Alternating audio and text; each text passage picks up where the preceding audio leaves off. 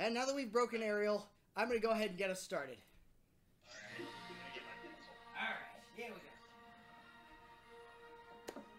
Last we left off with our intrepid adventurers, they had landed/crashed on the planet of Chinua and reached an accord with the Chiss First Citizen, who had agreed that they could stay and become allies of the Chiss Ascendancy if they decided to pull their weight, to help out, to make the Chiss Ascendancy a little bit more powerful than they were previously. It is also revealed to them that the Chiss Ascendancy is lacking, in a very big way, ships and any kind of combat vehicles that could patrol and protect their borders. With that in mind, they then are sent off on a mission to convince some Colicoids to build them some ships. But the Colicoids will only help if helped with a problem. This problem is on their home planet of Fondola. Fondola is plagued by what seems to be some sort of a supernatural event. People gone missing, dark shadows moving about in the woodlands, and creatures that seem to have gold weapons and armor, and having invited them up towards the dark fortress in the Mountains of Pain. Last we left off, our intrepid heroes were still on the planet of Chinua and had just taken an evening's rest, and were getting prepared to take off the next day into the planet of Fondola. You wake up, actually, before waking up, Lynn. Yes? In the middle of the night, just as you feel yourself succumbing to slumber, you feel a hand upon your shoulder. You look up, kind of a little bit startled, and there in your room is the High Prophet.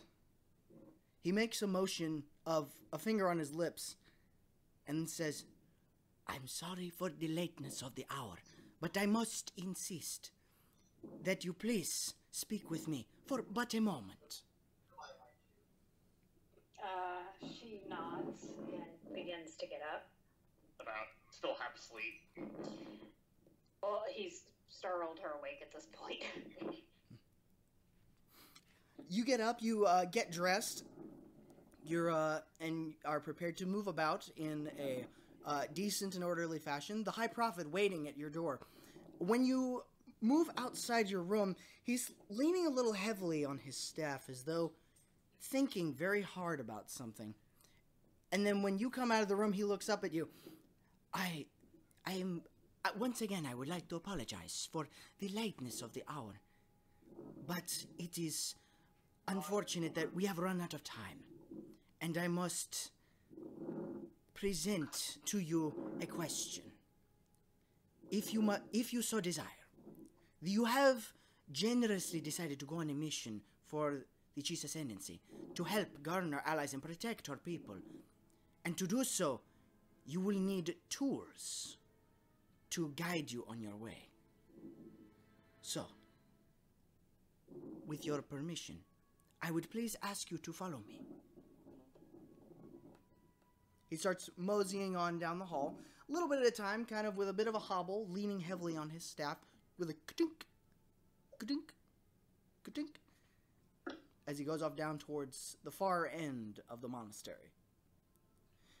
As you two walk, you go past sleeping bunks and sleeping monks and displaced refugees, the silence of the monastery broken only by chirping insects and the whisper of the wind. You go past the great meditation chamber over to the far side, where the monastery itself butts up against the side of the mountain range itself.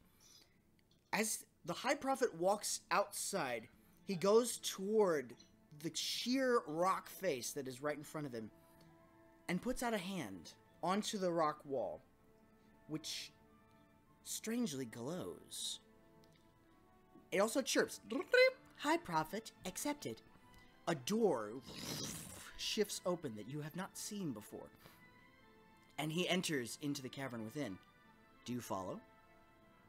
Of course. As you follow in, there's a long, winding stone staircase down. Electric lamps and lights flicker and then shine on as you motion past, lighting your way. When you reach the bottom, you see a long white corridor that seems to be lined with different rooms off to the side. And each room is guarded by two what looks like stone figures, each one carrying what looks like an electropike and a shield, and a long metallic helmet that comes to a point at the top, with the faces seemingly given a stern visage and a frightening war mask. As you pass by each one, you turn into the side and you recognize prophecies, foretellings, visions, captured in art, paintings, holograms, over in the distance, beyond the doors that you pass along this hallway, each one passing by in a blur, until you reach the end of the hall, which opens up into a circular chamber with 3 statues. One over to the left seems to be a male Chiss, who seems to be holding in his stone hands 2 curved blades. The one in the middle, a female Chiss, her arms stretched out in welcome, with a beautiful necklace about her neck. And the one on the right, another male Chiss, crouched in a stance, with a metal piece affixed to his outstretched arm right in front of him, in a stance of defiance. The High Prophet comes up to you. Of these 3 here, these are the tools of the prophets. Great weapons and machines, armors of the ancients' powers that we have preserved through time. In times of great need, one of the prophets is allowed to choose between one of the 3 to aid in their efforts. I ask you now, do you care to choose amongst what we have here? Oh boy. Or here's a question I have for you, Ariel. Which Out one of- calls to you? Ah. That is an excellent question.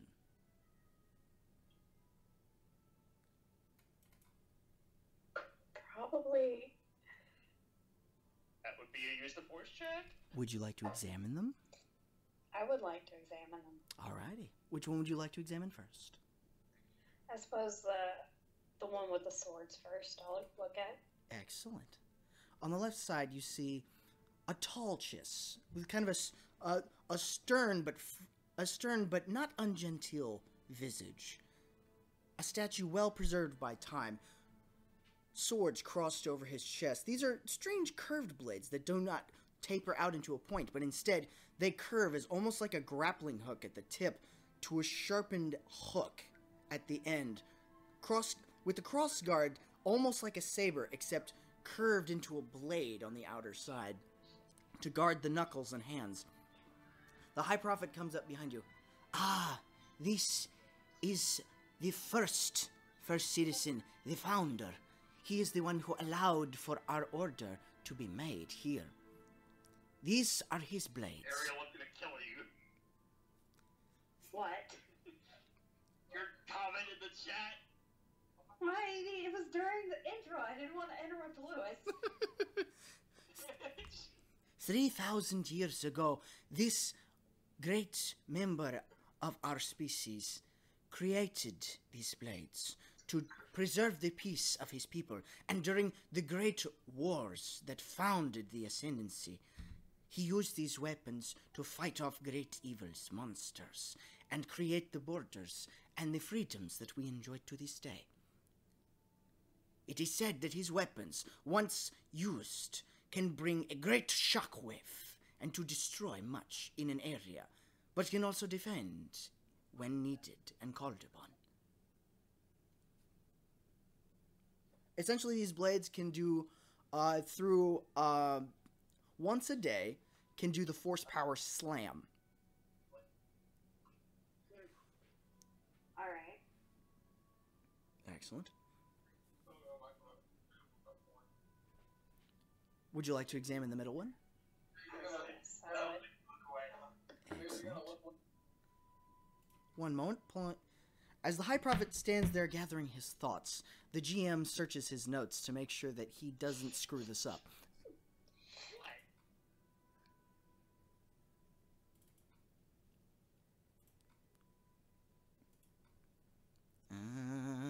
Hang tight. Be right with you.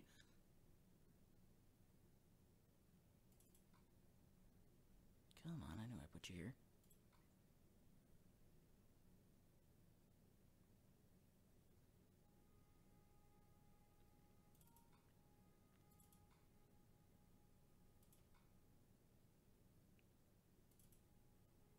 Ha ha ha ha ha! Gotcha.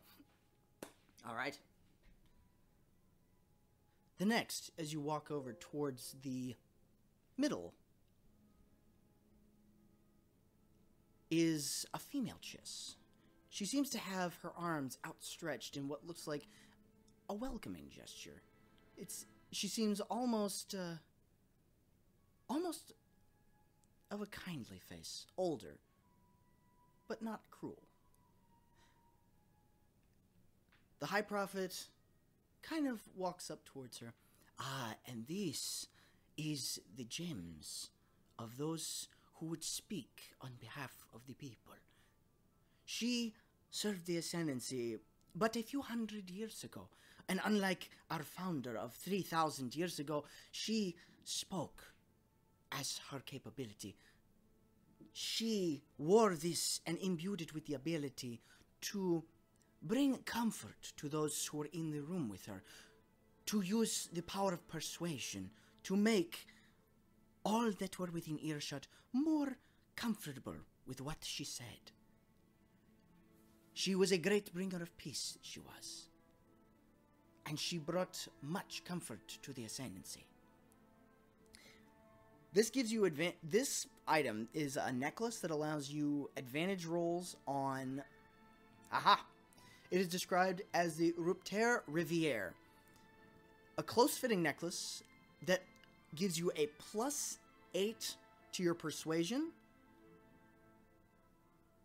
and also seems to have a certain energy about it. The High Prophet turns to you. It is also said that the Rupter, she could, in times of great need and peril, she could use her own voice as a weapon, and to blast out with a shout towards her enemies, scattering them and allowing those that she wished to protect to keep them from harm's way. This item also... Literally become Tobite. This quite literally allows you a sonic blast from the mouth of the user in the same manner as a force scream. But instead of making a use the force check, you use a use Constitution plus a D20, and that is the power of the blast. Pretty much. But this is something that can only be used once a day. Right. Alright.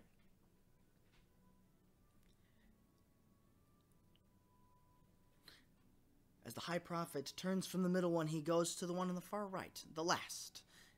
To the defiant Chiss crouched down behind the metal bar. He walks up to it. Ah, this one of Akas requires a little more of a visual than one that is to be described.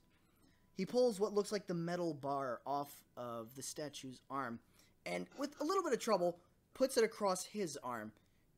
And then, after closing his eyes for a moment, clenches a fist. And as you watch, a blue glow emanates from the bar, extending out and up and over into what looks like a square of energy right in front of the High Prophet. He looks up at you.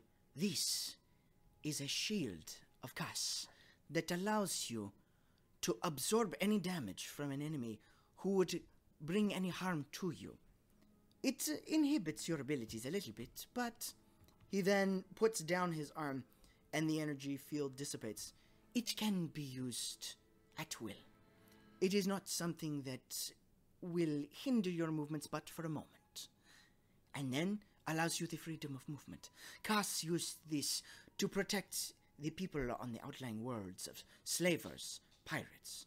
He was one who existed a few decades ago. I have not had the honor of meeting any of these here. As he replaces the metal bar across the statue's defiant arm. I do not have the honor of meeting any of these here, but their tools and their deeds live on.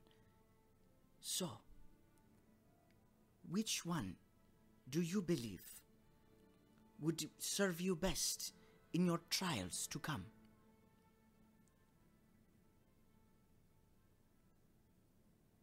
Add a character, can you tell me mechanically what the shield did again? Certainly. You make a use the force check, and then add your level, and then once per encounter, you can put up the shield, and it will absorb that much damage. Okay. So you make a use the force check. Add your constitution. Nope, not your. Add your level. Sorry about that. I misread that. Add your level. Roll a use the force check, and it absorbs that much damage that it would ordinarily hit you. It would hit the shield. So let's say you rolled the 35, use the force check. You add 17 to that. That would give you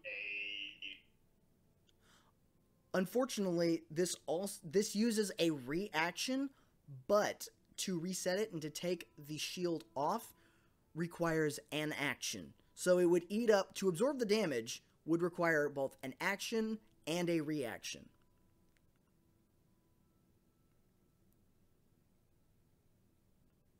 So you have to set the shield up first before you can use it as a reaction? If you can set the shield up as an action, and you can use a reaction to turn it off. Or, if you see an attack incoming, you can use your reaction to activate the shield, but requires an action to deactivate it. So, it's one or the other, whichever you choose. Honestly, between the three, that one's probably going to make mechanically the most sense. Gotcha. Because the necklace is just to persuasion, right? It is to persuasion, and it also allows you to use Force Scream. Once per day, then. Correct. My only problem is I have Force Persuasion, so I will use the Force for that instead of the normal Persuasion check. Yeah, so in your It case, wouldn't work. Kind of useless. This one gives you but this gives you a +8 to persuasion to everyone within earshot of you. So that means anyone you're talking to, you get +8 to whatever persuasion roll you are making. Even if it's using force check, technically? These are force-heavy items, so yes. Oh, well that changes things. You get a +8 on top of your use the force check to persuade. Well, whenever you first start describing, I'm like, oh, obviously she's gonna get the necklace. But I was like, this is like that amulet you get from completing the Thieves Guild quest line that just makes you can persuade anyone to do your bidding. You didn't see anything. I think she's probably gonna go for the amulet. Excellent. We'll just sass our way out of the combat. There we go. It is an option. As you walk up towards the middle one, you are choosing the middle one, correct? The one with the necklace. Yes. Excellent. As you walk up to the middle one, the gems inset in the silver piece of the tightly fit necklace begins to glow a dull blue. And as you put your hands on it to lift it up off the statue, it turns to a white and seems to encompass you with a warm glow. You feel that while you choose the item also seems to resonate well with you. Would you like to put it on? Yes, I would. Excellent. As you put it on, you hear a strange hum in the air. Not an unpleasant hum. A hum that, while low in intensity is pleasant to the feel. You can see how people would feel at ease and comfortable around the wearer of this necklace, as you see the High Prophet's mouth curl into a bit of a grin as he watches you put it on. Ah, a wise choice. For diplomacy is an art that some do not use enough. May this tool aid you in your tasks and help you in your journeys to come.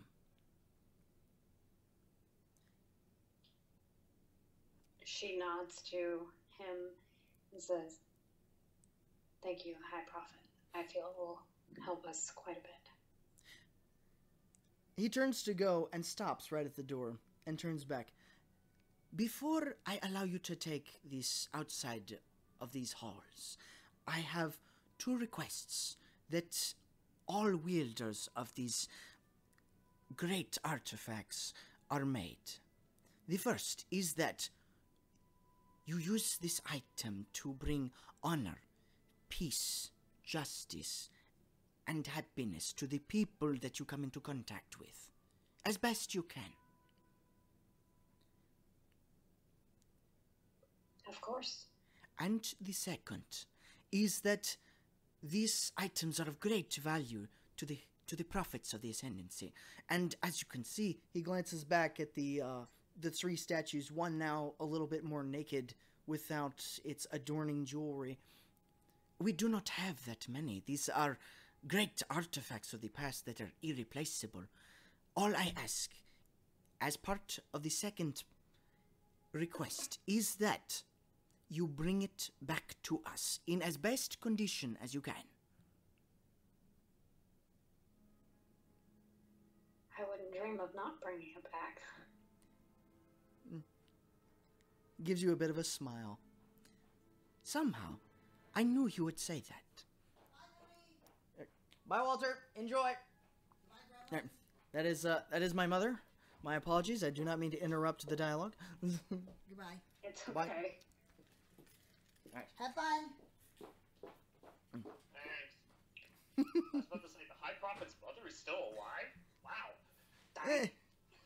They're old. She's old. Shunny. She would be what, like 120? She'd be dead. Should be dead. Yeah, whether she was walking around or not is a different story. All right. As the High Prophet turns to you, he says, "Before you return to your room, I would like to give you one last gift, a vision of things to come to allow you more advantage on whatever your mission provides. If I may." He holds out his hand.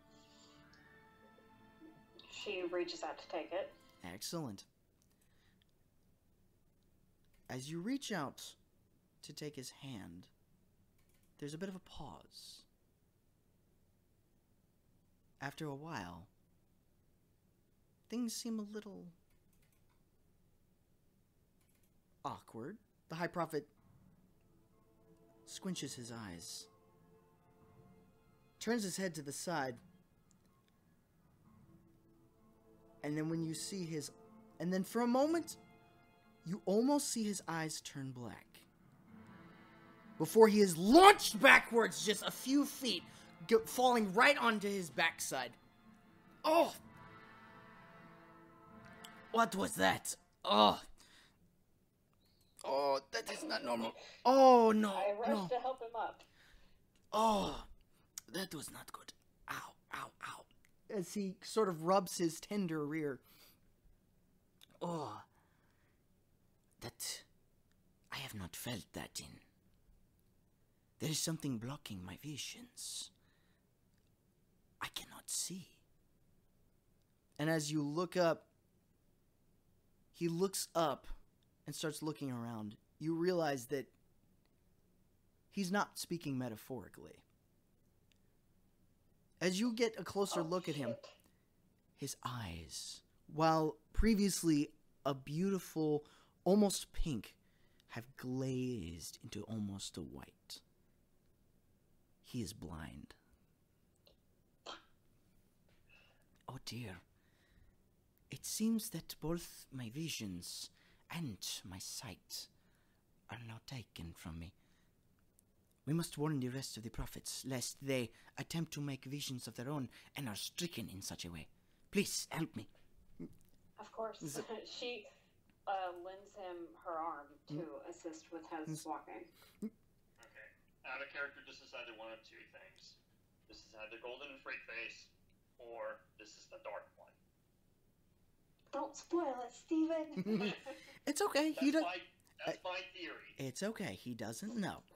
So, it's. I really don't. That's a theory, a game theory. But anyway, as you, of course you do. As you help him up, you make your way back out past the white stone statues, past the rooms of prophecies and art and displays, out back into the monastery, back into the calm.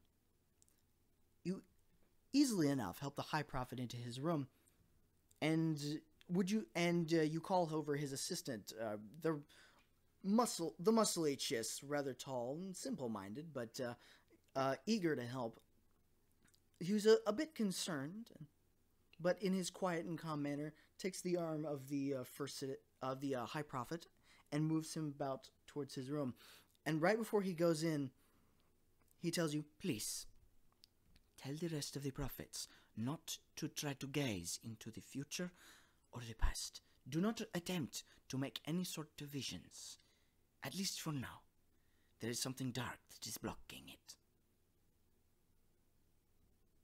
Alright. I thank you. He goes back into his room. Would you like to grab him before he does? No. I was going to say something for out of character, but go ahead. Alright.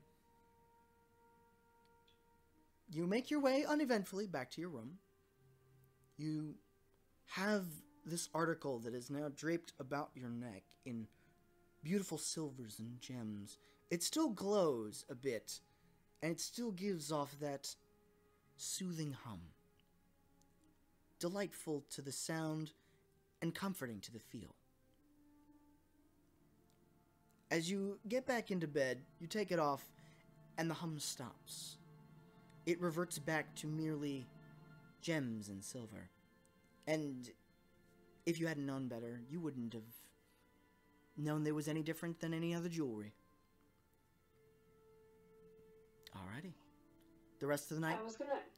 Go ahead. Is there a way to gather the prophets or wake them without waking everybody else in the monastery? From your experience, waking all the prophets at once has only happened at one time, and that was when everybody at once had a strange dream of fire, and that was quite the event. It upset the monastery for several days. So, if you wished, you could wake up the entire monastery. I don't want to wake up the entire monastery to see what the prophet does. Alrighty. Does she know where each of them stay? Like, could she go to each of their rooms and wake them? You could. So I don't think that she'd be able to go back to sleep.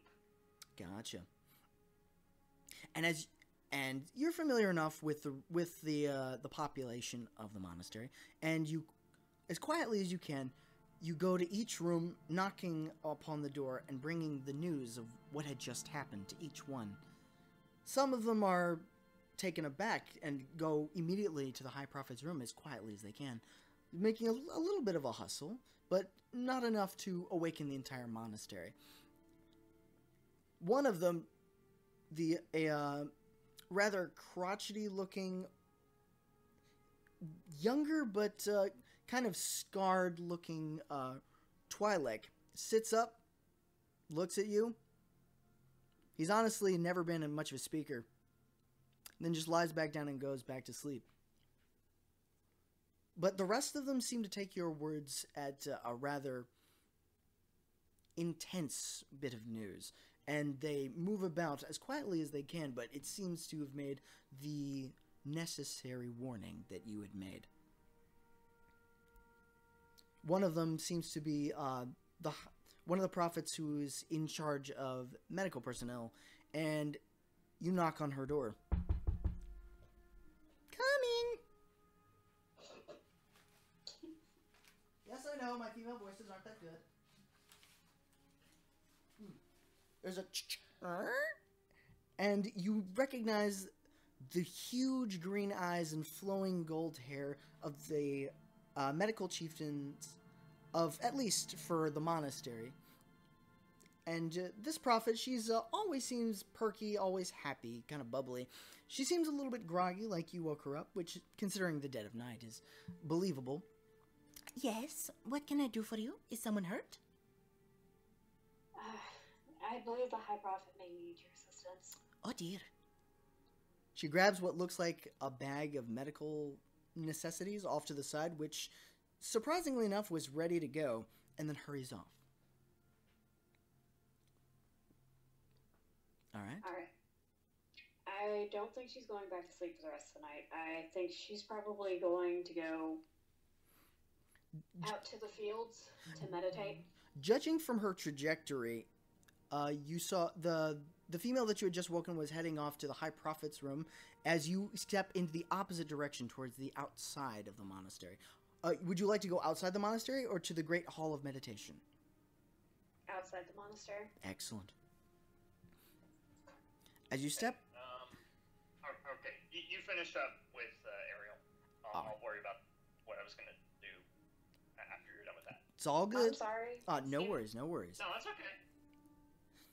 Take your time. As you step outside the monastery, the wind is blowing. It carries a bit of a... It's a warm scent, as it's a nice night. The stars shining beautifully above. The trees giving off their red petals, as usual. The mountains in the background, kind of a little bit of an ominous shadow, but a reassuring firmness in the background. As you sit down into the grass and meditate, you hear a... He's kind of off to the side as you recognize Corwin, who has sensed something going on in the monastery. He's woken up and followed you out. Lynn just pats the grass beside her, signaling for him to lay down. He puts his paws out in front of him, lays his head on him, just right next to you. In a state of preparation, obviously not sure what's going on, but there and ready nonetheless. Alright. I say she's probably going to stay there until somebody, I suppose, wakes her from her trance in the morning. Gotcha. Alrighty. And with that, the rest of the evening passes rather uneventfully. Yeah, I was going to go ahead and say that Telis was going to get up a little earlier, so like 5-ish in the morning, so just before daylight starts coming up. Mm-hmm. Or just before the sun starts rising, and he's going to start getting equipped. Gotcha. And what do I mean by that? I mean he's preparing for a stealth mission, so he's getting, I've been looking and I'm surprised I don't see any suppressor. I see a suppressor, but it's for a shotgun. I'm like, that's literally the only suppressor in the game. Are you kidding me? It's for a shotgun? I mean, shotguns are loud. Yeah.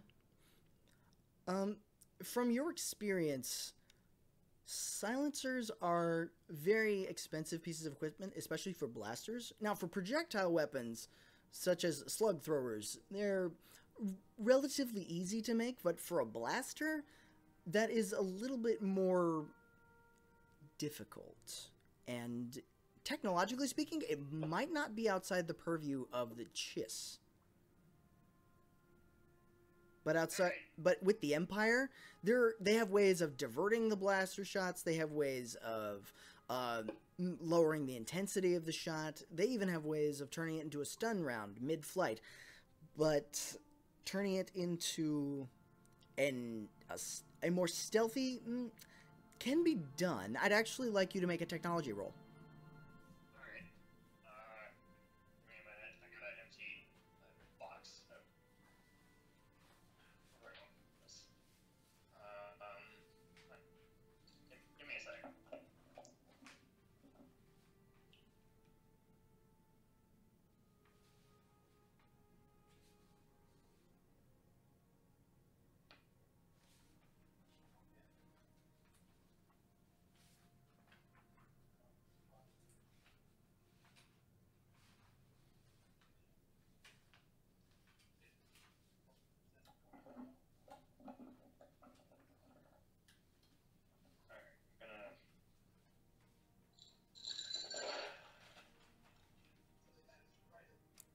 I'm not sure if that was a technology roll or an avalanche.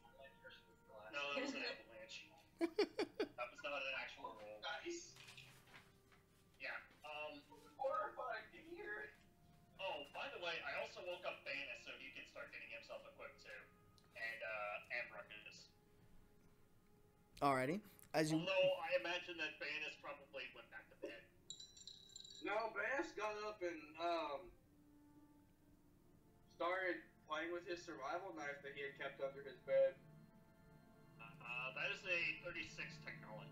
36 technology? There are ways to make blasters quieter. There are ways of lowering the light intensity to an almost infrared and invisible spectrum. It is extremely difficult and very pricey. And given the state of the men and materials you have in front of you, it could be obtained, but it would take some time to order it, unless one of your Chiss allies had something that you didn't know about. Well, Lewis, I have a question. How high of a mechanics roll would one need to get that to work? To get it to work? Oh, you would need pretty much, you'd need to roll... Without having to buy specific parts. Now, you see, that's the problem. To adjust something to that caliber, whether you knew it or not, you would need parts. Okay.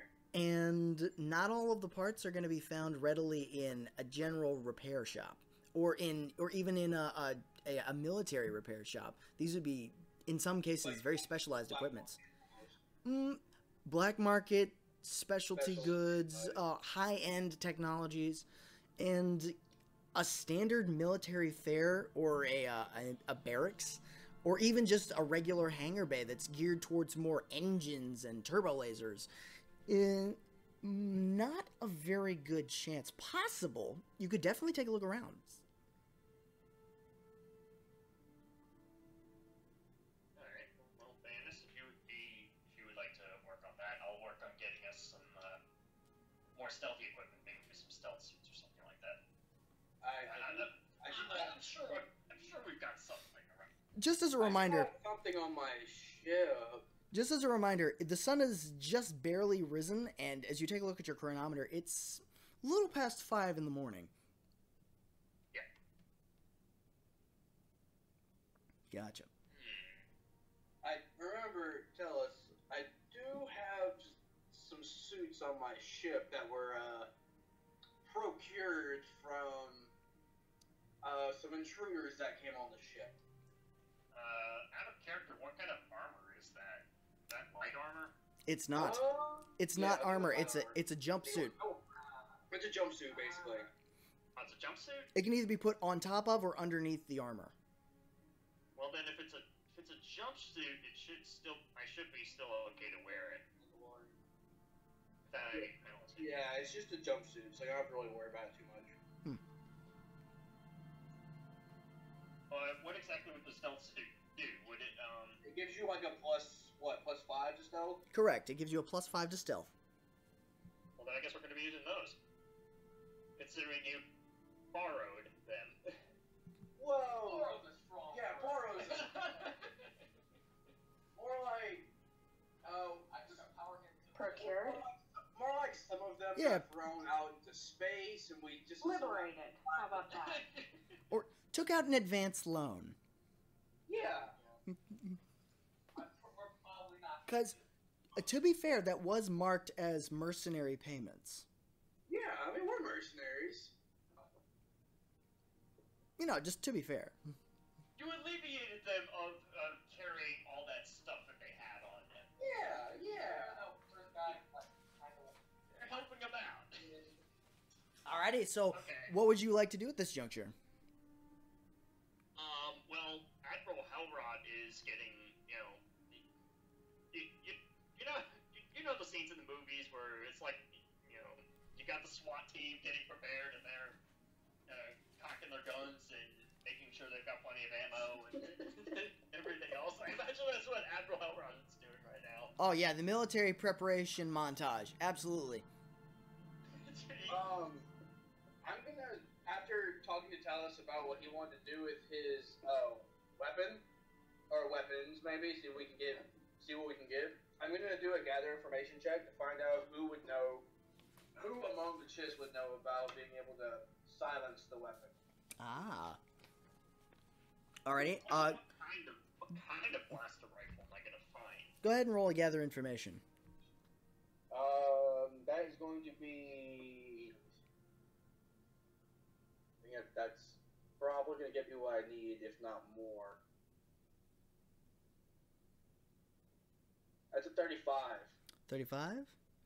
You find that there are several areas to purchase both goods and weapons from the Chiss Ascendancy, and you have it on good authority from one of the cooks who's been pretty much up early, getting ready to in one of the cafes, getting ready for the breakfast rush inside the city. He says, "Oh yes, they have all sorts of weaponry, sidearms. They have all sorts types, descriptions, and I'm certain they would have what you would need, good sir. And there is, unfortunately, you need to be part of the Chiss military, or a branch associated with them before they would allow you access." And he points at his chef's lapel, and you see what looks like the Chiss Ascendancy symbol. I am former military myself, so I am allowed, shall we say, certain purchasing accessibilities. So, if you would like, you can. He gives you the directions to a certain location that leads you not very far from the glass pillar, but it is, at this point in time, it is closed. So apparently it's a little too early. Yeah. When will it be opening? It should be opening later today. It's sometime, say about 9 o'clock standard time. I might be cutting it a little close. We're supposed to leave first thing in the morning. True. So, Well, I mean, it's not like, okay, what was I gonna say? I mean, we can just kind of sneak past everything and say we don't need to kill anything. And if we need to kill, fuck it, just go all out. Be loud.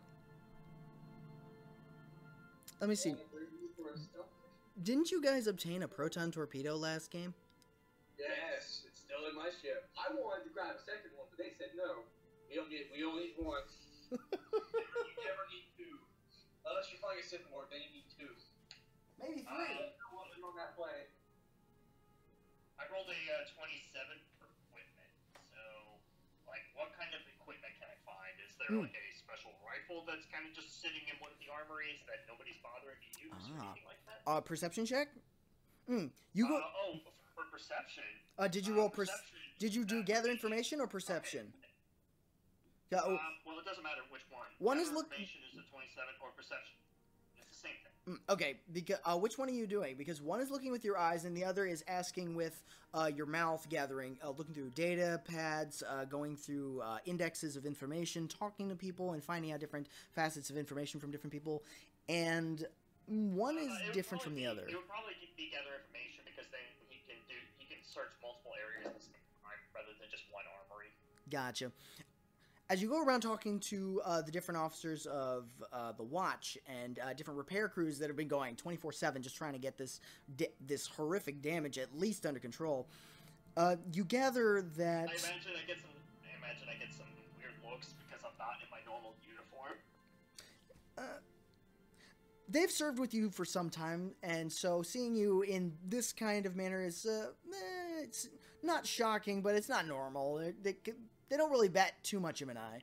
But you go amongst the troops, and amongst the Imperials, apparently you gather that certain technologies of that kind are specially made, very expensive, and was not really part of the mission to the Bilbringi shipyards, wherein evacuation was the order of the day. So they didn't really prepare for any kind of stealth missions or commando operations.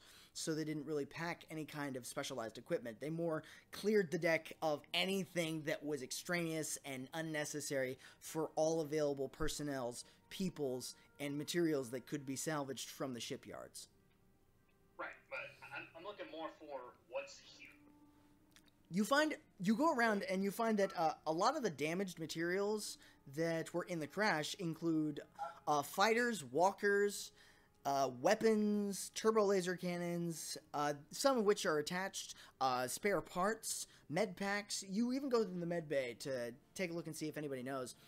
And one of the late night nurses, kind of a graying looking older man with a kind of a scar going down one cheek, graying what kind of is a early morning stubble that's grayed in exposure to the scar tissue. As you're talking to one of the doctors nearby, he perks up. If you're looking for kind of stealth gear, you might actually want to take a look inside the core worlds nearby Warlord Dren's territory. He's not quite so hostile, but he's got some, shall we say, some great materials, I've heard at least. Well, there was a couple of autopsies brought in here from some of the engineering crew, and word says that they were killed by some stealth troopers, what gave our engine some trouble. And I would say that they would be provided by Warlord Dren there. So if you're looking for stealth equipment, you could talk to one of them. Alright, very good. I will definitely keep that in mind. Unfortunately, I need things sooner or later, but... Oh, right. Right. Well, wait, haven't we made some friends in the Chiss Ascendancy, sir? I mean, aren't you buddy-buddy with some of the higher-ups? I mean, I'm technically buddy-buddy with the first citizen at the moment. And what rank is the first citizen? How high is he up there in the command chain? He's the freaking first citizen. I'm sorry, sir. I didn't mean no disrespect, sir. I just am unfamiliar. It's early, and oh crap. He hands you a. Yet. He hands him a cup of calf. I understand, sir. I understand. Here you go, sir. Oh, thank you. Right, sir. That could have been very bad.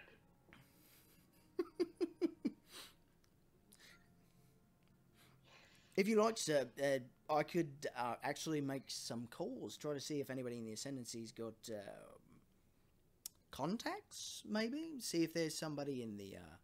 He looks around, sees that nobody's listening in.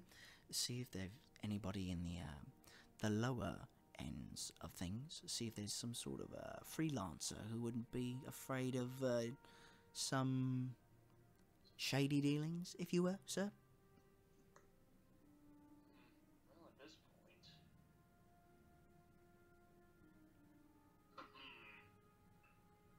Don't have much time, but if you can find something, you let me know.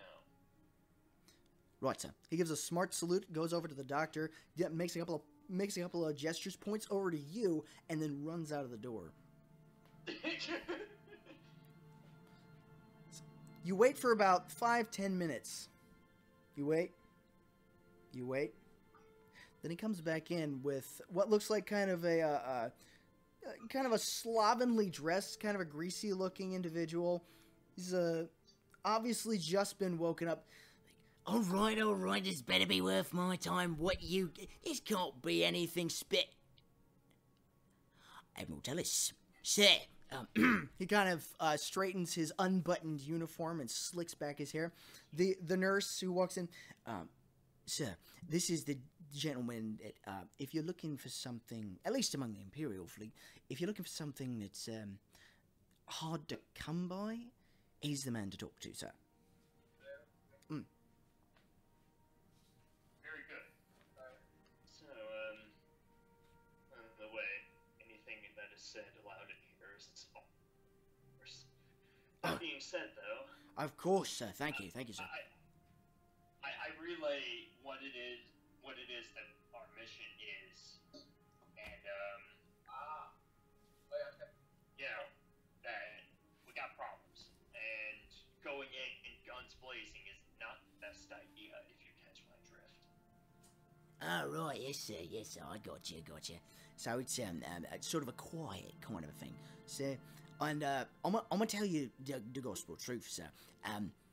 I don't really have a whole lot of assault equipment that would do the trick. I deal more in sort of consumables and things that are for, shall we say, sticky-fingered individuals who are looking for more, shall we say, discounts than the official shop owner was looking for. But if you like, sir, wait. He said, I just made a new friend yesterday. He might be able to help. Hang on.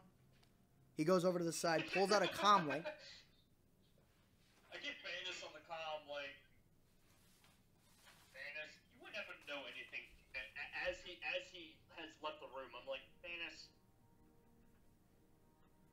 I know you. Huh? What do you know about the black market on this planet? What do I roll for that, Lewis? That would be knowledge bureaucracy.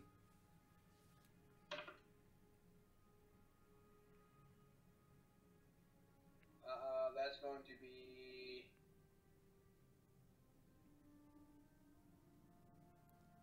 25. 25? Not a whole lot is known about the Chiss Ascendancy, but from what travelers have told you and from what you've gleaned, smuggling and illegal movement beyond their borders or any kind of illicit activity is met with harsh punishment, even on sight. So, from your experience, the Chiss do not tolerate crime. The Empire? But there's still a black market available. Oh, everybody has a black market. It's just a question of who to talk to and how hard they are to find. Is it possible to gather information to attempt to do my own searching? Actually, I would like you to roll an intelligence check. Roll a d20 plus your intelligence modifier.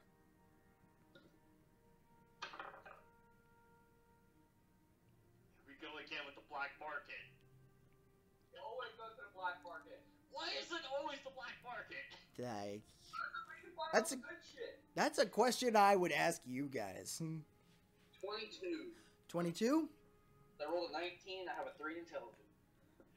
Even in your groggy state, you think back to an interesting event that happened in the makeshift casino that was under the green leaves, and you remember the orange-furred tiger man who just walked up to the proprietor and just started a very interesting conversation.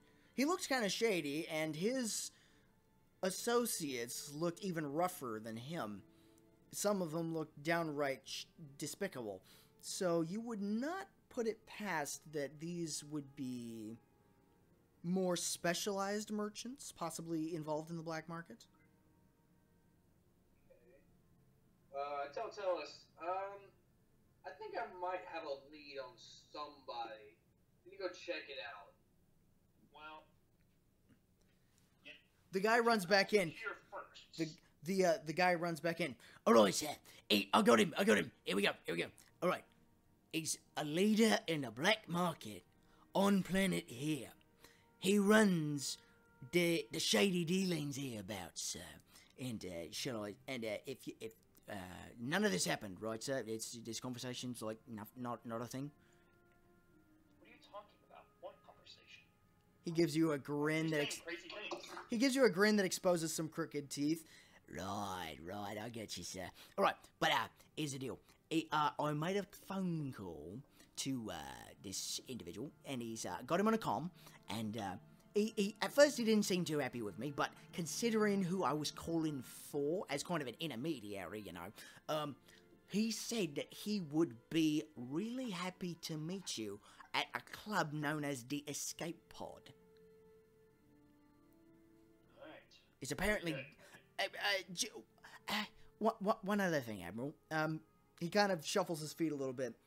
Well, this kind of thing in my profession is sort of it's called matchmaking. It's when you put a buyer up with a seller, and they get together and make beautiful business, and it's a wonderful thing. But usually in this line of work, there's a matchmaking fee, and normally I wouldn't ask for such a thing, but we're all kind of hard up at this point. He starts kicking his feet a little bit, almost abashedly, like a little kid who's kind of got his hand caught in the cookie jar. That was 500, Sam. Yeah, 500 will do just fine, sir. All right, mark off 500 credits. There you go. As you put the 500 credits in his hand, his eyes kind of go wide as he just backs up a little bit. Thank you, sir. If you need anything else, do not be afraid to call upon Corporal Jammin. Corporal Jammin's always got your back, sir. Always ready to help out and always looking to make things work. Aye, sir. Yes, sir. All right. Right. Where I should go. And he kind of shuffles out the back and turns down the hall and makes his way out. Okay, out of character, what was the name of the place? The name of the place is the Escape Pod. Banis, meet me at the escape pod ASAP. The escape pod? Will do. Escape pod. All right. What is this place? The escape pod. I know what this place is, but okay. Telis doesn't know what it is. All right. I knows what it is. I'm asking in character. I'm asking Telis, what is this? Because I didn't hear any of this stuff. I don't think I heard any of this stuff about. I don't even think you were there. Yeah. What is this? Well, it's a location for questionable dealings. Okay. I'll take your word for it. I guess I'll meet you there as soon as possible then. Alright. Alright. Okay. I'll be right back. I gotta use the restroom. Gotcha. Oh, and he's gone. Oh, and as I'm heading to the escape pod, I'm going to roll a stealth check to conceal my weapons. Oh, excellent. Go ahead and roll a stealth check for me. I'm going to use that to re-roll that. That bad, huh? That was Ooh. a nat 1. Oh! That's kind of like, That was a nat 20. Holy... Wow. Dude, you do know there are numbers between 1 and 20, right? Shut up. Okay, so what is that total, that nat 20? That's a 36. Excellent. All right. As you make your way down through the sleepy town that is kind of just starting to waken as hover cars start to hum to life as certain individuals begin their morning routine. No, 38. 38? That's still pretty good. That is still pretty good. As you start making your morning routine, you see, you come up upon this, what looks like a nightclub. A very fancy, very nice looking nightclub with delightful holograms all over and in front of it is what looks like a gloriously and decadently decorated escape pod perpetually falling through an atmosphere with, instead of heat and fire coming off of it, confetti flying out the back in a very obviously delightful and party-esque atmosphere. As you walk up towards the door, you step over a couple of drunken patrons that have obviously stayed too long. A few have passed out in the gutter from some late-night partying of several different species and configurations. As you walk up to the door, you see what looks like a bouncer of this big, maybe a near human possibly species, and he's starting to remove what looks like dividers that would keep a line in check. And as you walk up to him, he turns towards you, and you see he's got 4 eyes. One in the regular spot where humans have them, and one pair up higher on his forehead. Yeah. Club's closed. I was informed that maybe a certain someone here that would be willing to meet to discuss some questionable bargains. He looks at you kind of closely. Looks over your shoulder. Who all's going into this place? He looks at the Given, who looks like Death Incarnate. He looks at this old Rhodian. And who else is going into this nightclub at this juncture? I'm going in with... He also looks up at this massive furred Tiger Man. No. Tiger Man's not coming. Oh, Tiger Man's not coming. I'm not very good for stealth missions. Okay. So, I can be there. okay. Rewind. No Tiger Man. Gotcha. Alright, he looks over at the pair of you. Wait here. He kind of wheezes at you. Then he goes into the door, closes it. Ka-choom. You wait there about a minute, 2 minutes. It's like 3. 4:30 in the morning, by the way. The sun has just barely come up over the mountains, and there are obviously patrons who are still drunkenly making their way home. You wait for a good 5-10 minutes, thinking maybe he's just gone inside and locked you out. When he comes back out, he got kind of a grin on his face. Boss wants you inside. Come on in.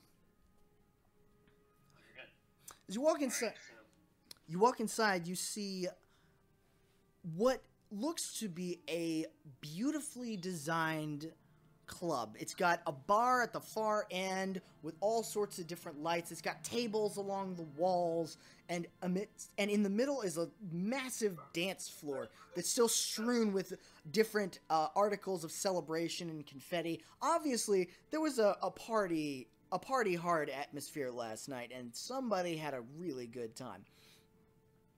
So there's a lot of different debris and several different individuals with large brooms just trying to sweep up the mess. A couple of broken glasses scattered about. The air smelling of booze and sweat of different aliens, and even a hint of vomit somewhere. And so somebody had a raucous night. And as you look around, you don't see any people of particular interest. Then over at the far corner, you see what looks like this large Tiger Man. It's a Cathar with orange fur and black stripes coming down what almost looks like the wall. And then as you look on closer inspection, you realize that it's vines and natural decoration that is used to disguise a stairway over to the side that is obviously not for public use, but obviously for VIP and private sections only. And as you see this tiger-esque looking figure coming down, you see that he's buttoning what looks like a nightgown. And, bless you. And he looks back up the stairs, and you can hear, even from this distance, "I'll be right back up, my dear. Just wait a few moments." As he makes his way across in almost a impressively regal bearing, even in just his night clothes. His robe, obviously one of the few articles of clothing still adorning him. He makes his way across the confetti-strewed ground straight towards you. "Ah, my friends. I was told that there was a request for materials and my services. Please, come, take a seat." As he gestures with one long clawed hand, He gestures over to one of the tables, and he motions to one of the workers, who quickly just runs over, cleans it all off, gets a new tablecloth, and as you're just getting towards the table, they're laying a new tablecloth on it, and the individual is sitting down at the far side of this large round table. Now, what is it I can assist you with? Alright. So, I relay what it is that's been going on and the problem that we are encountering, which is the issue of going in guns blazing into this planet in order to, you know, improve the business from the colloquids and everything else is a suicide mission, and we need to go in a bit more quiet. Unfortunately, with my recent fleet deciding to hit dirt, literally, stealth equipment is a bit hard to come by. As you go into this, in your explanation, as you talk to him, he slowly begins stroking his furred chin in a contemplative manner. And as you continue to go, and then as you get to different aspects of your story, he does not seem all that surprised. Almost as though he is expecting such information. Yes. And I would expect that a mission such as yours would require a delicate hand, a scalpel rather than a broadsword, yes? Very much so. And you say that you are in need of this equipment today, correct? Unfortunately, yes. Expedience is certainly possible, but unfortunately it will cost you. Normally, stealth equipment of this caliber is difficult to come by, but I have... He grins in and you hear kind of a low sound as he's obviously very pleased with this information. I have my connections. So, I can give you 5 items that would silence any blaster weapon, rendering their discharge all but invisible to the naked eye and all but inaudible to the ear. I can give you armors that would allow you to move more unseen than normal. I would also be able to give you certain equipments that would allow you to observe your enemies in quiet and relative safety. From a distance, of course, as thermal imaging visors. I found them to be quite useful in the business that you describe. I would say it would be invaluable to you. So, what are we looking at price-wise here?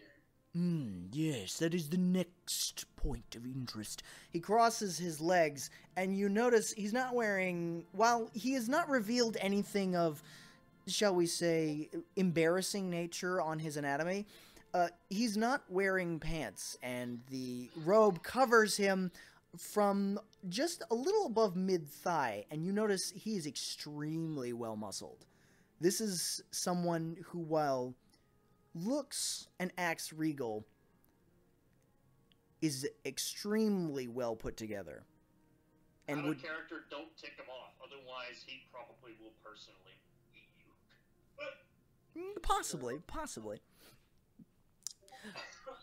As far as the equipment, I am prepared to offer you items along a certain price range, and 5 of these silencers for different weapons. Would you require more than 5? What number would suit your assault party best? Would that be a knowledge tactics roll, Lewis? That actually is a personal question. How many people are you taking along this mission? Because there's the 3 that were introduced to Rainbow Six last night, and you can choose whether or not to bring them along. There are all the members of your party now, which includes Rukkus, Banis, Lynn, and you, and anybody else you would care to bring along. Rukkus is staying on the ship overall, most likely to be able to stop anyone that might try to have prying eyes for ships. I don't know.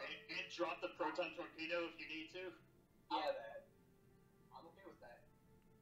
Also, the 10-foot Tiger Man is not the best at sneaking around, surprisingly. Don't you know you never split the party? All right. So how many? If you want to bring me, I'll go. Oh, hey, that is completely up to you guys. That's why I'm asking. He's at this juncture. He's literally asking you how many you want. Around probably 5 should do, because we can bring all 3 of us to actually go into the base, and then have 2 from Rainbow Six come along with. Excellent, excellent. And for the armors, of the Commando Stealth Suit armor factions of the X7259, Chiss Ascendancy Defense Forces, how many would you desire? Now, I have a character question. Is that Yeah, like I- armor, or is that like actually like kind of like the jumpsuit we have? Say what? Is that light armor, or is that kind of like the jumpsuits we have? You don't know. You've never encountered these before.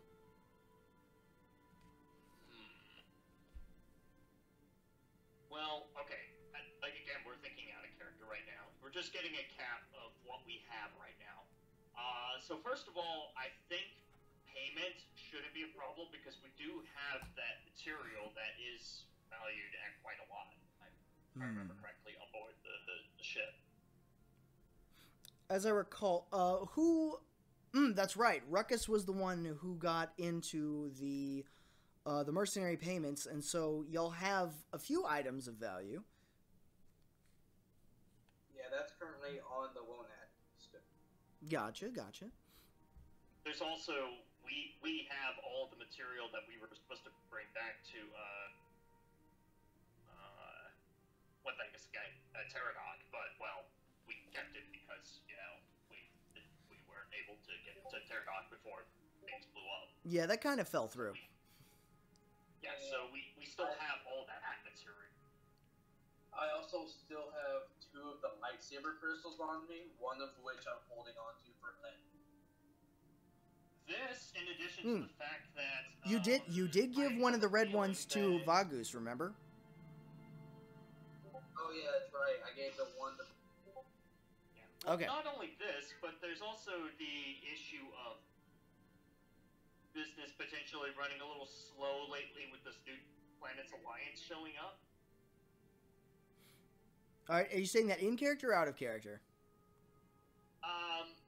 This is kind of like a passive, while we're doing our casual discussion. Gotcha. It's kind of, just a casual question of, so, I mean, but that could be asked after we're done dealing with what we need. As far as what we need, so Banis and I both have stealth suits. I still have 1 more. So we have 3 stealth suits. So Lynn, would you like a stealth suit? A stealthy Jedi. Do I have the force power cloak? Let me see. Ooh. I do not, so I probably should use one. So, how many members of Rainbow Six are we bringing? 2, I have maybe? no idea. I was under the impression we're bringing all 3. Yeah, I would say we'll bring all of them, but we'll leave 1 with Rukkus on the ship. That's a good idea. Okay, so we'll bring 3, but we only need 2 suits.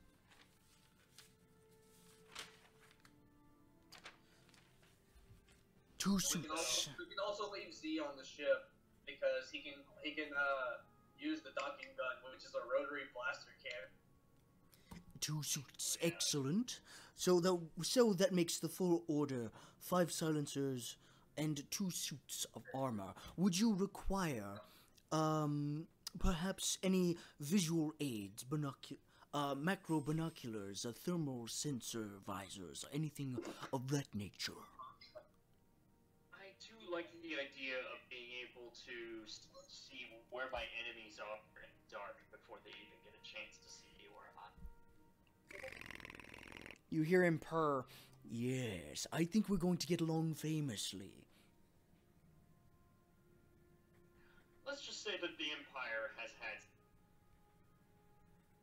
dealings that have had to be done when acquisition of orders. You're breaking up, but I assume that that's an acceptance. That was me saying that, you know, I've had a couple of requisition orders had to go through, and I've had to make some personal modifications, if you catch what I mean. Yes. I think I understand you. Right? Well then, we will put that as 5 silencers, 2 suits of commando's armor, 5 thermal imaging display cases, and, would you require any sort of specialized weaponry, such as, garrote monowire or anything of that sort? Out of character. I don't know if... What the heck is garrote wire? I don't know if garage would be good for any of us, simply because it's a grapple check. So... Strength, and yeah. none of us are very strong. And Lynn could just use the force to do... Yeah. Gotcha. I could use move object as a free action and maintain force grip as a standard action. Let me see if there's anything else. Correct. Try to get a hold of that might... Alright. Now, let me see if I can sum up this order. He takes one of his hands and lets out a long claw and starts cutting into the tablecloth certain figures and certain values into the cloth that's there. So let me see. 5 blaster silencers, 2 suits of armor, and 5 thermal imaging displays. That would bring us up to 5. That would bring us 5,000 for the silencers, 20,000 for the suits of armor, another 15,000 for the thermal displays. That'll bring us, and an extra few credits for the rushed order. That will bring us up to, let's call it 50,000 credits. Alright. I do have one more thing I'd like to ask for, if you would, good sir. Name it. Would you be able to procure sonic stunners? Sonic stunners? My good man, those are not illegal in this section of the galaxy. Those are... He actually turned... them as soon as possible, and the nearest gun shop doesn't open until much later in the day. Ah, and you're looking to not attract so much attention. I see, excellent. So how many sonic stunners are you looking to add to the order? Out of character. I think we should add like 1 or 2, because they do 3d6 stun damage. And they're completely silent as well. That's a good point. So maybe 3 at the most. 3, excellent. So for the credits involved, and also for the rushed order, we're going to make that 53,000 credits total for the entire delivery. Alright, out of character, I'm assuming we have 50,000 credits worth of material. We probably have hundreds of thousands of credits worth of material. In materials, you have lots. In actual credits, how many do y'all have in y'all's pockets?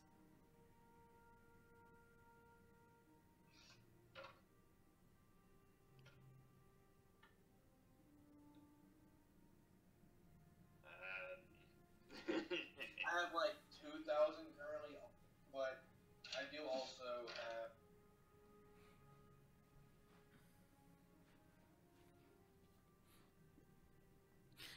Oh! He popped. I do have something I might be able to get brought out. Define something. I do still have lightsabers in my room.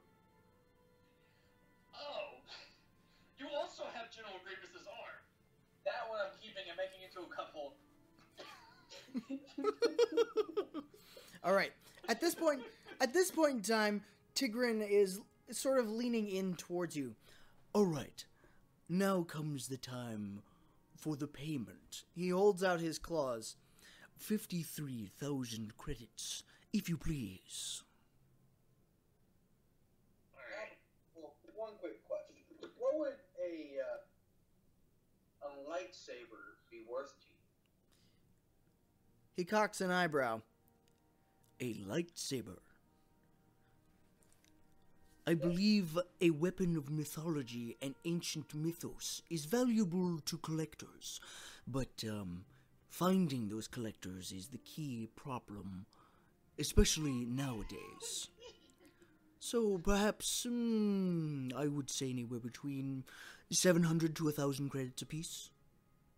Well, I'm going to try to do persuasion here. Well, a man of your...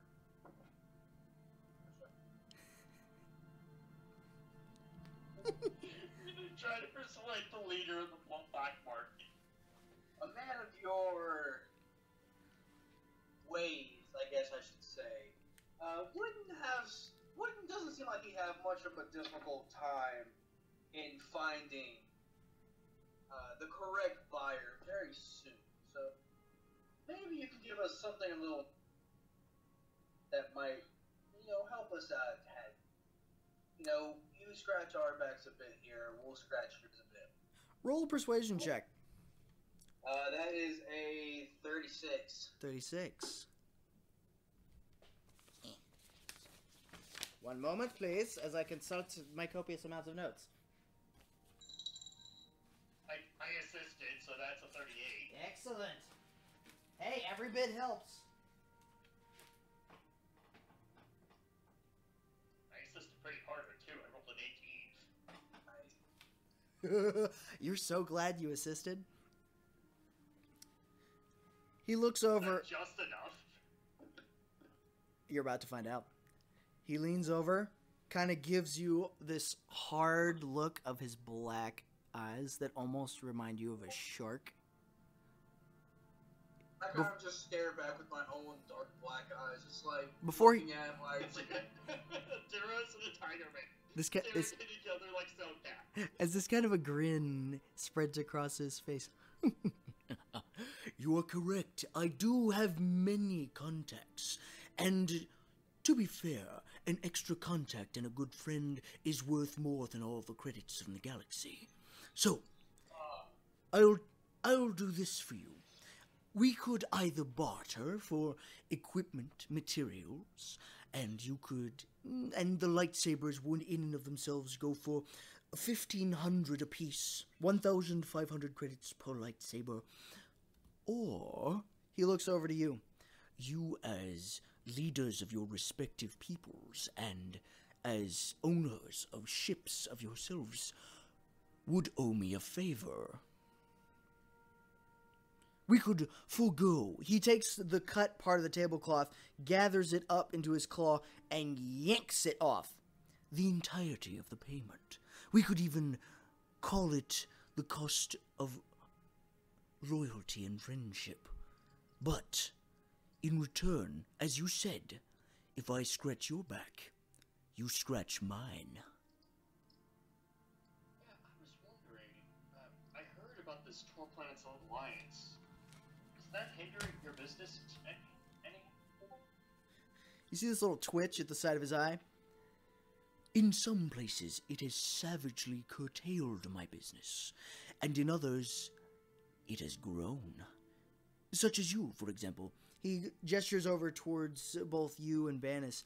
Individuals such as yourself, who do not like the 12 planets, but do not wish to raise the ire of the Ascendancy through their strict weapons laws, come to individuals such as me, and that kind of business is booming. In fact, it has more than made up for my losses that I have suffered under the 12 planets. let's see, you might have some other good deals on such as my good friend who runs the gambling ring currently on this this here planet that came with us. You're referring to Jamin, yes? Yes. Excellent. I have recently negotiated with him to serve under my employ. He is an employee of mine now, newly made, but still in my service.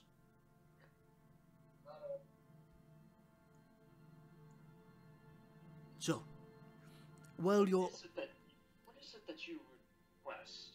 I'm curious now. There's a call as what obviously looks like a humanoid. Several different humanoid females start making their way down the stairs. One of them seems to be clad in a bed quilt. He turns over. One moment, please. He goes up to the stairs and begins talking to the descending females, and they start heading back up to the stairs. He turns back to you. I'm going to have to cut this business deal short. I have other business calling me. So, I would have a favor owed to me in the future. I would have all of these equipments, the stealth armors, the silencers, the thermal imaging spectrums, all delivered to you this morning without any undue fuss or any kind of hindrance from the Chiss military. But in turn, you will owe me a favor, and I need many materials moved in many locations. I think that could be arranged. Excellent. He holds out his hand. So, do we have a deal? I shake his hand. As you go in to shake his hand, he firmly grasps it and gently but firmly pulls you in, almost across the table, to whisper, I value loyalty, and I admire determination and courage. Do not go back on this deal. I had no plans on it. Excellent. He releases your hand. Now, while you are here, you have access to the bar and to whatever culinary edibles are to be found at my establishment, within reason and free of charge. Thank you kindly. Excellent. I believe I shall simply have breakfast because it's just going to be a long few days. He grins over at you. May your course plots be easy and your orbits safe. As he turns back towards the stairs, as you hear several different giggles as the door opens, and then with the whoosh, close. Alright. I turn to Telis as we're walking out. This little deal we've made could either go really good or really bad, depending on how things go. Oh, good. Glad to see I'm not the only one that feels that way. He says as he's eating his breakfast to go. Several of the staff, some of them have obviously dark rings under their eyes. They've obviously been there for some time, but they've still got some energy left. They still help you. They give you the attention that would befit a customer there. They're a little bit more sluggish than you'd think that they would normally be, but they still go about as quickly as they can, getting honestly, it's nightclub food, so it's the equivalent of a packet of peanuts, a bottle of beer, and some salad that they had over in the leftover areas that had not been consumed in the night before. Well, it'll hold me over until we get over to the calf before we can actually. It's not luxury food, but it will satisfy. Yeah. All right. Alright, very good. In the meantime, I imagine the sun's starting to come up at the point. What's All going on Lindsay? Shit. Good question. Did anybody wake her up? Lynn at this point in time is still out in the fields with Corwin lying next to her, and if you like, you could even use him as a pillow. This horse. She's meditating, so she's more in a trance. Mm. So at this point in time, your trance is a little bit interrupted by a little bit of light. And as you open your eye, you see that it's the light coming up over the town, shining between the buildings, shining into your eyes, letting you know that a new dawn has arisen. The birds are singing. There's a fresh breeze coming across the grasses that kind of rustle the people who are in the crashed and landed ships and in the temporary tents as they rouse from their night's sleep and go about what is to be an interesting day. All right. Are you Adam? She's going to get up and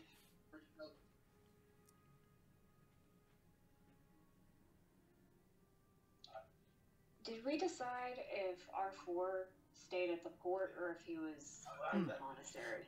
What you told me was that you wanted R4 to stay out of sight and not to raise any eyebrows or cause any fuss. So he was laying low, deactivated in the spaceport. Okay, she's gonna head to the spaceport. Alrighty. The spaceport? Rude. Easy enough. As you pass by several different ports, several different places that are already bustling with activity as cargoes are being brought in, ships are coming in and out. This place is probably a place that stays pretty much busy 24/7. As you pass by several different spots, there's one of the older berths that you remember parking your starfighter at. You open the door as your access code still functions, allowing for the storage. You pass by your starfighter and go off into a corner and pull off a cloth, raising up a bunch of dust, and there, inactive, but obviously still functional, is the R2 unit. R4. R4, thank you. I keep wanting to say R2, I apologize. It's okay. She's going to go ahead and reactivate him. You hear as he reactivates and comes back into consciousness. Welcome back, little buddy. He was bouncing up and down a little bit. He's obviously happy to be back online. He kind of beeps and chirps at you, the meaning of which, what are we doing today? Well, I have a feeling we're going to be going on a trip today. As he then beeps at you, should I get your starfighter ready? I'm not sure yet. Oh, let me call someone over and then we'll see about that. I would like to calm Telis to see if he's awake. Because she doesn't know. At this point in time, you're just finishing up a rather modest breakfast and kind of actually a rather delicious beer as at the escape pod as your comm starts blinking at you. Hello? Good morning, Telis. Ah, hey. How did you sleep? Not very much. We'll go with Oh, that. Would you mind meeting me over at the spaceport? Sure. Sure, I don't mind. Alright. Can I send him directions to this tucked away corner that she's in? Oh, absolutely. So I have to meet him at the, gate to let him through? It's kind of a public area, kind of like a bus stop or a train station. It's not all that hard to get into. It's just accessing the transports themselves. There are little landing bays that are closed off that if one wants access, one needs some sort of a code. But there are peoples of all sorts and kinds passing back and forth, seemingly unhindered, and just going about their daily business. Even a couple of different Chiss guards, and which kind of strikes you as odd because you don't remember there being a whole lot of military personnel in the spaceport before. But then you remember that there was a couple of incidences, maybe a month or so ago, when the First Order was here. There were some events that happened that especially around the spaceport, required an increase in security. Alright, in the meantime, Telis is going to start heading to the spaceport of Banis. Are you going to accompany me, or are you going to head back and continue getting and start getting the Wodan prepared?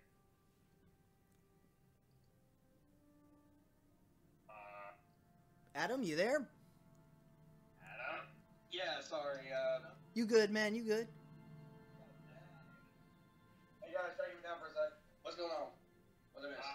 I was asking if you'd like to accompany me to the spaceport, or if you would like to go get the Wodan prepared for launch. I mean, I can come over to Z and get Z to start getting it prepared, because that's not really a too huge of a problem with the Wodan. It's always ready to go. Okay. Well, alright, well, I'll leave it up to you whether or not you want to accompany me to the spaceport, because that's where I'm going. I'll go with you to spaceport. I'll come over to Z and tell them to go ahead and start the preparations on Wodan to be able to take off as soon as we are ready. Standard sassy conversation occurs between you and Z. I just see you yell into the com like, I will fucking deactivate you. And you have the droid equivalent of a raspberry coming back at you through the comm link.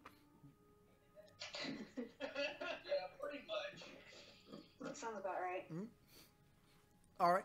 Alright, so Telis makes it to the spaceport that Lynn requested I meet her at.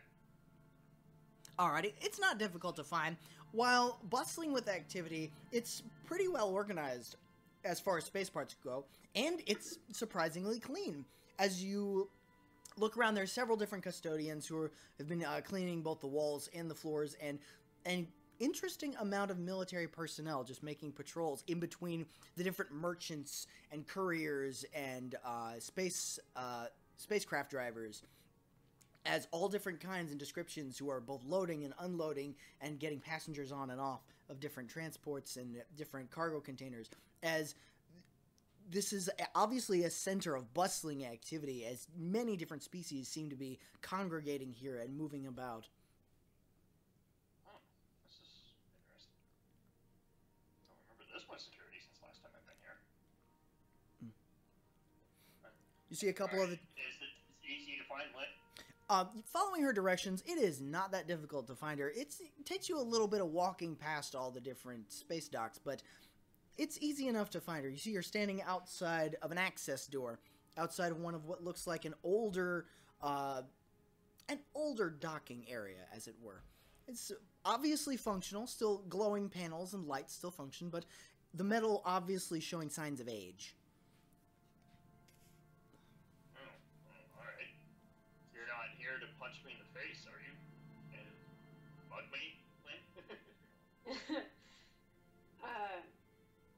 Of course not. I just have something I thought you'd like to see. And we might consider bringing it with us. Alright. Hang on, don't tell me. I'm looking at this thing I imagine is probably under giant drapes. Yeah. I'm like, I think I already know what this is, but go ahead and show me anyway. She moves her hand, and the tarps and drapes kind of pull off of it and reveal her old Jedi fighter. And with a moving cloth and shifting air, and a little more than a little bit of dust comes off of the cloth as it reveals this old but beautiful Jedi starfighter with its triangular front, its conical placed pilot's cockpit, and obvious installment rings for the hyperspace rings that are supposed to go around it. A relic of an older age, but beautiful and well put together, and obviously still functional. Wow.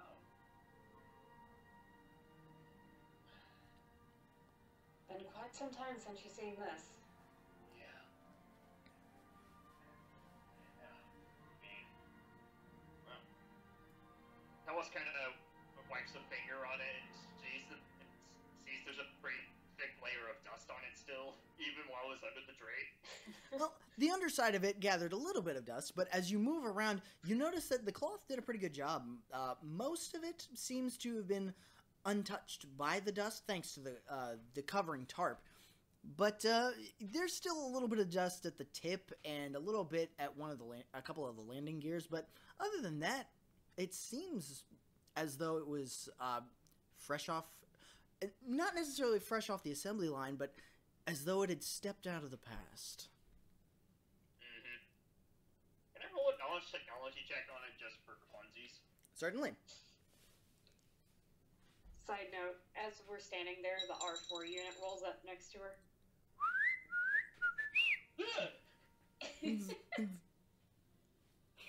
You remember R4, don't you? R4? Jeez, how many... Oh my lord. Please don't do that, man. That's a 38 technology. 38 in technology. While technology has advanced, the military grade of this fighter, in comparison to others, is pretty good. It was very high quality, high end standard for military grades back during the Clone Wars, and as technology progressed, it still manages to keep up pretty well. It's still not the high end caliber of military equipment that would constitute an elite fighter, but it would definitely do in a pinch. I imagine that this particular fighter might possibly be modified to perhaps update it eventually. All technology, as far as you know, can be updated given the correct amount of tools and equipment. And correct me if I'm wrong, Lynn, but as you look over the fighter, it does not seem to have been modified much, so there's plenty of room for modification. No. May or may not have a few extra Starfighter laser batteries. They're probably just sitting around, probably in giant jump bundles. Might be able to, update some of the pieces on it. I'm sure it needs work. But hey, if it'll fly. Oh, it absolutely flies. I know you I imagine Banis saw a wave a little bit, kind of, he's not really in the room at the moment. I kind of do a look around to see Banis is nowhere near me, and I go, I still think you're a better pilot than him. Wait, what'd you say? I think you're a better pilot than him. I think As so. you try to say this, Banis kind of slowly back up. I'm gonna roll a perception check to see if I hear that. All right, Telis, I would like you to roll a stealth check. Banis, I'd like you to roll a perception check. 36. That is a yeah. Yeah, you heard that. Alrighty. As Telis leans in to try to surreptitiously whisper in, he missed that you were coming up nearer behind him than he thought, and you pretty easily pick up that what he was saying. I walk up behind, put my hand on his shoulder. Oh, that's okay. That's okay, Telis, if you believe that. Just remember, I'm the one that has to flash from the galaxy for a little while, most likely. Remember, I'm the one that's paying you. You both, at this point in time, at the fighter bay door, you hear a, oh, hello, is anybody there? Hear what? I couldn't hear you over the background noise. Gotcha. At the door of the fighter bay, there comes a knock. Doom, doom, doom, doom. I walk over to it. Shh. It opens up. There seems to be one Chiss there. He seems to be in possession of what looks like a hover cart and several different crates balanced on it. Yes, I'm here to make a delivery for Admiral Telis.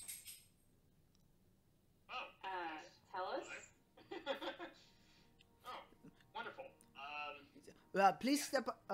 Can we step into your? He looks into the fighter bay to sign the proper documents. Yeah, sure. Here. Excellent. Before he steps in, Lynn waves a hand and the tarps flop back over the fighter. Gotcha. And as he's stepping in, and before he steps in line of sight of the fighter, you have the tarps just pulled back over. And as he steps in, he closes the door behind and takes a look at everybody here. These are all your, he looks at you meaningfully. Your compatriots, yes? Yes, of course. Excellent. So, let's see. Okay, so according to this, you want me to sign here, here, and here? No. That was just a formality for the guards. He pulls it off and starts taking the crates off of the cart and puts them in front of you, popping open the tops. And as you look in, you see obvious attachments to the barrels of blaster rifles. You see, in a second one, 2 beautiful gray suits of what looks like medium armor. And in the third one, you see 5 different sets of goggles. Ah, very good. Please examine these to make sure these are what you wished to have as part of the order that you had placed. Okay, out of character looking at it is what... Perception check. What I ordered. Perception check. Can I, like, roll a perception check just for her standing around? Because she doesn't know what they ordered. She's Absolutely. just like, what? Absolutely. Take a perception check. I want to see what Lynn sees. Digitally today. 27. Excellent. I'm just gonna wait to see what Lynn rolls, just real quick. Wait, are we all rolling perception, or...? Everybody who's... Yeah, you roll perception too. I nat to make 20. Nice! Sure that... 20. Hey, everybody who's looking in the new crates. Seriously, guys! Y'all are blowing all your nat 20s now! Okay. Shit happens. That was the first roll of the game. Okay. Man, y'all lucky. I like this. I like where this is going. Alright. I used my new set I got for some good friends at the pub.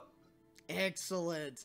Alright, as Banis and Lynn just walk up to the crates and just start going through, this is prime military equipment.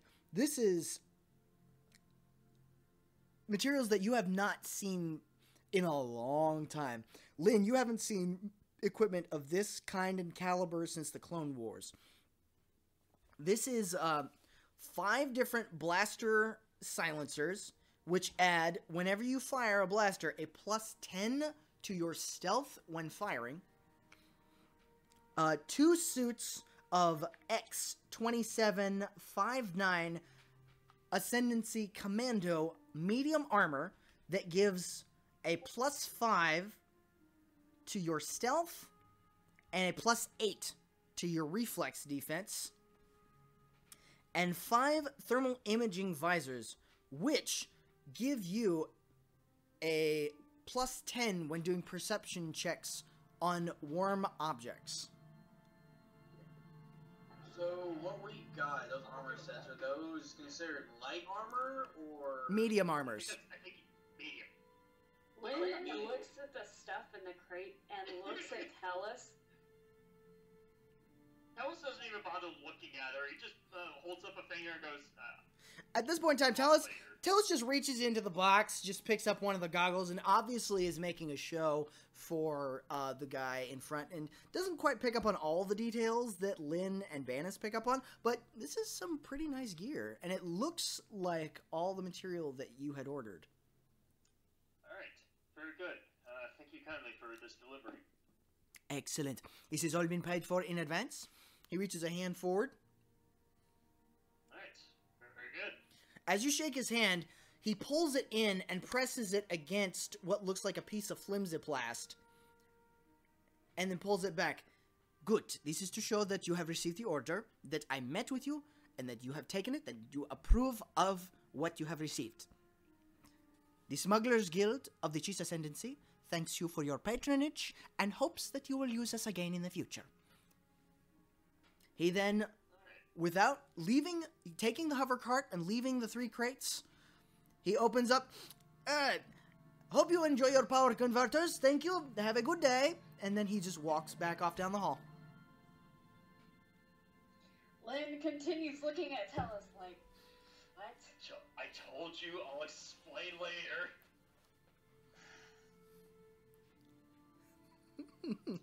All right. How do you plan to get these back to the Wonat? That is an excellent question. Keep asking good questions. I don't have a cart for Corwin.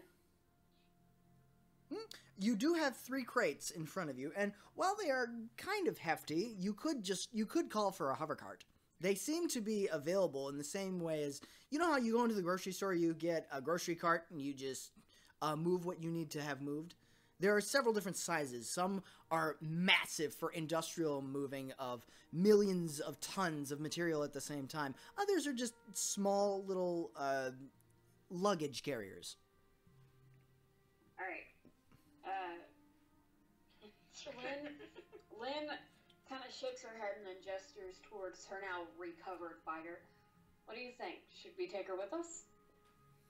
I mean, she's just sitting here, so might as well, take her for a spin. Indeed. Our I mean, it'd be nice to fly with you. fighter. Alrighty. Would you like to take the materials outside of the spaceport to the Walnut? Or would you like to try and load it up on the new Jedi starfighter that you'll have? Can the fighter hold that? I don't know how much cargo a fighter has. It can't hold that much. Cargo, does it?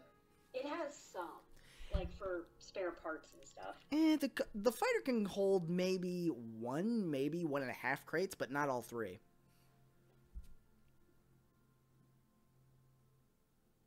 And just use a hover cart to take it back to the Wonat. All right. Yeah, we'll just do that. Easy enough. Banis and I will just grab a hover cart and just bring it. All right, easy enough. You obtain the cart and just blending in with the other bustle of the crowd and other merchants and couriers in front of you, you move your equipment easily enough and apparently without any question from any of the other individuals in the spaceport. There seems to be what looks like an administrator of the spaceport who looks like he walks up to your crates, looking at the labels, makes a note on his data pad, and then just keeps on walking by. Do y'all mind if I take a small break? I need to put Sage out. Yeah. It's all good. And I'm getting slightly hungry. So if y'all want to go ahead and continue prepping and making sure that we have all our stuff to go. You raise an interesting point. If y'all want to take a food break, I'm cool with that. Because I don't want to keep anybody from getting food, because food is important. Food is pretty. I mean, it won't take me long to make something, and I can always use my phone while I'm in there. Sweet. What? I have pizza in the fridge. Excellent. Yeah, I'm going step outside for a moment, so I'm bringing my phone with me. Good man. Yeah, I'm gonna drop out the call, and I'll rejoin on my phone so I can take Sage out and make food. Excellent. Food is good. Alrighty. At this point in time, Telis, your comlink begins chirping at you. Bring, bring, bring, bring. Pick up the comm. Yes, this is the chief first citizen. I would like to speak to you, please. Sure, no problem. And I would like to speak to you in private. Yeah. So, Good. meet me at the glass pillar at the place that we first met. Alright. Thanks. I will be there shortly. Excellent. Completely forgot about it. Okay, I'm gonna just let Thank you Banis for continue taking the stuff. At this point in time, Banis has struck up a conversation with a couple other the spaceport personnel, and is he's kind of a ways off, but you can still hear him. He's obviously enjoying himself as the banter goes back and forth about ships and exploits and the like. Yeah, so I'm gonna head off to the glass pillar on my own. Excellent. You make your way to the glass pillar, and at this point in time, there's not very many people. Maybe 1 or 2 custodians, maybe a couple of waiting staff, and the place seems to be open 24/7. It has yet, to your knowledge, to be closed. There are also a couple of people off in the corners talking in hushed tones, or as though they've either just woken up and are meeting very early in the morning, or that they don't want to be overheard. You're not too sure, given how far away they are across the floor they are from you, but you're not able to give that a whole lot of attention as you turn to the side and go into the private room where the Chiss First Citizen is waiting, standing next to the table. And as you walk in, you notice that he seems to carry what looks like a small packet with him. What's this? This is, shall we say, an investment in your enterprise. He gestures toward the briefcase-looking package. As he holds it up by the handle, he then places it down upon the countertop of the table in front of him and says, this is comes in very useful to certain individuals who are part of clandestine missions involved for the Ascendancy, and usually used by only military personnel, but considering you are military personnel in service to the Ascendancy, I have been able to waive that. So, he flicks it open, and as you look inside, you see what looks like 4 syringes, all lined up in a row, inset in what looks like a styrofoam casing on the inside. These are Colto injectors. They are, shall we say, healing elements to whatever is your problem. If you receive an injury, a wound, become infected by disease, or have any sort of ailment whatsoever that impedes your health and your progress, then one only needs to inject this into your body, and it will revitalize you.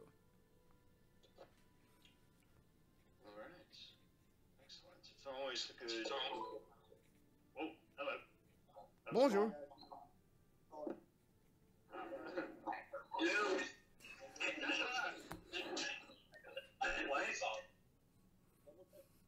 As your comlink kind of buzzes at you and starts to malfunction. My lord, that was loud. That was kind of loud. Alright. Everybody okay? Anyway, I'm going to continue by saying, excellent. Alright, I would like you to make a treat injury check with these injectors. Treat injury check? Yes, please. Alright. Uh-oh.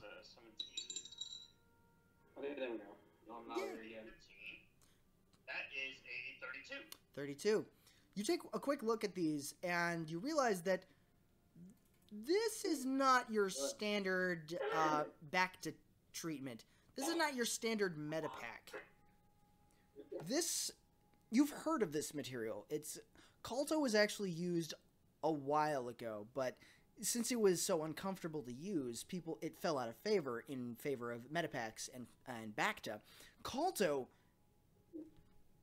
reattaches flesh and regrows molecular cells in the individual who has been injured, but it does so without any kind of pain antiseptic or any kind of nerve dampeners. So any kind of pain or any kind of injury that is felt by this kind of a healing treatment will be felt by the user.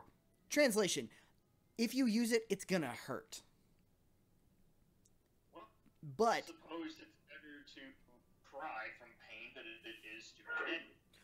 But what it does is it uses a 15 plus your level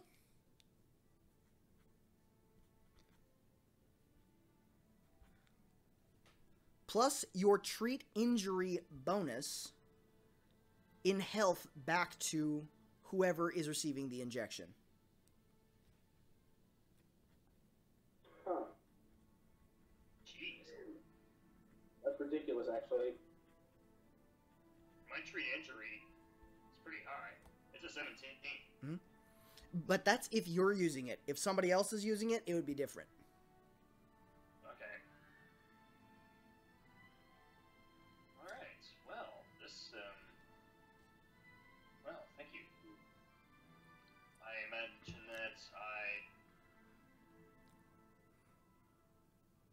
You are going into dangerous territory. From what I have heard, he leans in a little bit and looks around, even though there's nobody there. Right? I have heard the supernatural is quite dangerous, and given the recent events that the First Order ran into, I would recommend extreme caution. Several times there were members of their assault forces that were nearly killed just by being close by to some of these supernatural events. Yeah, I'm waiting for the to finish up. It's okay. It's kind of loud. Alright. At this point in time, your comm link is just picking up random conversations because as you look down, it's got kind of a dent in it, and it's kind of sparking a little bit, obviously from the crash, so there's all kinds of different voices that it kind of sometimes picks up on accident on the general channels. Oh, yeah. Really need to get into these things. They shouldn't do that by convention. But anyway. Well, if it functions. I'm very aware of the situation. Good. In fact, the Holocoid ambassador has mentioned that he is actually a must.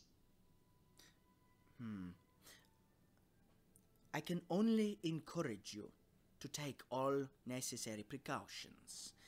Because, according to Chi's history, about 3,000 years ago, we had a brush with the Sith ourselves. It nearly consumed our burgeoning ascendancy. And only through battle did we survive. And I would caution you to take all precautions, because if this involves anyone of that same caliber, then you should be careful. Agreed. What? This may be not entirely related to our mission, but would you be so kind as to inform me about, the First Order has been mentioned numerous times, and while I was at the spaceport, I noticed that there was an increase in security, which is unusual. You mentioned the Sith. I did. A normal person doesn't mention the Sith unless you're on Lord or the Emperor, and last I checked, they're dead. Thank the stars, yes. Something tells me you know a bit more about the Sith than you would like. I only know what I am told, and what I am told frightens me, to be quite frank between us. The First Order, well, they intercepted a plot to assassinate me and to overthrow the Ascendancy, and they saved my life, and more importantly, they saved my people. And for that, they have my unending and ever-present gratitude. The security around is due to the fact that there were several assassination attempts, and many of them that were successful, and we still have not yet caught the perpetrators. We have several theories as to who did it, but unfortunately no solid leads. The First Order was also given the title as investigators to investigate the assassinations, and they were also targeted for assassination themselves. So, to protect them, we sent them elsewhere. You don't need to elaborate on the elsewhere. I understand that. Excellent. I'm glad to see that you understand precautions and the virtue of a quiet mission. I've worked for the Empire for 30 years. I think I understand precaution. That is true. You would not be here if you were not. He looks over at the wall that's obviously adorned with several different artifacts and articles of art and pieces of beauty and sculpture. The Ascendancy are a proud people. They are at a point of weakness right now. But I love my people nonetheless, their faults and all. I would ask that you look past their stubbornness, their flaws, their stupidity, and ask for your help in this time of need. As I mentioned to you previously, we are called to serve, not to be served. A smile comes across his face. I knew I liked you for a reason. Well, I mustn't keep you much longer. I do wish you well, safe travels, and may the light always guide your path. He takes a step backwards, makes a small bow at the waist, and then turns and walks out. Alright, very good. And with that, I am also going to go ahead and heading back to the,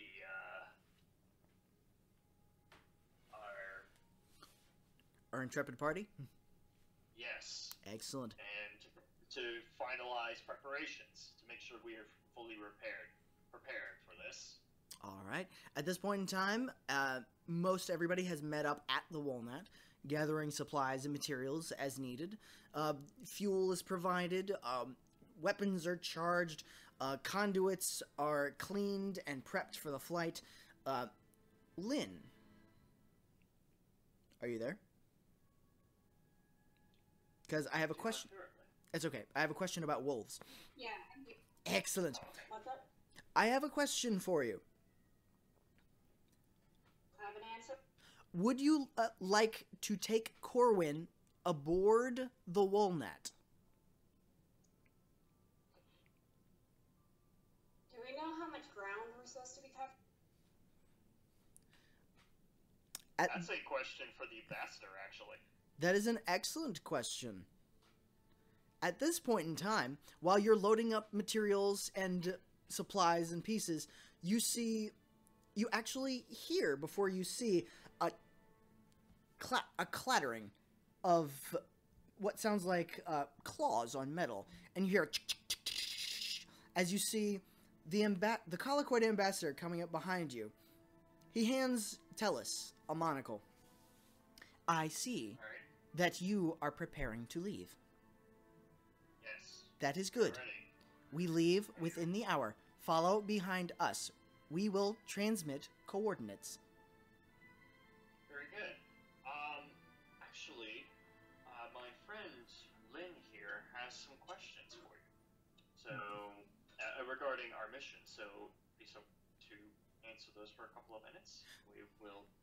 I will finish overseeing preparations. As long as we make it quick. I would also he points to your comlink, which had just finished chattering and giving off a burst of static. I would recommend you get that fixed. Yeah, that was my to-do list. All right. He turns to Lynn. I'm gonna pass the monocle to Lynn, and I gesture to put it, go ahead and put it over an eye, so that way you can hear the eye. As you put on the monocle, you see as the colloquoid begins moving about and making little clicking noises, words begin scrolling across the screen of this obviously enhanced piece of glass. The colloquoid turns towards you, gives a small bow in your direction. It is good to speak with one of the prophets of the Ascendancy. What do you need to know? I was wondering if you could tell me how much land we would be having to cover once we land. He takes one of his smaller claws and, in reminiscent of stroking a beard, he kind of caresses the graying part of his lower mandible in obvious contemplation. I would say it would take an hour using sublight drive to go to the opposite side of the planet, or if we were to land at the major settlement in safety and cross the territories of land, it would take us at least a day. Alright. She nods her thanks, and I'm assuming Corwin is fairly close, as he always is. At this point in time, Corwin's kind of standing at your shoulder looking at this colloquoid, a little bit confused. Because this is a strange creature with a strange smell. He kind of leans in and he looks like he's about to lick him. She puts a hand on his face to kind of basically say, please don't. The colloquoid takes the flat of one of his claws, as it turning the back of his hand towards Corwin in an obvious gesture of, here, smell this. As Corwin just goes up to the flat and just sniffs around, licks it, finds something agreeable, sniffs along the rest of his arm, goes up to his shoulder, sniffs his face a little roughly. The colloquoid doesn't seem to mind a lot. And then Corwin just goes back to your side and just sits patiently. The colloquoid turns towards you. We have many animals on planet. We have learned to exist with them. That is now. I have learned to exist with them. This is Corwin. He is my faithful steed and companion for many years. The colloquoid... I was only inquiring because I thought it might be a good idea to bring him along if we need to cover some ground. The colloquoid nods. It is good. We have several animals to ride, and several vehicles to ride. What is that? I'm sorry. It's all good. He looks over at... text from the teacher I'm going to be teaching with this semester. Oh, nice, nice. He looks over at Telis, whose comlink is obviously humming and buzzing with damaged activity. And Telis kind of motions to the comlink, and he heads off ship to go get it fixed. The colloquy turns back to you. Our creatures are well cared for, and this one here, he looks over at Corwin, is obviously well cared for. It is good, and a good sign of friendship and companionship. I would recommend that you take him with you, for we could use all the help that we can get. Of course. Good. I will board my ship now, and I will lead you to my home. I would recommend that we land at the settlement first and coordinate. I feel that is a wise decision as well. Excellent. Please lead the way. Alrighty. Before we go anywhere... Oh, I'm sorry. Go ahead. No. Go ahead. I was going to ask, how high of a mechanics check would I have to make on the one to attempt to make it quieter?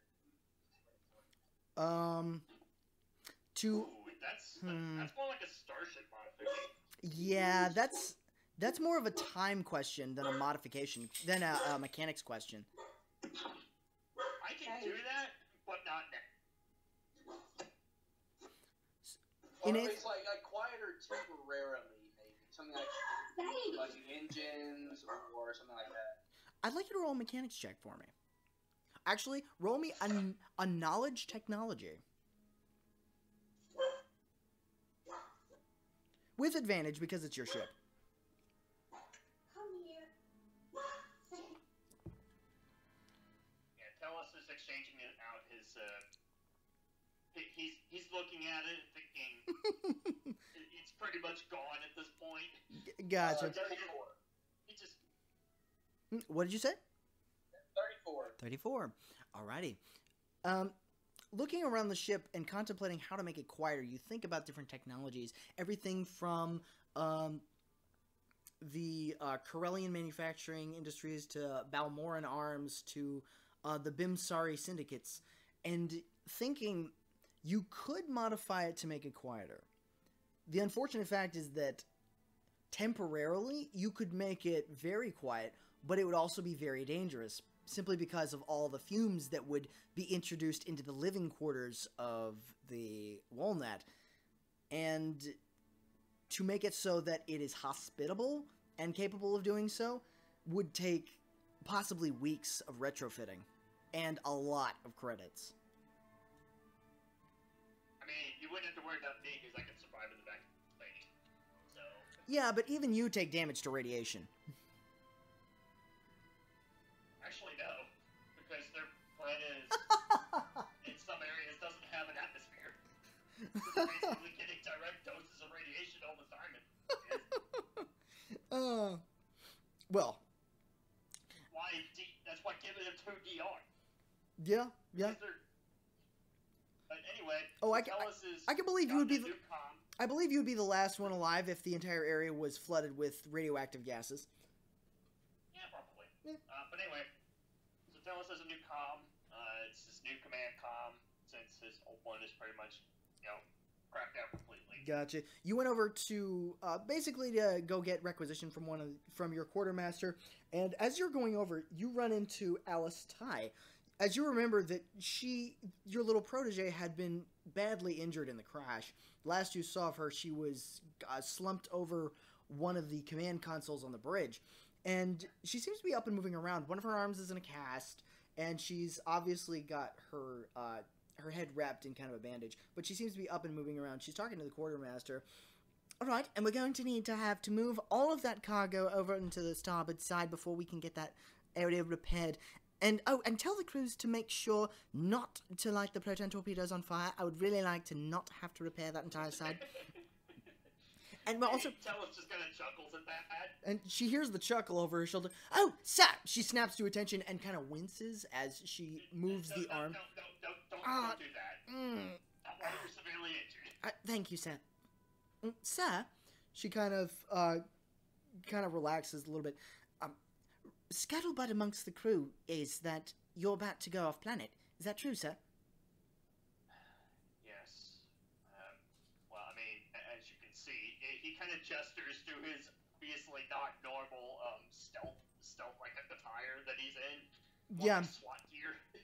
You do look like a guy from the Blue Man Group, except dressed in black. Yeah. So he's like.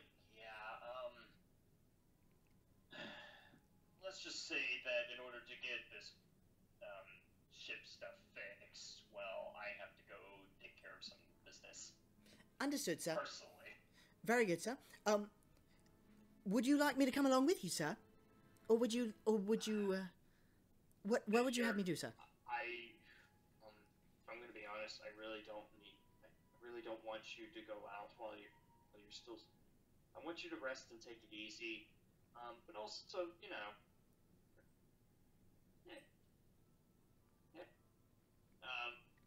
how would you phrase it? I'm going to technically put you not directly in charge, but you're going to definitely have to. Yes, sir. I'll answer directly to Admiral Pellion. Yeah, but of course, if Pellion tells you to, kind of take charge on some certain situations, please, by all means, go ahead. She gives you kind of a lopsided wry grin. Oh, of course, sir. You can always count on me. And this is a direct order from me. Get some sleep. She gives you kind of a hesitant. Yes, sir. If I have to, sir. Find out you didn't sleep. Well, don't let me find out you didn't sleep. Yes, sir. All right, sir. I'm going to go oversee some of the damage repairs. But excellent. Thank you, and rest up that arm. Yes, sir. Already on it. She kind of holds up what looks like kind of a med pack kit that she has stuffed into what looks like a utility belt in the back as she starts kind of hobbling off down the hall.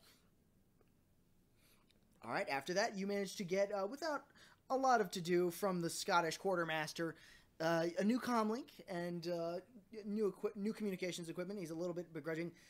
We're kind of running a little short on this, sir. We're going to need some more supplies, something fast. Plus, our repair kits and our damage repair equipments are almost out. Hopefully, after the end of this mission, we should be able to not have to worry about that anymore. Oh, aye, sir. I've heard that before, right? Yeah, sure. Uh-huh. When panthers fly, sure, yeah. And he just goes off into the back end of the room, obviously not, just kind of curmudgeonly, but doing his job as to the best of his ability. As usual. That guy needs to drink Guinness. All right. I say aloud as I'm walking in Master's office. Gotcha. All right, at this point in time, Banis, Yes. your comlink chirps. Breep, breep, breep, breep. Yeah. Banis? Yes, this is Tigrin. I have a bit of a request for you, if you don't mind. What you got? Word has come to my ears that you're looking to go into certain hazardous areas of space, correct? That is correct currently. Excellent. I would like to offer you a bounty. If you find any sort of items of specific value, or anything that would look exotic, or something that could be, shall we say, resold to the right buyer, I would handsomely pay for such trinkets. Anything in particular you're looking for? Oh, surprise me. I'm good at that, so let's see what I can find. I look forward to this with great anticipation. Like I said, see what I can do for you, my friend. Thank you for the equipment as well. Oh, think of it as an investment. One that I look to collect on in the future. Where have I heard that before? Alrighty, and with that, he hangs up on the comms. To which Telis, you get, as you're walking out of the spatial vector, looking a little bit more ship-ready and less like a crashed wreck. Parts still being fixed, conduits still being repaired. The floor is a little bit more level now, as you hear one of the engines hum back to life. Not all of them, but one of them at least, which is astounding news considering how this thing was about to be a smoldering, hulking fireball not 2 days ago. Oh, I miss that sound. Of course, I don't usually hear from the bridge anyway, so why am I saying I missed it? As you walk off, as watching the repairs, kind of out of the corner of your eye, your comlink chirps at you. Breep, breep, breep, Hey, breep. it's actually not trying to shock me. Hello? Yes, this is the first citizen. Before you go, Yes. I had heard rumors that you were carrying a substantial amount of rare metals on board your ship. For, shall we say, construction purposes. Is this true? Yes, we were supposed to deliver this to Teradog. Yeah, well, you heard how that went. Indeed. My sources tell me that Teradog is, at this point, surrounded and not in any position to think about shipbuilding. But we are, and we are also in dire need of said materials. So, I have a proposal for you, if you are so inclined. I will begin the repairs and the moving of your ships into the appropriate places for repair and retrofit, if in exchange for these materials. All of them. I think that's a fair trade. Excellent. I shall send my men over to collect the materials immediately. Inform your subordinates, and you will not be disappointed by the results. Yeah. Also, I know that this is kind of still in the back burner, but I mean, you know me. I've been an admiral of the Empire for 30 years, and I know that it's always a good idea to keep tabs on your enemies or your potential. Oh, I could not agree come across more. Any information about the 12 planets that may be pressing? I'll be sure to let you know about that. Why, thank you. Any information on these individuals would be welcome. The only information that we have right now is that there is a disturbing lack of motion, information, or any kind of movement coming from the 12 Planets Alliance. They seem to have, shall we say, moved away from the Ascendancy, or at least out of our sight. And I do not like my enemies out of my sight. It's almost like it's too quiet. Agreed. Actually, I would like you to roll a knowledge tactics. Alright.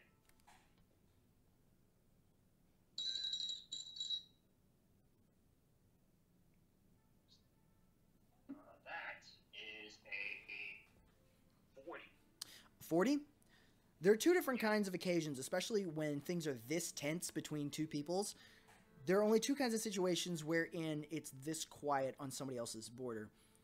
Where either one is preparing for a surprise attack from one to the other, or their forces are busy attacking somebody else. I really like this thought. The Chiss First Citizen goes silent for about a minute.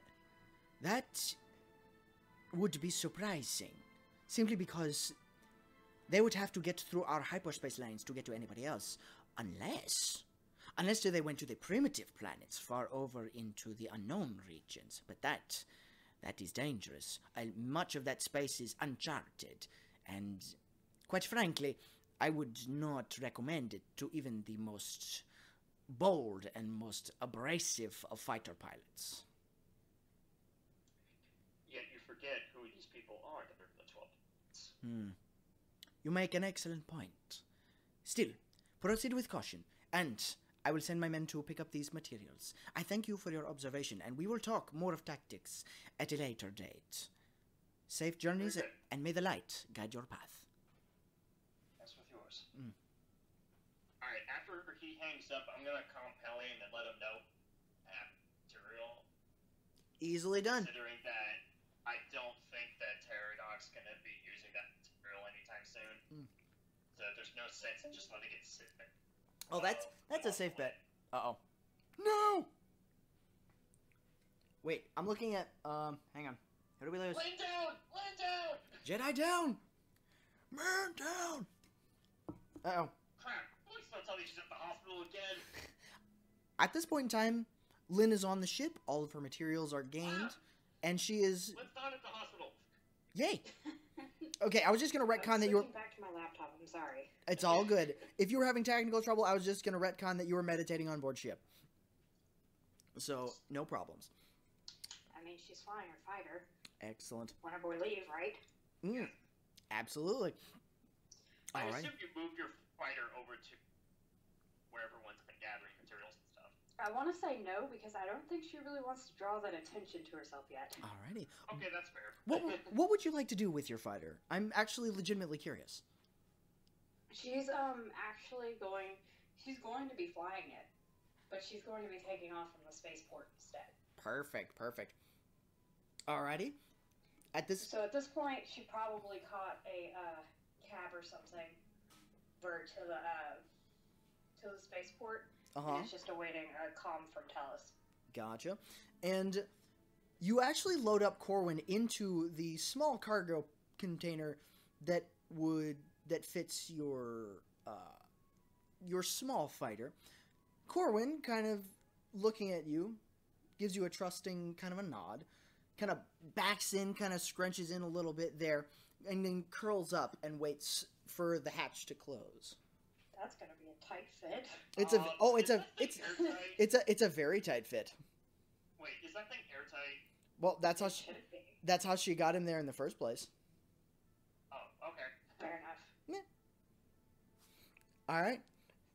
You even modified the little place to have the same kind of air recycling that your cabin does, so the both of you can breathe easily. I do have one question. I have an answer. The members of Rainbow Six, are any of them trained in survival? That's an excellent question. Would you like to ask them? Yes. All right. As they file on board the, are you inviting them on board the Woolnat? Let's see. Which one would you like to invite on board? Because you can invite 1, 2, or all 3 of them if you like. I'm assuming we're taking all 3 of them. Considering that... Yeah, we're gonna take all 3 and leave one on the ship with Rukkus. That way, in case people try to get near the ship, they can give them what for. Gotcha. Because Alrighty. if one of them is trained at survival, I want us to get a field kit so that way that said person can make survival checks much more efficiently. Excellent. At this juncture, the human in dark armor and the Twi'lek all file on board. The scout trooper kind of looks around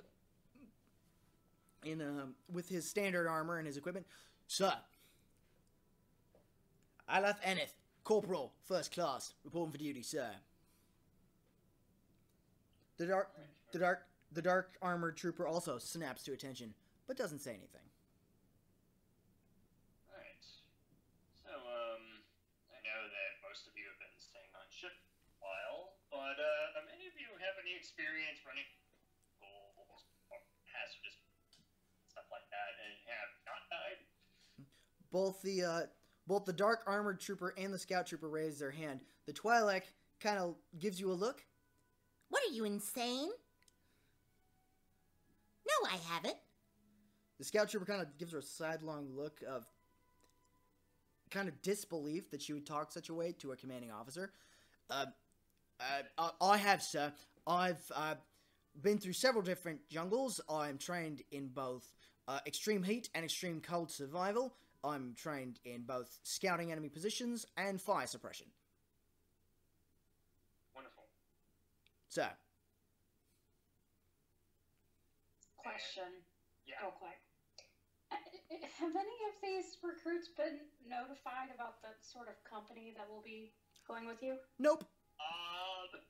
Okay, don't tell them. I want their reaction. Tell them what? About to have a Jedi. What are you talking about, Ariel? I have... Ariel, you shouldn't say things like that unless you actually meet. I honestly thought she was talking about me, because I don't think Amnemoid exists either. Alrighty. That too. Well, that's gonna be a trip. Poor bastards. We're the freaking wolf that's coming with us. Fair enough.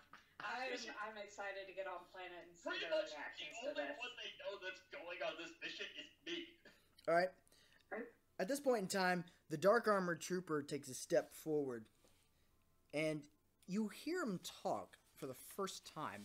It's gravelly, almost as though he's had some sort of damage to either his throat or he has been smoking death sticks for 20 years. He'd be dead if he did. Possibly. He steps forward. Sergeant Mercenary, I am trained in assault. I'm trained in combat. I'm trained to kill. I don't do stealth very well, sir. Survival is not my trait. I'm more specialized in making sure others don't survive. He pulls out this rather large-looking heavy blaster rifle and sets it on his hip in front of him. Oh, that'll do it. Very good. Alright, well... I turn to our scout trooper and I go, in some cases, we may need to rely on you in order to guide us through hazardous terrain. You feel us that you can do that? He clicks his heels together. Sir! Of course I am, sir. Ready to go when you say the word, sir. Alright, very good. I'm going to requisition a field case so that, if bad things do happen, we're prepared for it. Right, quick question, sir. What kind of environment should we expect? Out of character. Out of character? We'll discuss this guy. Oh, yeah, you discussed this at length with both the First Citizen and the Colloquid Ambassador. The basic gist of the planet is that it's going to be standard gravity, breathable air, lots of different variations between grasslands, forests, and several different oceans. So it's a rather pleasant world, all things considered. Several different varieties of wildlife, including Begrutfa and several different large scavengers. But other than that... Well, there are mountains as well, right? There is a single mountain range that is kind of in a ring around the opposite side of the planet from the primary settlement, which is one of the reasons why it takes so long. It takes the entire circumference of, it takes an entire day to get across on traveling on foot, but it takes an hour going by shuttle. 6 one way, half dozen the other, same distance. Yeah. So it's a good trek. This, but I mentioned also in addition to that it never hurts to be prepared. Right, sir. Understood, sir. If you like, sir, what kind of enemy are we going to be facing, sir? We're going to be facing pirates, aliens, enemy troops, other Imperials. What are we looking at? Rebel scum? Well, Please tell me we get to shoot some rebels this time, sir. Please. I've been looking at Plato's bastards back for some time. Time out. I think I actually already kind of gave them the gist of what the mission was going to entail, which would have included what the heck we were, or what we thought we were. Excellent. You go through the mission briefing to make sure that they're all up to speed on the idea that they're going up against something that could possibly involve the supernatural, the Force, and possibly even some Force wielders, and definitely unsavory types that have been harassing the local populace. Right, sir. Understood. Do you want any prisoners, sir? You want any questioning, or are we to kill on sight?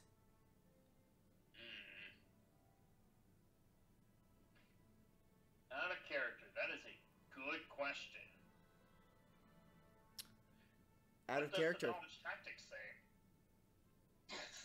Knowledge tactics would say you need more information. Regardless of what you roll. Anything from between a natural 1 to a natural 20, you would just need more information. I think we should try and call that when we get there so we can see what we're really up against so we know if it's worth it or not. I'm ready to head towards planet, guys. Alrighty. That's true. Right, sir. We will have an answer to that question whenever we rendezvous with the major settlement on the planet. Excellent, sir. We ready to go, sir? As he stands at attention, he sees this large crate just float by his head. What the fuck? And he looks down and he sees Vagus hovering by. I have brought the supplies I have promised. As he just floats on by back towards the pilot's seat. I walk up After behind. session, I need the backstory on this guy. I walk up behind the trooper as I'm guaranteed, as I can't see, but he definitely seems distressed after seeing Magus. I walk up behind him, pat him on the back, and He looks like he's seen a ghost. He doesn't look happy. He looks like he just saw somebody that dead and gone walk past them, insult his mother, kick him in the nuts, and then just keep on going. Yeah, I pat him on the back and be like, try to never win. Insult his mother, kick him in the nuts, and then just keep going. Oh god. That's going on the audit contact. Now, what'd you say, Adam? I'm sorry. I pat the soldier on the back as I can definitely tell something's up. I'm like, don't worry, try living with him. You know, he kind of just pops up at random moments, but you get used to it. You see the Dark Trooper has just taken into a crouching position. He has leveled his blaster at the Vagus, who is now about 10 yards down the way, and he goes, Sir, is that one of our targets? No.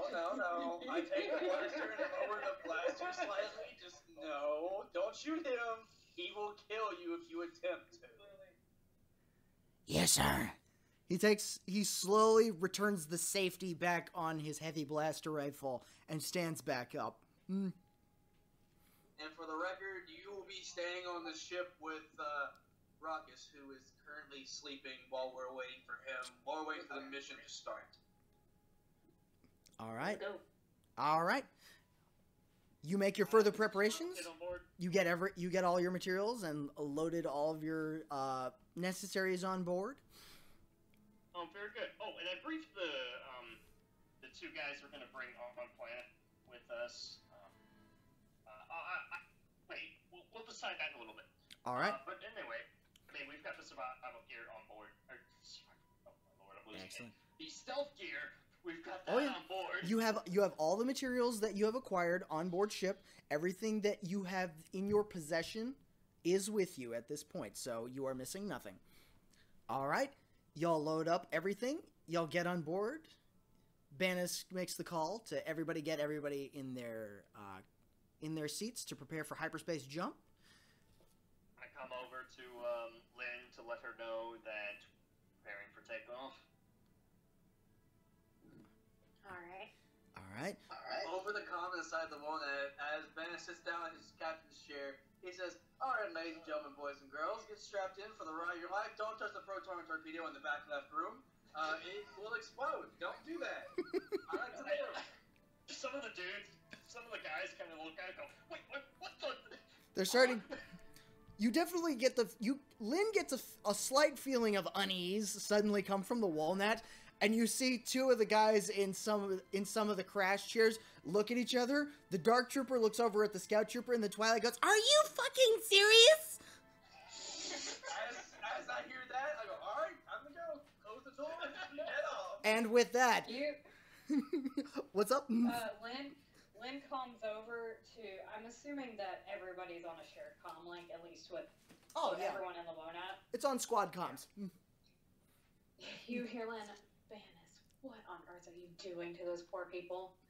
You'll see. All right. You'll see. And with coordination with the comm towers, y'all easily take off into the atmosphere. And then as you take off, you see what looks like almost a ball of pointed starlight. That's, as you get closer, it looks like a ball that has one too many jagged edges pointed out from it, and they all seem to be made of some sort of a white material. As you get closer, you see a metallic piece coming off of each side of the ship in almost spiked fashion. And as it rises up and follows you out, you see a text message over the comms relay, "This is Bringer of Victory. Follow us at these coordinates." All right. Excellent. Very good. As you make your way up into the atmosphere and out among the stars, you receive the coordinates, pilot in, move your nose over to one side. The stars elongate into lines as you jump into hyperspace. Woo! All right. Hey, hyperspace. Alrighty. I'm guessing while we're in hyperspace, we'll be affixing silencers and whatnot to weapons. Oh, yeah. Oh yeah. You're making all sorts of preparations. Yeah. Alright. Admiral Howrod is doing standard SWAT stuff. Exactly. Pardon me one moment. This seems like a perfect time to take a break and for me to answer a phone call that's incoming. I'll be right back. All right. This is Lewis. Go for Lewis. I'm picturing all these people are just extremely scared now hearing the fact there's a proton torpedo just in the ship. And there's you put emphasis on the proton torpedo and not the fact there's a freaking force-sensitive Inquisitor on board. I don't think they know that yet. Wait, what? Oh yeah, Mongoose is a, he may or may not have been an Inquisitor. Oh, fuck me. Anytime you wave any kind of dark side juju near him, he starts calling you master. So what's he gonna do whenever he actually, encounters Lynn? We'll find that out later. Oh my god. Lynn, the person who is definitely flying a Jedi Starfighter right now, is going to land with it, and obviously has a lightsaber and can use the Force. What? Well, You'll be fine. You'll be okay. I mean, in all honesty, Ariel, you've been through worse. Yeah, she survived the Inquisitors.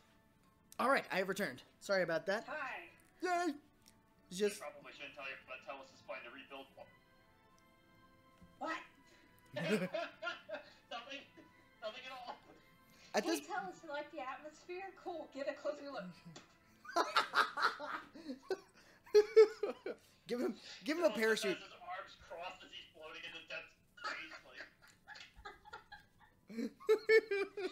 It's like, ha ha, not very funny. He can breathe in space. Yeah. He'll be perfectly fine. He doesn't need a spacesuit at all. Yeah, so it's kind of fantastic. All right, it takes y'all the better part of about 8 hours of travel, but it's uneventful travel as you make your way through hyperspace, and you come back into real space, and you see in front of you a green-blue marble that looks rather serene from this angle, this far away. You also see a large shape in orbit around the planet.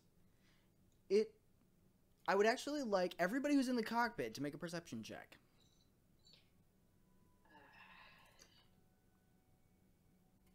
Where's my dice roller? What's my perception? 28. 43. Nice. That is a 29. 29? Alrighty. Telis? It's not too hard considering it's so... No. It's kind of far away, but Telis, Lynn, and Banis, y'all all see this large shape, kind of blocky, little bit smaller than a regular Star Destroyer, but still large nonetheless. It has a large compartment coming down in a V.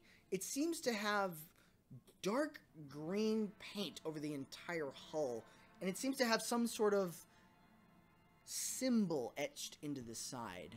Not quite sure, but it does not look inviting, and the Force is telling Lynn that that is bad. Tell us, what is that? What the hell is that thing? It also seems to be going toward the planet.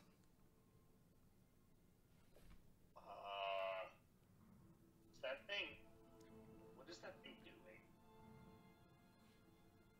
I text over to our Colloquy friends and I go, what is that?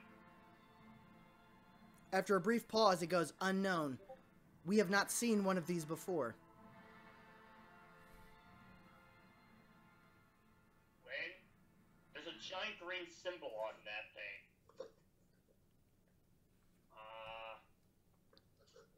Wait, can I roll Knowledge Galactic Lore to, try to pinpoint it with my knowledge of the Inquisition and the Empire? Yes, yes, please. Yes, please.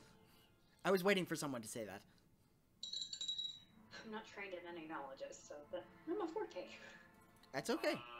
Say You can always make an untrained roll. All right, in a 30, you've done a little bit of reading in your study of Chinu, and some of the stories come back of the difficulties and problems.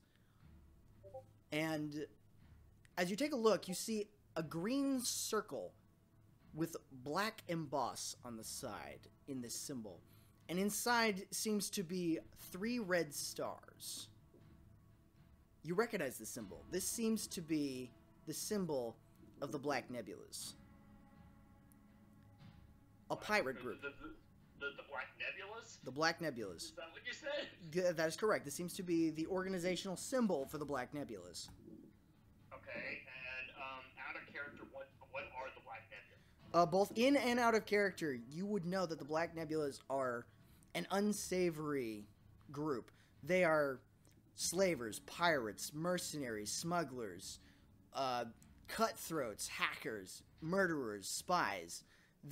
If there's anything bad, cruel, illegal, or malicious that you want done, you contact them. And you recently found out that a majority of them had signed an exclusive contract with the 12 Planets Alliance. Well,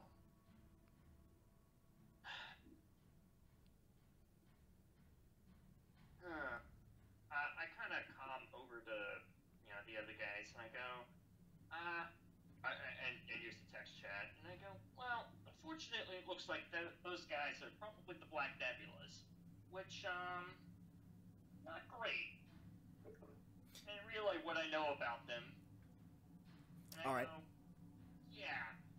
You see the Colicoid ship increase its speed and make a dive straight for the planet, except away from the Black Nebula's ship and towards what looks like a colony down below. I would follow them then. All right, Banis. Yes. I'd like you to make a pilot check, because at this point in time, the Colicoids are making a steep re-entry. At this point in time, it would be dangerous to make a misstep. So roll a pilot check for it, me. That's a 40. 40? Easily enough. You even angle your shields forward to take the edge off of the re-entry as the fire catches the sides of your shields. It doesn't bother you. It doesn't bother your ship.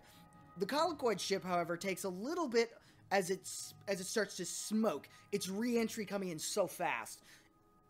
It comes in, and as you come in, you notice that the Black Nebula ship is not following. Large and lumbering though it is, it does not seem interested in either you or where you're going. It seems intent on its own direction. As you slow, the Colicoid ship slows as well. And down below you, you see what looks like a large courtyard that you assume would be a makeshift landing pad. The Colicoids come in, follow us in, as they glide their ship surprisingly gracefully down towards the ground, and touch down in the courtyard. I'm gonna make a pilot check to land then. Alrighty. It's... if you want to, sure. 32, so yeah, I land 32? pretty easily. Excellent. 32. You make a swooping motion in, kind of looking almost as though you're coming in too fast, but then you pull up, engaging the thrusters, giving a bit of a dust off of the ground, giving you kind of a dramatic entrance as you pull out the landing gear and gently land. What's a 46 in pilot give me for landing? A 46 in pilot? Much the same way, you pull in, following in on the wake of the walnut, and then you pull in front and go to the side. Just as they land, you land off to their right. If the Colicoid ship is to the left, you are to the right of the walnut, and you land gracefully and easily right next to them. Cool. All right. As you step on out, you seem to be greeted by a small welcoming party. It seems to be what looks like a couple of different folks from the colony. One looks to be a Togruta female, and the other seems to be another Colicoid. Except, as you look at this one seems to have one of their limbs replaced by what looks like a long tube. Cybernetic enhancements, and while his chitinous hide is a little darker, he seems, while younger, but he obviously has seen battle. His chitinous hide is scratched, cracked, and dented. This Colicoid has seen some action.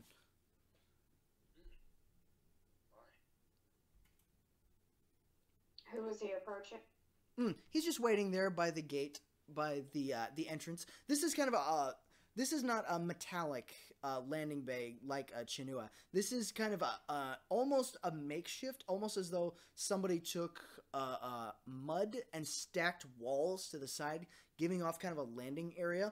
But surprisingly well, they had it straight up and down. This is very symmetrical as far as primitive landing bays are considered. The Colicoid just stands there waiting. The Togruta, kind of covering her eyes at the blowing of the dust, she comes on over towards the landing ramp. And as you open your cockpit to hop on out, she walks up to you. Why, hello there. I'm the foreman. My name's Elda Afax. I'm pretty much running this colony here, at least for now, until we can get proper leadership involved. But for now, I'm the person you'll answer to. And I'm glad to have your help. Where's the rest of your forces? Or should we be expecting the landing craft sometime soon? You're looking at our forces. As you pull down the landing pad, the Jack's putting everything in bay. You catch the conversation as you walk down the landing ramp. She turns to you. Whoa, wait. What do you mean, this is it? The colloquoids... It's everything. What more do I have to say? First. We were promised an army, not a couple of mercenaries. What's going on here? She turns to the colloquoid who stepped out of the colloquoid landing craft. She turns to him. Yo, Bringer, I thought you said that you were going to bring an army. What's this? Yo, Bringer. She obviously does not take shit from anyone, given her stance in addressing these obviously rather clawed individuals who are almost bigger than her. She brazenly addresses them and just walks up to them and starts addressing them with almost condescension. The colloquoid kind of walks up to her, claws folded in front of himself. And which one of you guys is wearing a monocle? I think Lynn still has hers. Yeah, I think Lynn still has the monocle. All right, Lynn, actually. you catch the colloquoid saying, we tried an army last time. These are more specialized. To which she turns, specialized my ass. We need something that'll kick ass, not take pictures. Lynn approaches after opening the cargo bay to her fighter to let Corwin out. He bounds out, obviously happy to be free. He's stretching his legs. He's bounding up and down. She turns to look. What the? You know, it's not like we have enough wildlife here already. Look, I don't mean any disrespect to anybody here. I don't mean any disrespect to anybody here. But we have a large problem, and it's not going away. And I really doubt, she looks over at the lot of you, that a couple of blasters is gonna do it. Lynn approaches. Oh, great. We even brought Grandma. She looks over at you. So, what are we gonna do here? Lynn smiles pleasantly at her. I would be one of the prophets from Chinua that was sent with the group. She kind of looks over at you. So, is that supposed to mean something? Out of character, Lynn, Ariel, I want you to, if she has a blaster rifle around her, I want you to just lift it up, but just have it start floating right. No, better idea. I go, oh, okay. I will take one of the big boxes I have out of my ship full of random shit and just wheel it out and go, Lynn, throw it.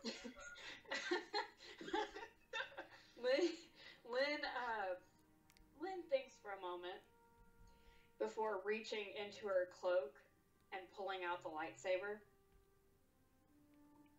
I believe that the specialized help that's been sent will be of great use. Are you wearing the necklace? Yes. I would like you to roll a persuasion check. I will. What was the bonus I get for that?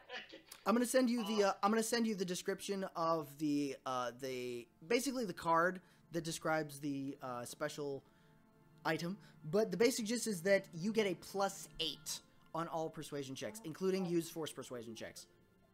So that's whatever you use the force is +8. Correct. Plus a d20. Correct. Plus what? You use whatever your use the force persuasion check is, +8 plus a d20. D20 plus 37. Yeah. I rolled low, so that's just a 40. Just a 40? Gotcha, Just gotcha. a 40. Well, I rolled a 3. Come on. It's just a 40. Well, hey. A cat 20 would be 57, Ariel. She is quite persuasive. All right. As the words come out, you see her visibly relax. Almost as though your words soothing some sort of a tension in her. She almost seems, if you didn't know better, you'd say that she was a little bit more relaxed than she was before she met you guys and found out that it was just you guys. Alright. We'll see what you can do. Alright? come on in. Let's show you the town. All right. She brings you over. I'm gonna motion to Rukkus, which I'm guessing is probably already up, and the trooper in black, and tell them just to stay with the ships, just in case whatever might happen. Trooper comes over. All right, sir. He sets up. He goes over into the corner, taking cover behind one of the landing gears. Sets up his heavy blaster rifle in a tripod. Takes something out of his coat pocket, lights it, and starts smoking. Right. This guy's obviously a little blasé, considering he's being put on guard duty. The rest of you make your way towards the outside. If the rounded landing pad was kind of homely and dusty and kind of ramshackle put, as you walk out, you see the rest of the town is not so. It seems to be not quite bustling, but it's a lot smaller than the primary town in Chinua. This town here seems to be composed of more rougher individuals, but their homes seem to be well put together, well cared for. If made of not the best materials, they seem to be made out of different kinds of woods and metals intertwined together to make beautiful patterns and correlating pieces. And as you watch by, you see what looks like a team of different colloquids taking a whole host of different materials, stone, rock, wood, and even some taking pieces of clay and brick and using them all together with the electronics needed to make a functional home.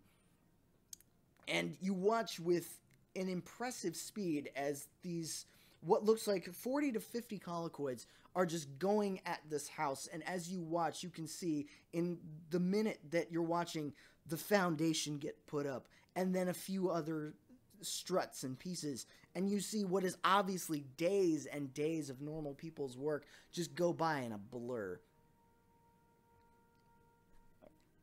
Elda turns to you. All right, enough gawking. Come on this way. As you move past the construction, you follow her towards what looks like a rather large and one of the few metallic structures of this town.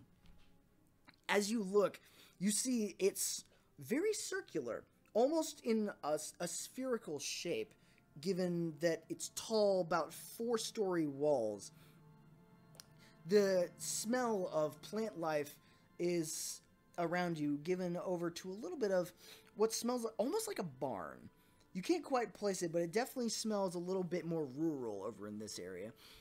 But the technology... Lynn looks right at home. Yeah, she does. And Corwin just picks up his snout, just sniffs around. And as you take a look, you see that as you come closer, you see that there is a large causeway that runs along the side, giving this circular structure an outer wall, with the inner bit of it with a large metallic sphere with a large access doorway in the center.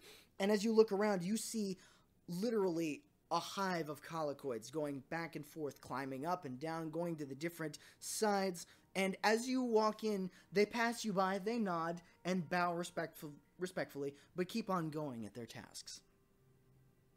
As you make your way forward, the bringer of victory, the primary colloquid, the ambassador who had been leading the way, takes a claw and ding, ding, ding, hits against the metallic doorway 3 times. After a pause, the doorway opens. As you step into the room, you see this entire 5-story metallic sphere is completely hollow, with the walls lined with looks like shelves with a single lamp on each one, with shelves upon shelves upon shelves all over the place, and colloquids going to and fro, and different insectoids, different colloquids moving about in different coordinations, different constructions, different pieces, some obviously just changing out the wiring on what looks like one of these platforms. And in the center of all this, obviously giving instruction and coordination, is the biggest colloquy that you have ever seen. This one with a larger thorax and abdomen. This one with many, many more claws. This one is almost 3 stories tall. It's the queen. She watches you come in, and she gives a little chirp. And then a few of the other colloquids stop, come up to you, and with hands outstretched offer you what look like monocles that were similar to what the Chiss had been offering. All right. And they offer them to each one of you. Good. Excellent. All right. As you take your monocles, she waves her mandibles and claws and gives you what looks like a little bit of a bow and says, "Welcome to Fondola. I believe you are the ones that were sent to help us. Is that correct?" Yes, that is correct. Excellent. I would very much like if you would help us quickly. Time is of the essence. Yeah, I noticed that with the, it was the Black Nebula that was above, right? Black Nebula? She turns her head to the side. What is this? Let's see. I kind of specify, you know, that these are not very nice people, and I explain kind of some of the stuff that they do. Gotcha. She seems to grow a little bit tense. Her mandibles moving a little quicker, her arms coming in closer to her. She seems agitated by this news. Oh dear, it seems our problems multiply. She turns to the bringer of victory. Can this be dealt with? He bows towards her. Keeper, this can be dealt with. I will see to it personally. She turns to the rest of you. Have you dealt with these kinds of problems before? I have been in the business of the Empire for 30 years. I think that I've seen my fair share of questionable issues on all ends. And again, I kind of like elbow Telis, like, don't forget about the Nexu. yeah, we don't talk about the next suit. To this queen, I also mentioned that on behalf of the Empire, I apologize for any wrong that the Empire had done, even though I had no ideas as to what the Empire was actually doing to the species. I would like you to roll a persuasion check. Now, given the fact that you had mentioned you were Imperial, I would make you roll twice and take the lower result, but since you are coming across as cordial and as apologetic for certain happenstance, I would have given you advantage, so that cancels out the disadvantage, so just make a straight roll. Can I assist? Yes, you may. Since you are in the room and you are giving off that aura, your assistance gives a +8. Oh yeah, that's right. It affects all people. Correct. You get a +2 from me. Yeah. Hey, every little bit helps. Okay, so that is. Give me a minute. 2. I guess that's a +10 for Mercenary. Oh. From assistance, it's a +10 in general. One person gets to assist at a time. On top of whatever you get. One person gets to assist at a time. Oh. One person gets to assist at a time. That is correct. Okay, then we'll take the 10. All right. That will be a 27 plus my 10. That is a.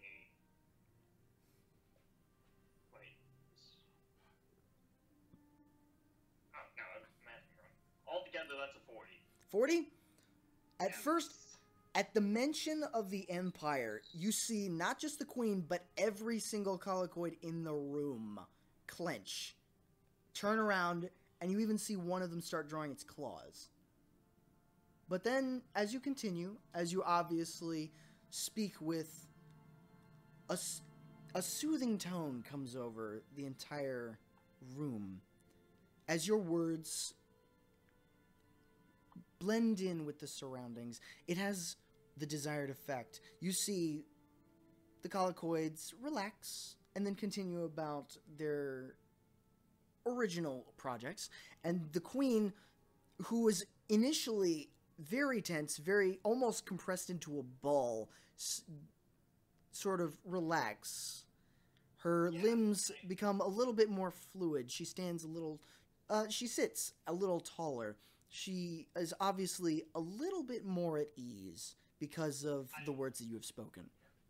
Yeah, I also add on to the end of that by saying my team that I brought here, see, I've noticed that the Empire's ideology has been to, but that is not the ideology that I share. And when I bring victory for the Empire, it's not because I bring death and destruction. It's because I what's best to serve, and I am here to. She gives you a little chirp of and gives you a little bow. She then turns to Banis.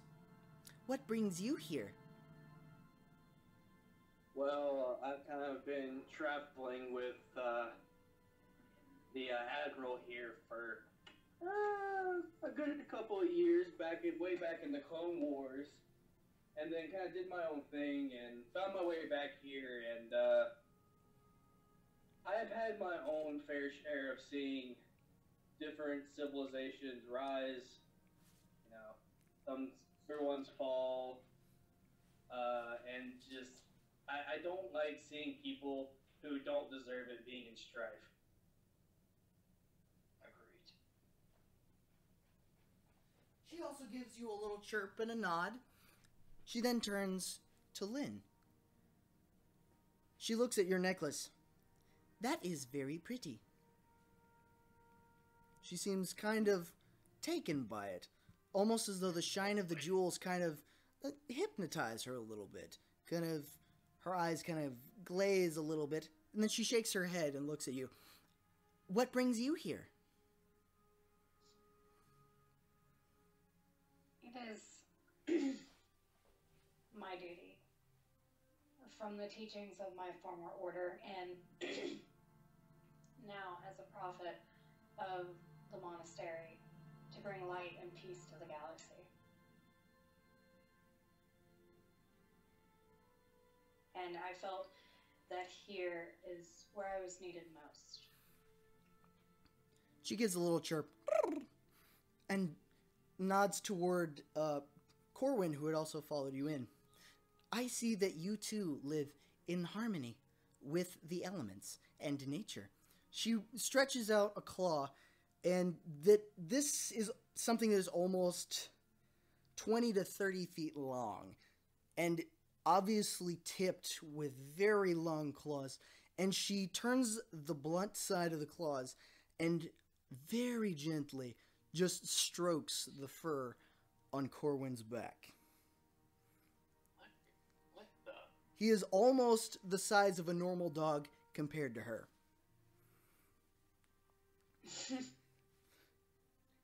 She then stands straight up. I would that you would begin immediately to fix our problem. She turns to the Keeper of Victory. I expect results quickly, please. The Bringer of Victory bows and says, I will do so. And then turns to leave. We have been introduced. It is time for us to get to work. I'm not in agreement. You then hear a doom, doom, doom, doom outside of the wall. As you turn to leave, the doors open, and you see what's gathered there, a motley collection of different beings. Some human, some Rhodian, some Twi'lek, some Gamorrean, a whole host of different beings. And the Togruta foreman, Elda, is just standing there going, "Word's got out. You guys are here." And, well, one of the humans stands up. "Yeah, I heard that you guys were going to go after what was out there. Count me in. They took some of my buddies out there. I'm looking to get some payback." One of the Gamorreans squeaks in the background. A Rhodian steps up. My wife went missing. I would like to see if she's still alive and come with you. Then a whole host of the other members of the crowd just start yelling, "Yeah, I want to go. They took my son. They took my sister. I want to fight again." And there's now a ruckus outside of this Colloquoid Hive of this crowd of like 20 to 30 people that is all clamoring for your attention. Banis just kind of walks over. Looks like I gotta do this again. Hold out grenade again. No, the confetti grenade! At this point in time... I would like to use Mind Trick, actually. Ooh. In And what... Okay. I have improved Mind Trick, so it works in a cone from my point. Excellent. That would catch most of the crowd. That would catch most of the crowd. Go ahead and roll me a use the force check. Alrighty. Sweet.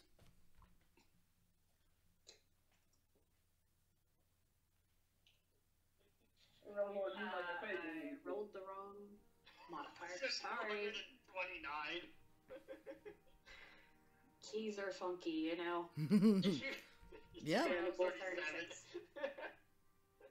Keys are funky. I was about to say, hey, Ariel, this is a Warhammer.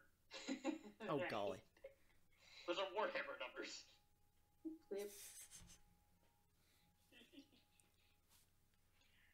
That actually probably would be a very low Warhammer K number. Probably. Alrighty. And there we go. Oh boy. Alright. So, remind me, what was the number you rolled?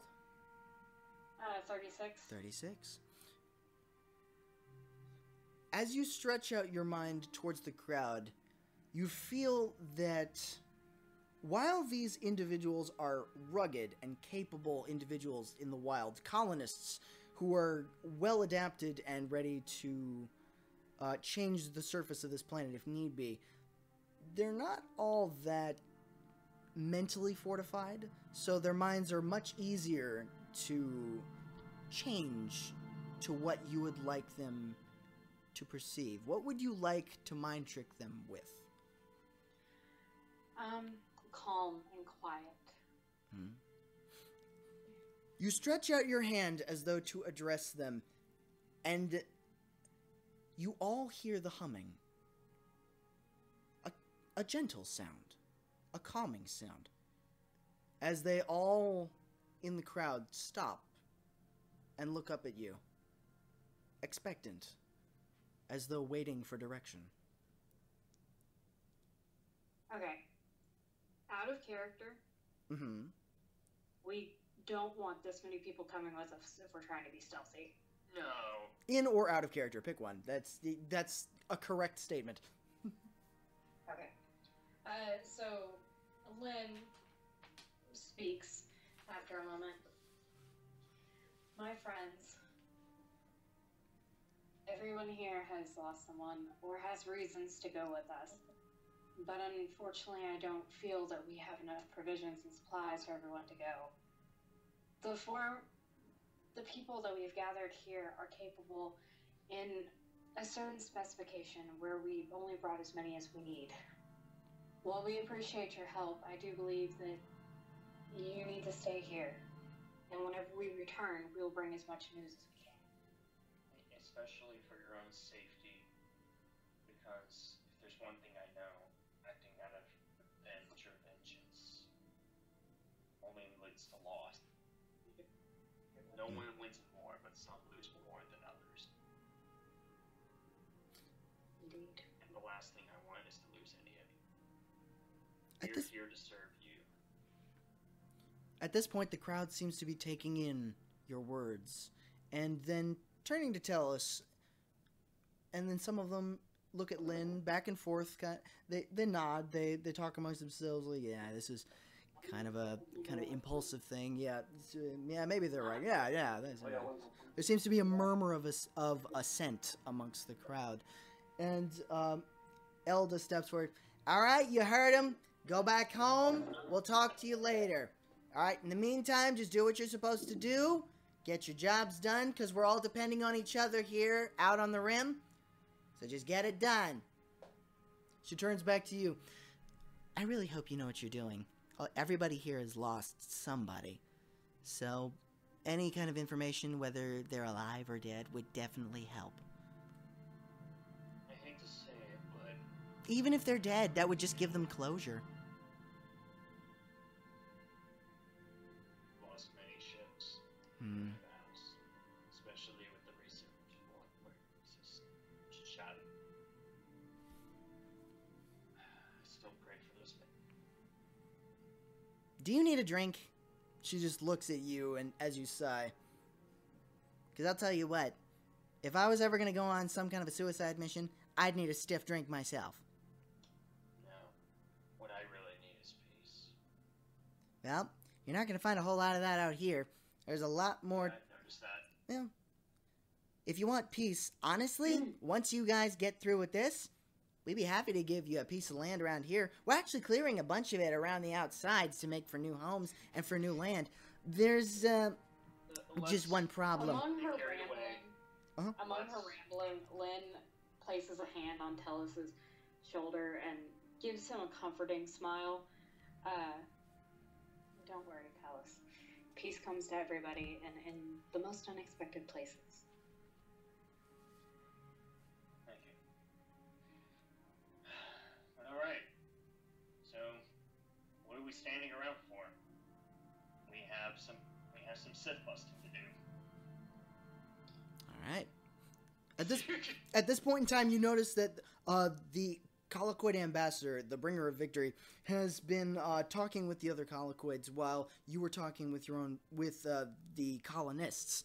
And as he goes back and forth, you see a few of the Colicoids come off of their tasks, and you see a couple of the bigger ones step out and join him. They walk on over. These are some of my surviving warriors. They will come with us. They are quiet. They are capable. Very good. You also notice one of the smallest one, who was the one who was waiting for you at the makeshift spaceport. The one with the tube for an arm, is also amongst this group.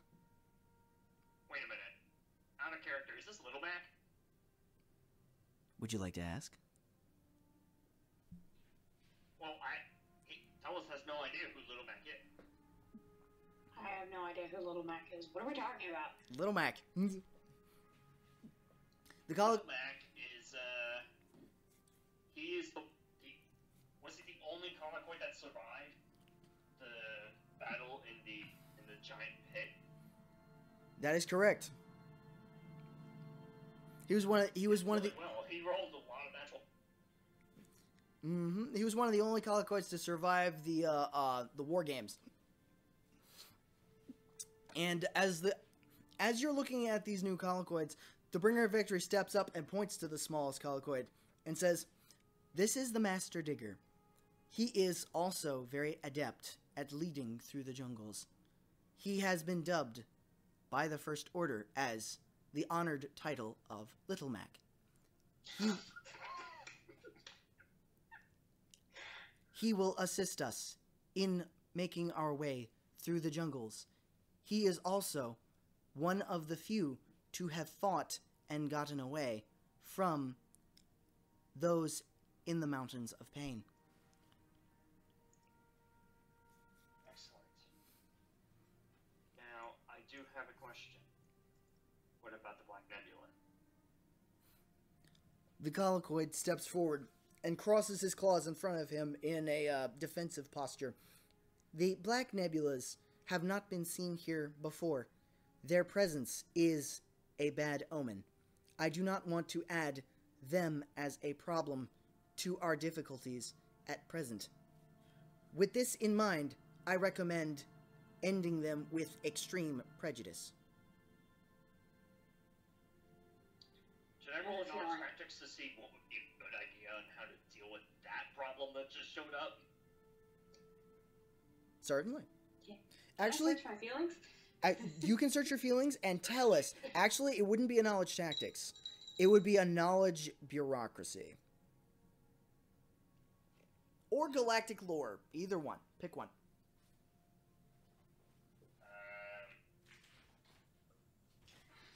Both of them would give me the same.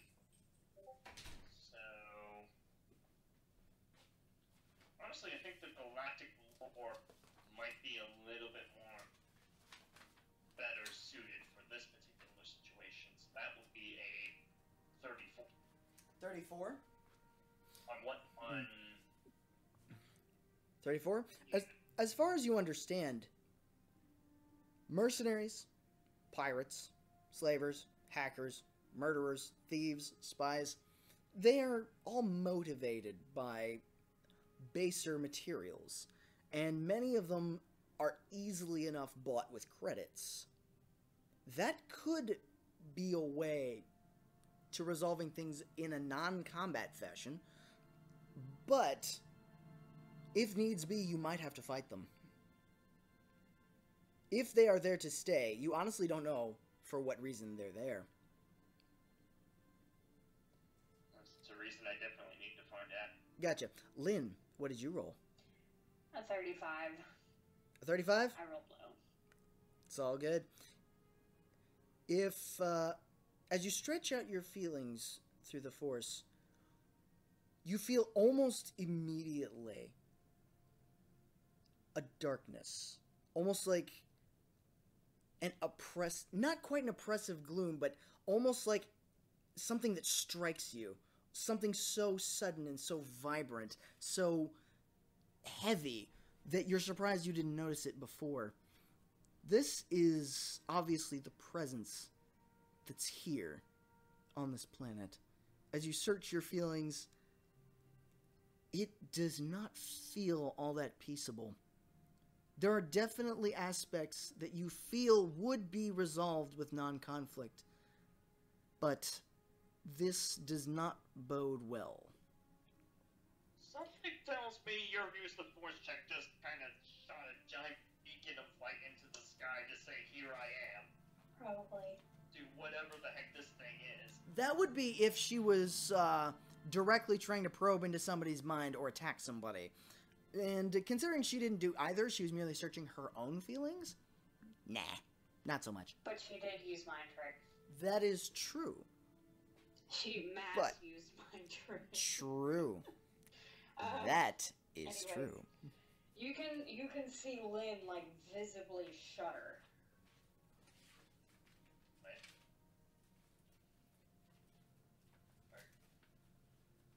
I can't hear you, Steven, sorry. What did you see? I didn't see anything. I haven't attempted to see anything since the prophet's warning. I can feel it though. When you say feel it, yes. can you elaborate a little bit more on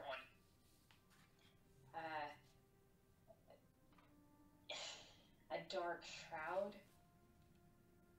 Whatever it is that is here and controlling things.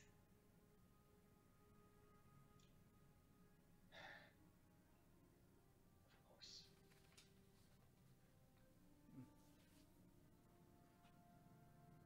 The bringer of victory steps up. Are you all right? Lynn straightens herself. I'll be fine, thank you. She tells him. Good. We must be ready to move. Bring all equipment that you need with you. We set out immediately.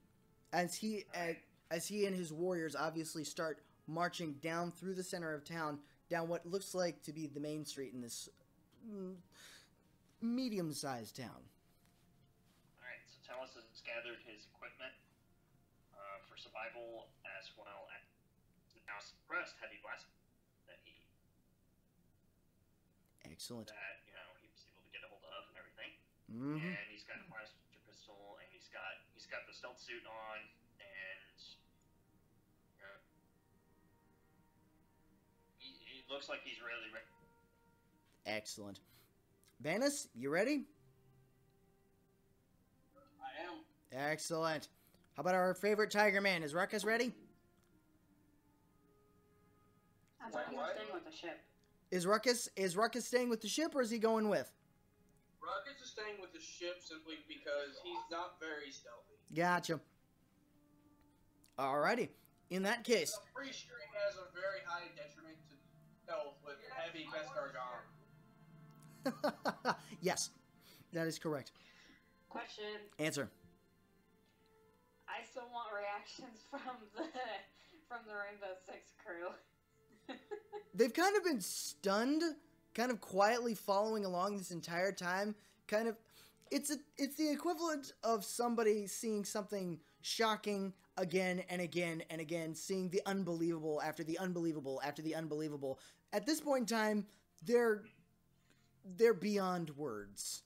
The Twi'lek has just got her mouth open, watching this whole thing going by, and the scout trooper is just sitting there muttering himself something about, it's all a mid, it's all a mid, it's all a mid, it's all a mid, it's all a mid. Is he kind of... Can I sense that? Huh? Can I sense him freaking out? Oh, you can sense them both freaking out. It's palpable at this point. It's very easy to see. If it won't derail things too much. Oh, they're not far away. They're like maybe 2 steps away. They are obviously afraid of being separated from the group in this strange environment. One of them's a trooper, right? One of them is obviously in the armor of a scout trooper. That is correct. I'm going to approach the trooper first. Yes, ma'am. It's all a mid. Baby? It's all a mid. It's all a mid. It's all a mid. It's all a mid. It's all a mid. It's all a mid. It's all a mid. It's all a mid.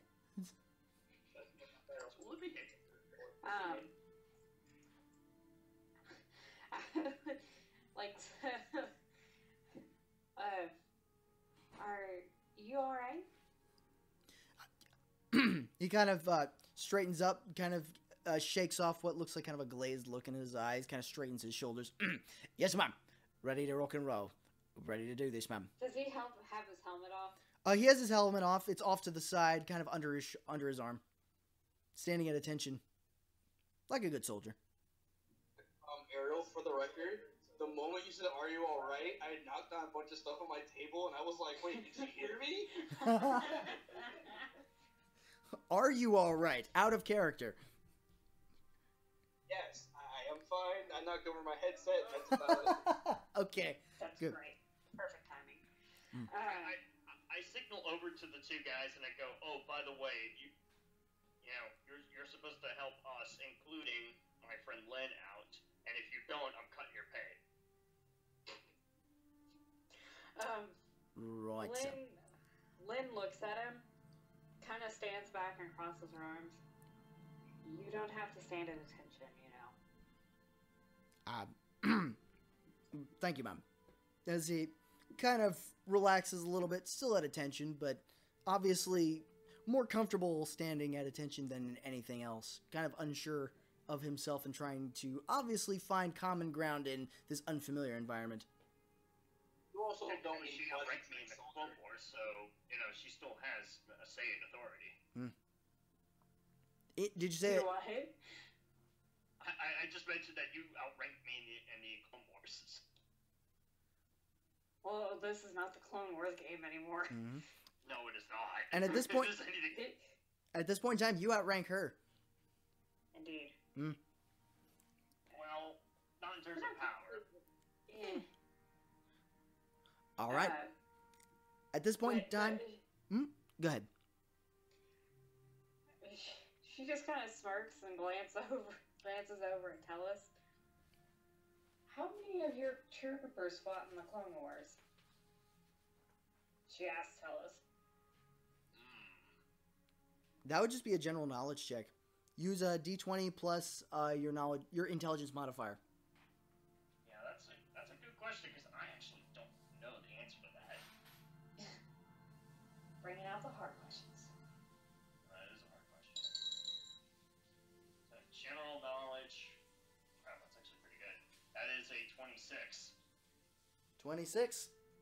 Yeah. Having gone through the rosters and having both supplied and applied weapons, materials, medical supplies, and gone through the Imperial military your entire life, you would have to say that a lot of the clones from the Clone Wars and a lot of the troops from the original Clone Wars are either dead, in the middle of dying, in the middle of the Empire tearing itself to pieces, or part of the maybe 20 or 30 men that you have left back on Chinua. Well, Depending on how many survive the crash. let's just say that. Let's just say that they're in many different places. Some more unreachable than others. If you understand what I mean by that. Of course.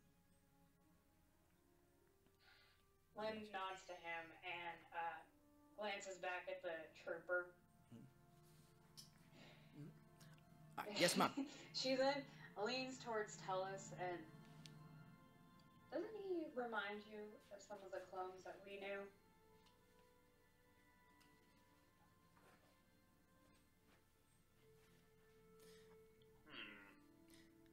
As you take a look at this young man, he seems to have a human, blonde hair, kind of a goatee. He's got the same youthfulness about him. He's no clone by any means, but he definitely has a form of military rigor about him that you can't quite shake as familiar.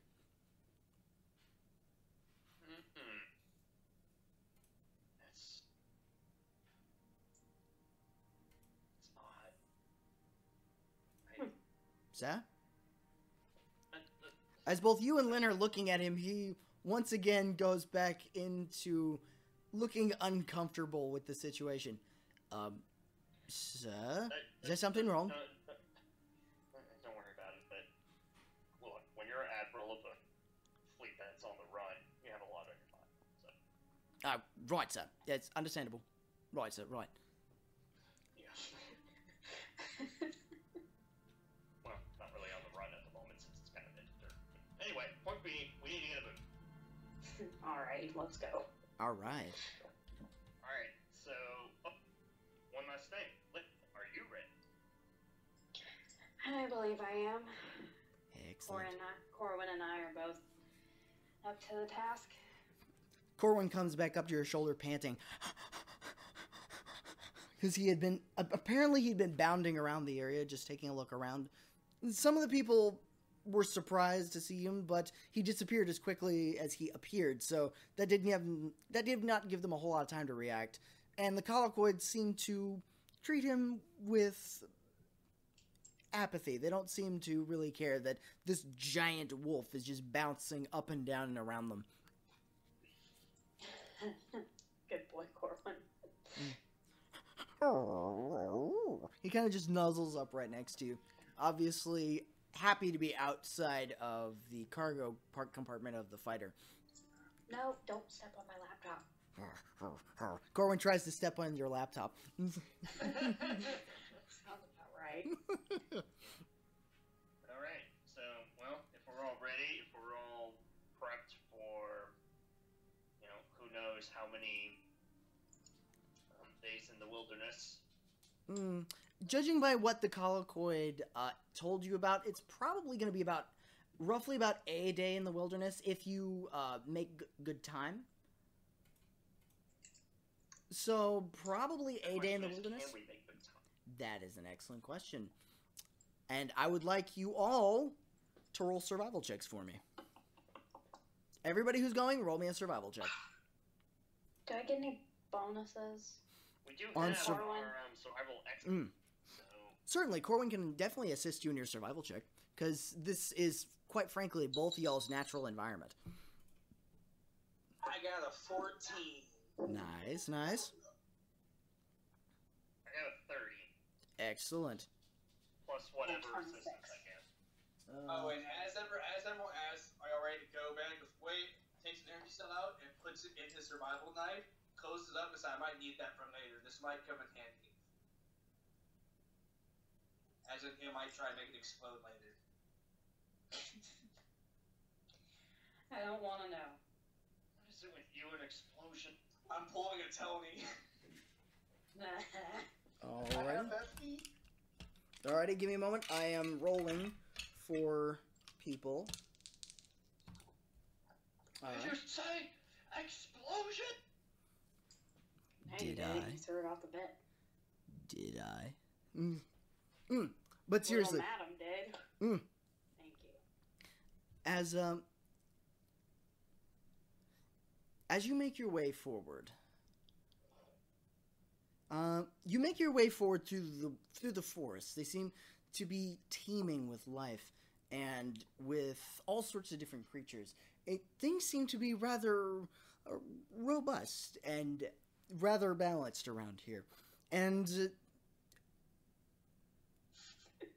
as you make your way forward, one of the scout trooper goes forward. Oi! Check it out! I think I found what we're looking for over here. And as you all take a look, you see this wide path that hadn't been there before. And obviously trees scarred with blaster fire, with different splatters of all sorts of different kinds of blood, but no bodies. Wait a minute, how do we know it hadn't been there? How do you know it hadn't Never been? been here. Well, it's kind of obvious, sir, if they've got a problem and they've got a lot of going on, sir. One of the colloquids walk up. You recognize this as Little Mac. He comes up in front of the trooper, chirps a little, and then you hear a growl. And this, you realize, is coming from the little colloquid, who is obviously displeased. Little monocles say, yes, we fought here. It was bad.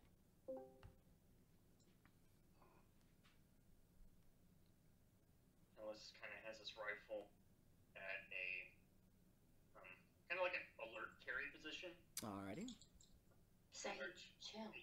You know, he's ready to draw it quickly if, I mean, it's still kind of, you know, he's not like holding it, aiming down the sights or anything, but he's kind of holding it in a way that he can get it up pretty quickly. It's at the ready, just in case.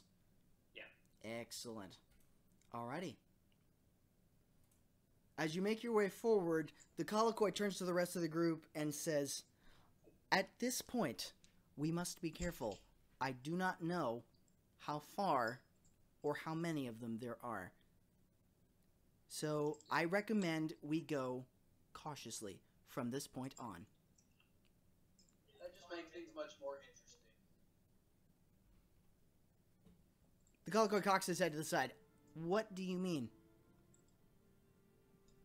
Well, you know, a tad bit of danger thrown in with every event is always fun to go with, you know? The colloquy looks at the bringer of victory, who says, I would very much like if we go quietly, please. Yes.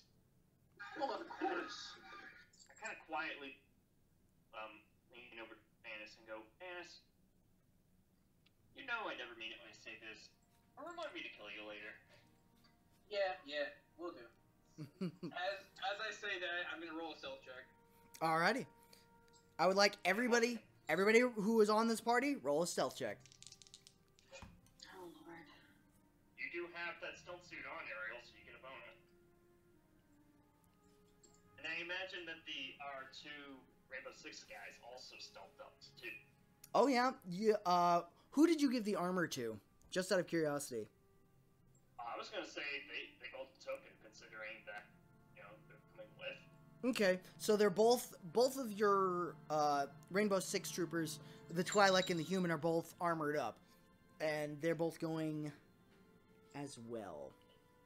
Okay, what was the bonus from the suit? +5. Okay.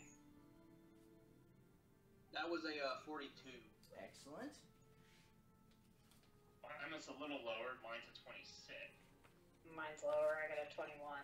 21.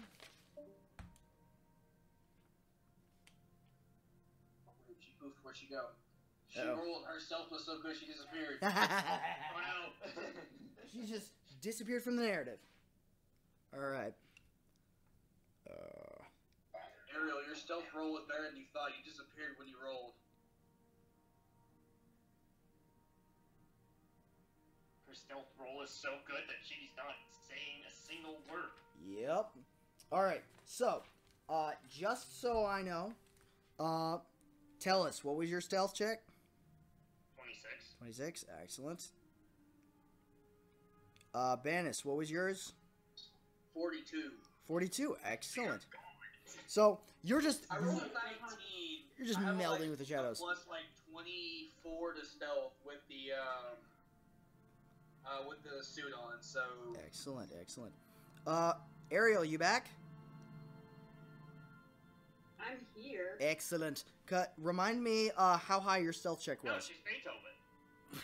21. 21? Excellent. Alrighty. As your party makes your way as quietly as you can through the woods, things start to get a little darker. The trees become a little more sparse. A little bit more thorny. They become more almost hostile looking. They become... And it's at this point in time that you, Lynn, start to feel that same almost oppressive darkness just sitting on the back of your mind. Almost like somebody who's having a constantly bad day just all the time. And it seems to permeate your senses simply in that you are attuned to this. And as you go forward... I have no idea. Out of character, I'm like, oh no. No, in character, you're just taking a look around. You just see everything around you.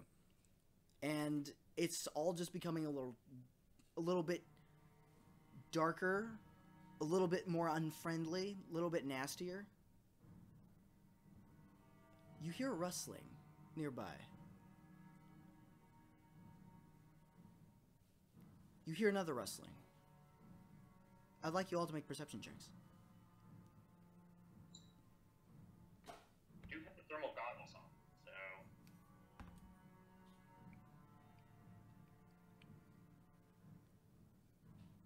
Thermal goggles give me a plus 10 to perception. Thermal?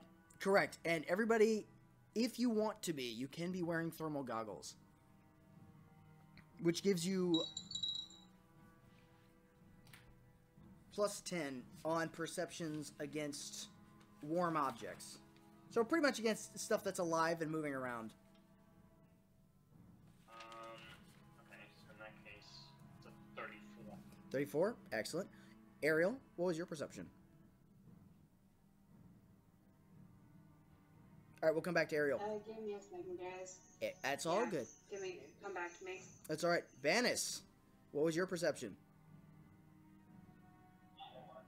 23. 23. Excellent. Banis, you're hugging the shadows and keeping out of sight. And as you look around, you don't really hear anything. It doesn't seem to be a lot out of place. This is kind of an unpleasant place that, as you look around, this is kind of a nasty-looking forest floor, kind of mucky and almost mud-like, but as though it's been dried over from far too much dry air and not enough water. And Oh, no. Telis, you hear a rustling. You turn to the side. You hear leaves rustling. And as you look, you see a shadow go from one tree to another. Ariel, what was your perception check? I think she had to step away for a second. Gotcha. So Well, we're gonna let her assume. do her thing, and then Excellent. You see Lynn turn over to the side and take a look. You see the scout trooper quietly as he can just come stepping up behind you. Sir, I don't think we're alone. I think there's other thing here. yeah, Sorry 41. about that, I gotta leave. That's what Lynn. It's all good. All right, Lynn got a 40. Oh,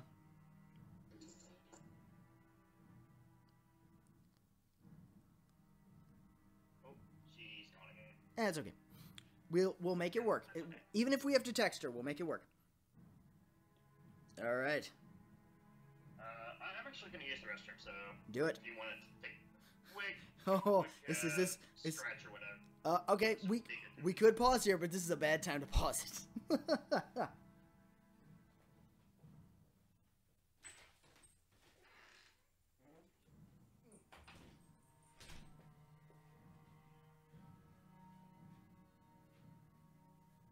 Alrighty.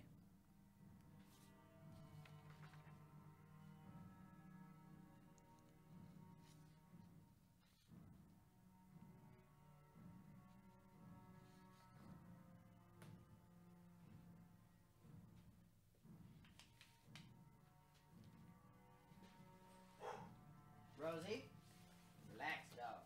It's just cats.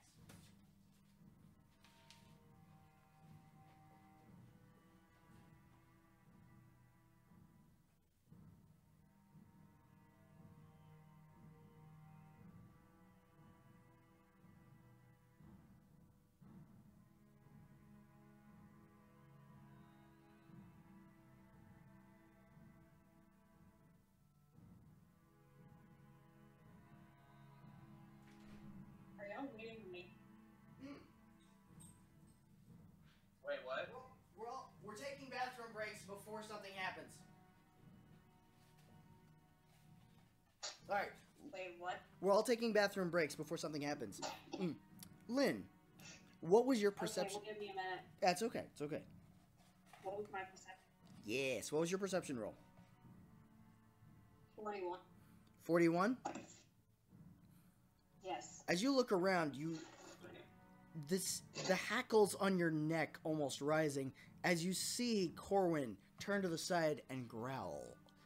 As you see what looks like the shadow and red eyes look out at you from the darkness before it disappears behind a tree. Can I draw my lightsaber? Absolutely. Would you like to ignite your lightsaber? Not yet. Alright.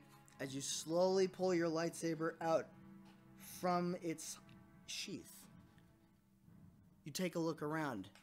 The forest has suddenly gone very still, very quiet. And then all of a sudden, out of the darkness, you hear something. You hear a growl of some sort of animal over to the left.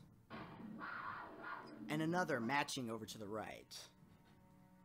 As you turn to the side, you see there's more than one of them. There's 2, 3, 4. Several dark shapes come out of the shadows as you see these long, black-furred animals, roughly about the size of Corwin, just come slowly stalking out of the darkness. Their cover obviously blown.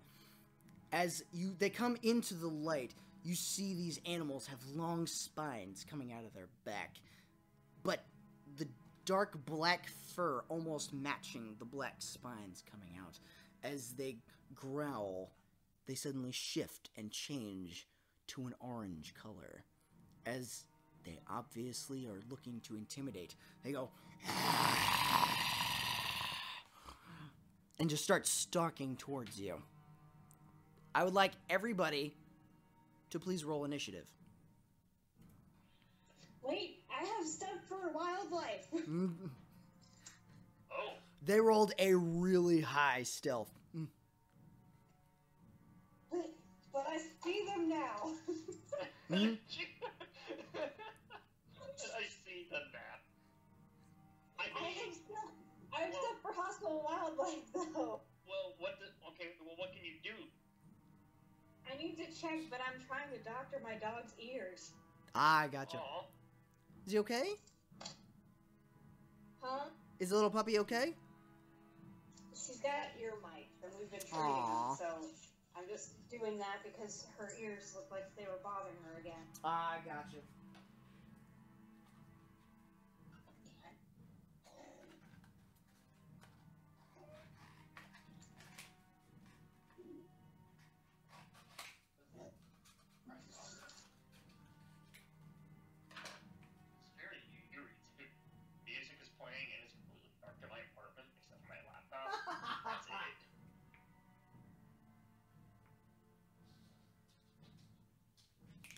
Alrighty. Alright, so before I roll initiative, I want to see what Len can do. I at least want to hear. Alright. Just for mechanical purposes. Yeah. Yeah.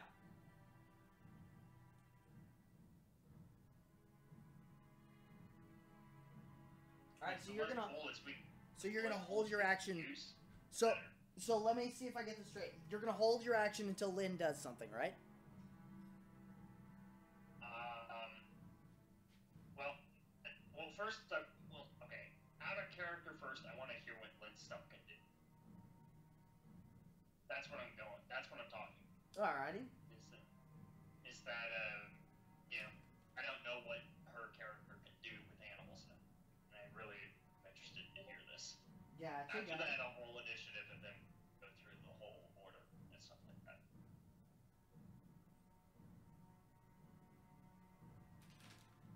I just want to see, because if she can do something to end the encounter before we even have to roll initiative, gotcha. then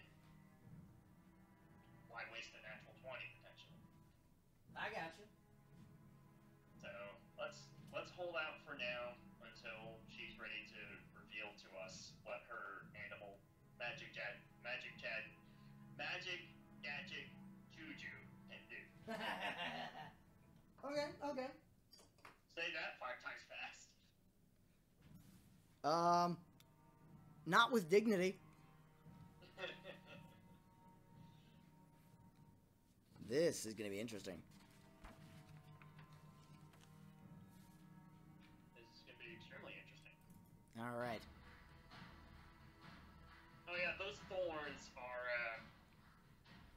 again, tells us no freaking idea, but, the inner photon that is kind of sitting in the back of my mind, and is Yep.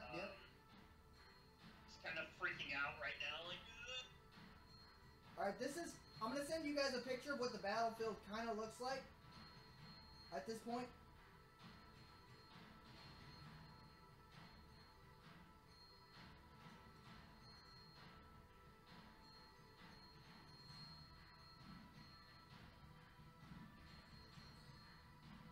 The orange critters are going to be the critters that are coming out of hiding to attack.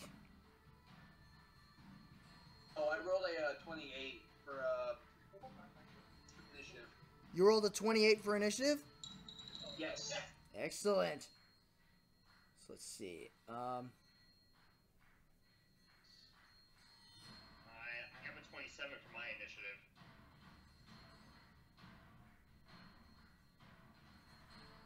Alright. What did Lynn roll? We're still waiting on her. It's all good. Dog stuff. Gotcha. Well, I'm going to roll for the Panthers. Those are some big panthers. Though they're the size of Corwin, who's the size of a horse. So yes, these suckers are freaking huge. The orange snakes are also panthers? The speeder bikes?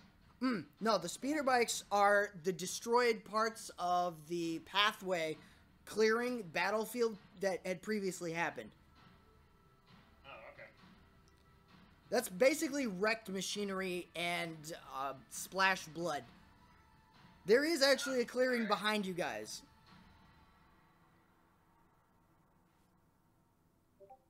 I see that you've exchanged Telis' figure for some guy.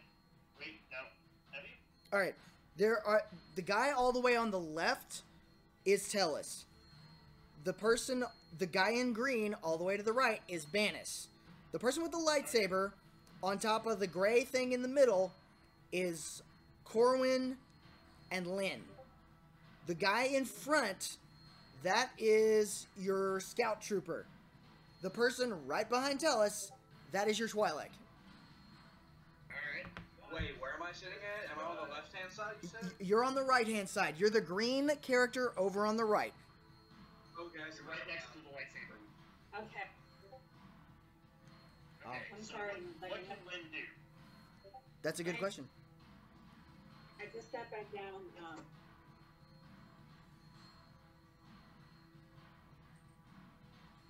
Let me.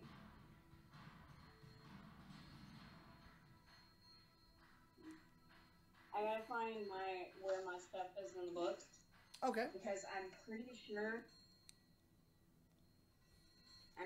Entreat Beast gives me an aura around me that affects animals. Ah, that would be nice. Think of that. Huh. I'm sorry for going in my Sage's ears were bogging her, and I really need to treat him. It's all good. Life comes before game. Granted, if we can... I'm just trying to keep the mood. Just trying to keep things rolling. Oh, I understand. This is good. It would be so much better if you guys were here in person, but hey, I'll do what I can with what I have. Hey, it works. Besides, this is kind of cool in that you're sending orders to a bridge. Yeah. That reminds me, when are you coming back in town, Steven? Christmas? Gotcha. Yeah, so Christmas break. Note to self, Christmas. Gotcha. Be in California in October, but... Gotcha. totally different. Yeah. I don't know if I'll be here around Christmas time. I'm not for sure yet. Huh? Ooh. Oh, I almost forgot. Ariel, what was Lynn's initiative roll? I didn't roll one. Okay. I was doing the dog stuff. Gotcha. Could you roll me a quick initiative, pretty please? Can I find my thing real quick? Yes. Yes. Sorry, my apologies. I thought you'd found it and you were scrolling through it. My bad. No, I'm trying to get to What things. what you looking for? I can help you. I got some books. Let's see. I'll see what I can do to help. What you looking for? Animal handling of some kind? Let's see. Let me look under the Omega Dex. Do. I thought there was something that Yeah, there should was be. like an aura around her. Yeah, it should be something under like Beast Handler or something like that. Well, I'm in the Beast Warden talent tree and I'm looking. Ah. Well, even if not, you could definitely try to persuade these creatures not to attack you. It's Soothing Presence, which I didn't take. But I do have Charm Beast, so I can attempt that. Could you read Charm Beast to me? That way I know what I'm looking at. You may use a force check in place of a persuasion check when attempting to change the attitude of an undomesticated creature with an intelligence of 2 or less. Additionally, you do not take the normal -5 penalty on the check if the creature can't speak or understand your language. Excellent. Tapping into the creature's psyche. I like it. Indeed. Excellent. And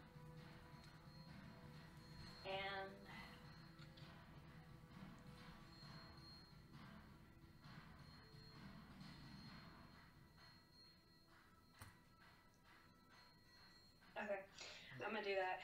Do it. Can I do that, or do you want my initiative roll first? I'll tell you what. Give me your initiative roll first, because if you roll high enough, then you're going to be going first and doing whatever you want. But if not, that'll change a couple of things. Okay. 28. 20. Nice. 28. You and Banis are going at the same time. All right. So here's how I'm going to do this. Wait, whose dex is different? Whose dex is higher? That was my next question. Whose dex is higher? What do you have? I have a 20. Yeah, his is higher. All right. Really? Banis, you're going first. What would you like to do? To be fair, these you did not see any of these critters, and so they are literally just coming out of the shadows. Do I see any of them right now? At this point, you can see 2 of them.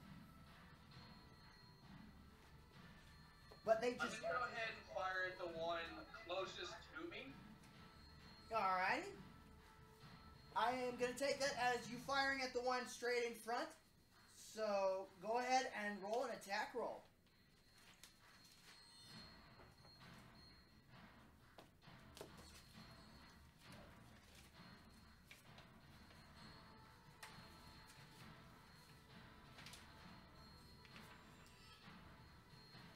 That's gonna be a 34 to hit. 34? Yes.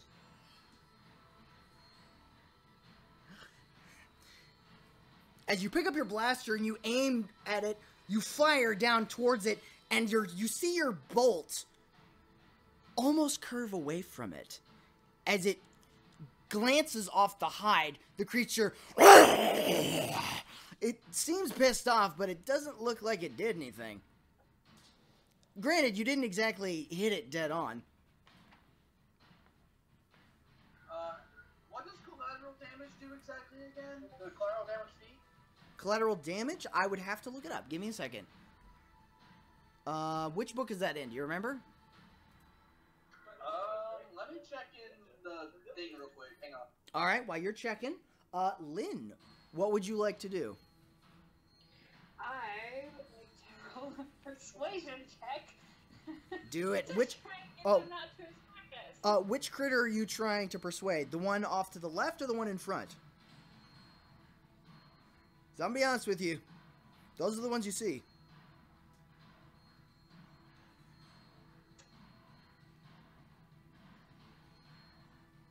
The one off to the left of me, I suppose. Alrighty. While Banis is shooting straight in front, you turn off to the left, looking over Telis' head, over at this creature with red eyes and now orange fur stalking towards you.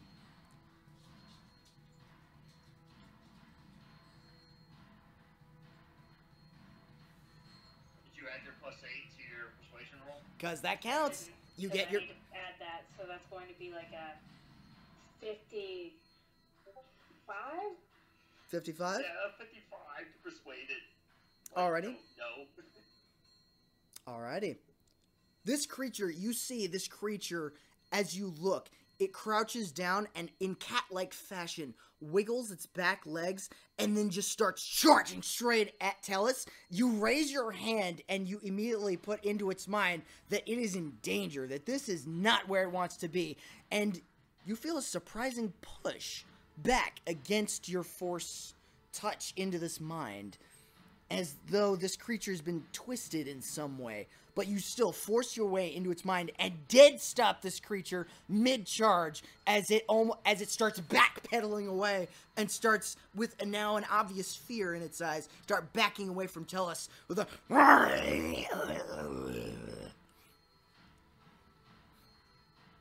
Alright, Telis, you just see this critter come barreling out of the shadows to your left, to only stop in its tracks right short of you and just start backpedaling dirt right in front of you. What would you... This thing is quite literally the size of Corwin.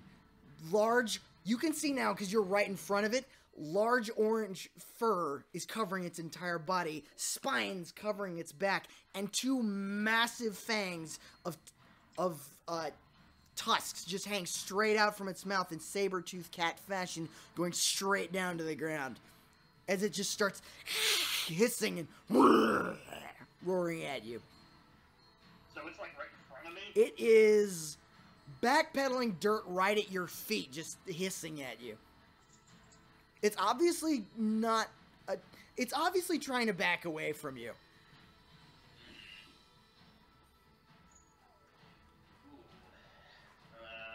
So it's trying to back away.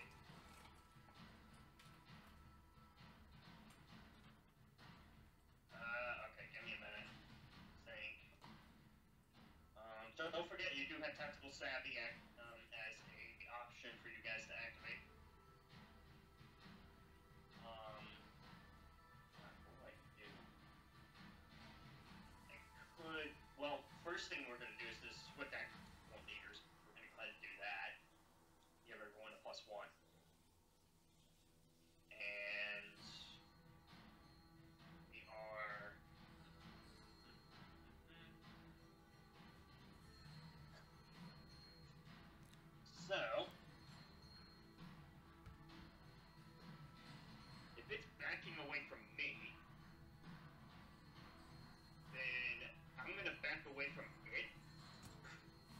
Okay, how many spaces?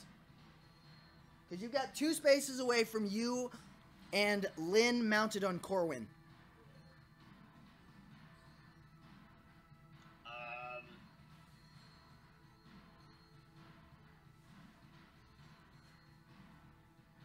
I'm gonna go the 2, so I can get the maximum additional cover bonus. Alright. Reflex. You back up a little further, getting some distance between you and this creature. And I am going to go ahead and shoot at the one that Banis initially shot. Alright. Load and fire.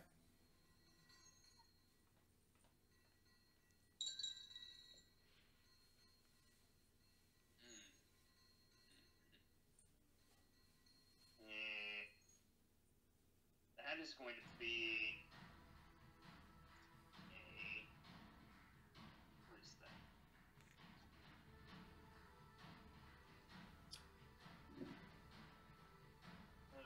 31? 31. Your shot also, you bring it up towards this creature and fire. This one also hits it right below the cheek, but it also seems to not really find any purchase on this creature's hide as it just glances off. This creature now turns toward and look at you with a very unhappy, but not very badly hurt. Its fur seems to singe a little bit, but it doesn't seem injured.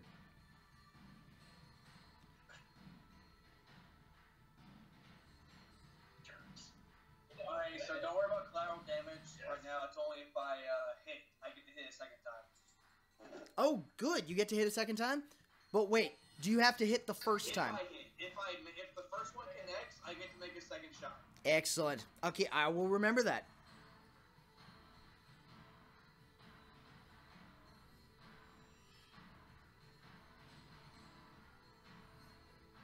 All right. I kind of, as my free action, I'm gonna go.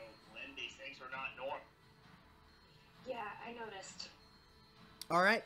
At this point in time, you look behind you and you see the colloquids that had kind of been lingering behind to look around at the wrecked vehicles and wreckage around them. And you see them running up towards you, and you see a couple of them gesturing towards you and hissing. As you watch, you see them start running towards the bushes on either side of you. All right, the colloquids are now in the fray. And at this point in time, it is the Panther's turn. This time, from the sides, you see 2 others from the bushes assault the colloquids that are running at you, turn to the side, and get bowled over by this massive critter, and just tackle the colloquids on either side in what looks like a coordinated attack.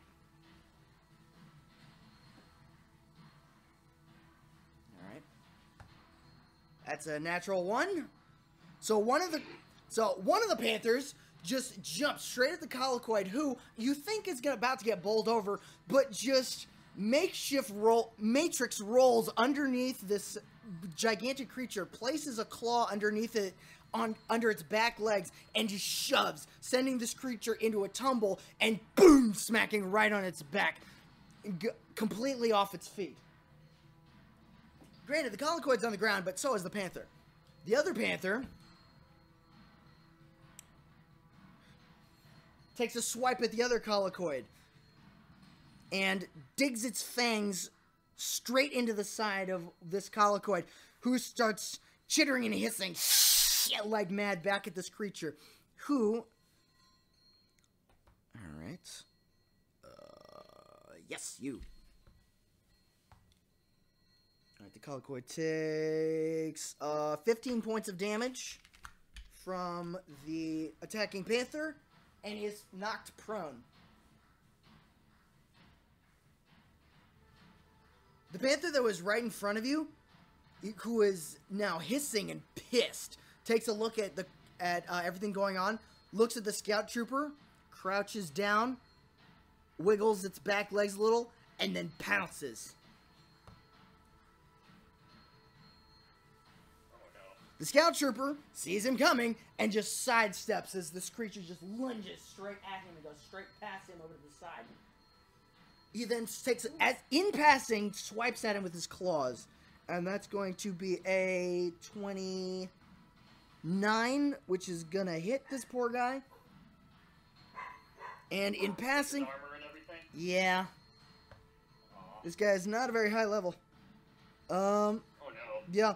As the claws rake across his face and dig straight into the armor, just cutting away plastic and metal, as you see a gout of blood come out and the scream from the trooper, "Ah, son of a!" Should get DR though, right? Yeah. Okay, so that helps a little at least. Alright. Alrighty. It is now Banis' turn.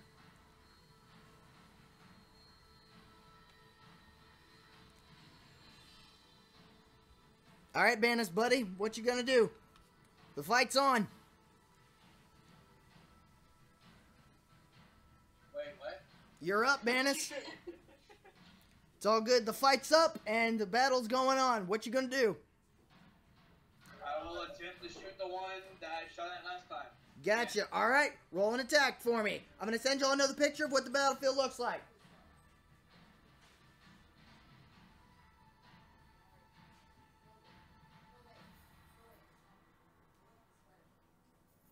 That is a 37 to hit. 37. That hits. Alright, as you lower your blaster in place, you aim right at its center of mass. I'd like you to roll damage. I'm also using rapid shot as well. Excellent. And I have trigger word from Gunslinger, so I don't hit the villain. Excellent. That's gonna help. Linda's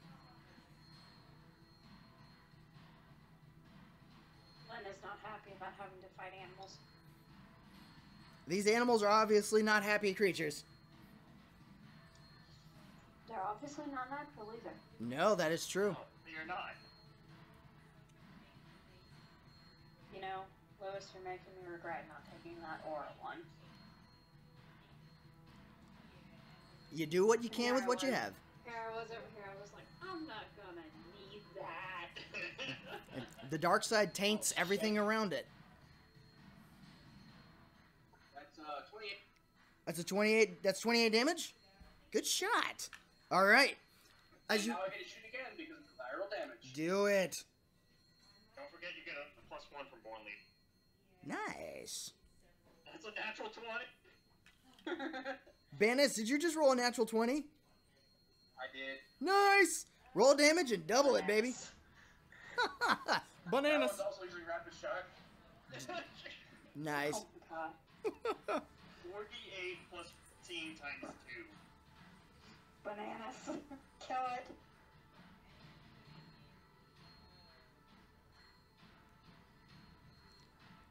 Bananas. How much damage is that, Bananas? One moment, I'm still back up. Okay.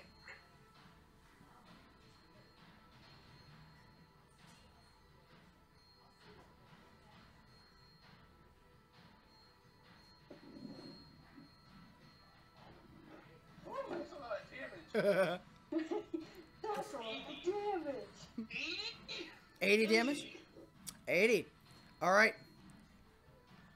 80 total in addition to the 28 that you already did?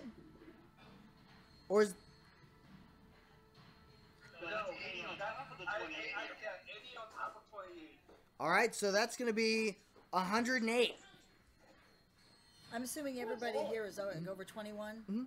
Go see The Spy Who Dumped Me. It's very, very funny. That's my Raunchy mom. as all get out. Yeah, that's my mom. She has no sense of atmosphere or combat savvy. It's No, okay. Go see The Spy Who Dumped Me. This is very funny, but it's raunchy.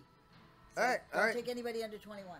All right, as you lower your blaster pistol, aiming right at the center of mass of this creature, you fire, just unloading straight into this creature who's just taken a tumble, just swiped past your scout trooper. This creature, you see now blood start coming out of its shoulder as where your shot's connected, and its side. It takes It stops looking at the scout trooper and looks directly over at you. Eyes literally glowing red as it opens its mouth and makes a fanged roar at you. It seems injured, but it does not seem like it stopped. Seems like it might be close, though. It might be close, though. You also notice that the fur took a little bit of the damage. So your blaster shots didn't quite impact the way you'd hoped.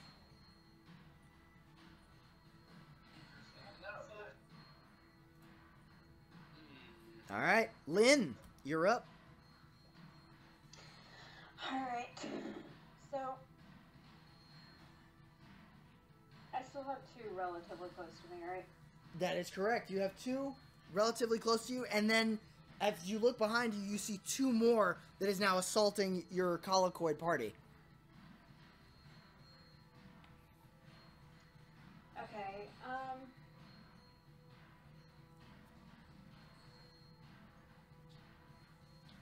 I would like to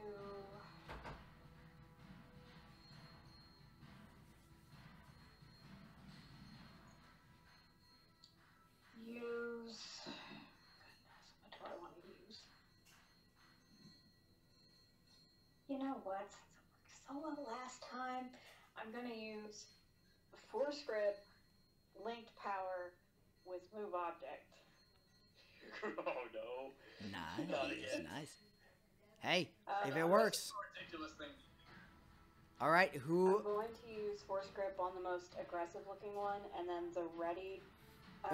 Well, the most aggressive looking one, honestly, as you take a look around, you see that all of them look aggressive, but the most aggressive appear to be matched both by the one that's severely wounded in front of you and the two behind you. The least aggressive is the one that you made a appeal to through the force to your left. Okay. Well, I'm going to use Force Grip on the injured one closer to me then. And Not what I meant to do. that's loud. My bad. Sorry about that. And, yeah, I'm going to ready Move Object for whichever one gets closer to any of my allies for next round. All right, force grip on the one that's most injured directly in front of you. Yes. Excellent. Let me roll that real quick. Go for it.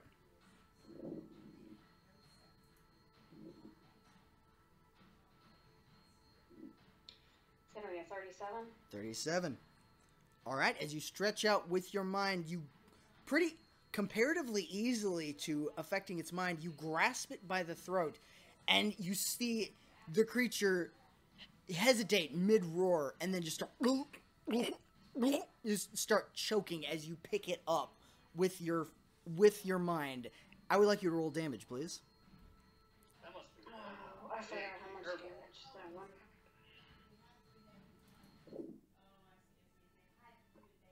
This panther has one giant hairball. Yeah. It's a bad kitty. Very bad kitty.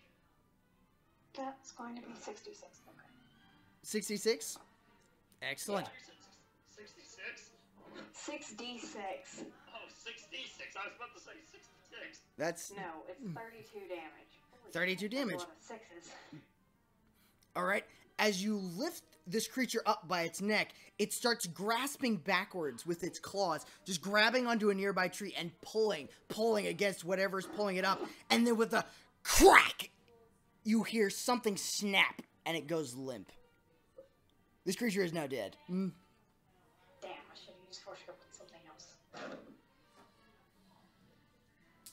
hey, Oh well. there's now still all of us. One down. Only 3 of them. All right. All right, Lynn, that was your force grip. You were going to do move object, or were you holding move object for next turn? Move Object is being used with Linked Power, so that activates as a bonus action next turn. Excellent. Okay. I got you.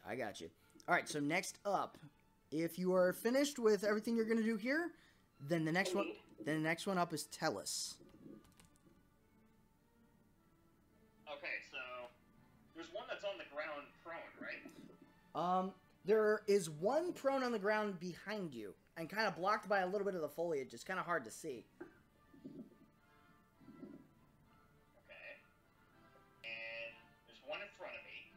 The one in front of me hasn't really done anything, has it? other than growling menacing at you, and then just suddenly backpedaling. No, not really. Okay. And then there's one that is directly behind us. There's two directly behind you. You saw them both jump at your colicoid allies, one of whom deftly got out of the way. The other one just got completely bowled over by this critter who just sank its fangs directly into the colicoid. Okay.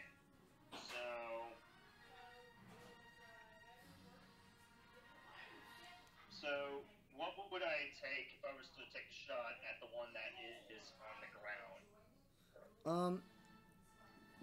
If you were to take a shot at the one on the ground, it would get cover, because soft cover, you can't quite see it. You did see it go down, but there's a bunch of thrashing going on, so it's kind of hard to see. But I can take 2 swift actions to aim and ignore cover, right? You can, yes. Okay. So you can aim at the general idea of where you think it'll be. Okay. And then because it's prone, it's denied its bonus to its dexterity bonus to reflex. True, but you also get a negative modifier at shooting something that is prone on the ground from a distance, because it's a smaller target. But considering it's so big, it kind of negates the negative modifier. That's kind of what I was thinking, because Yep. this thing is, This thing is sizable. Go ahead and make the shot. okay. So I'm just gonna assume that this is just gonna be a strict.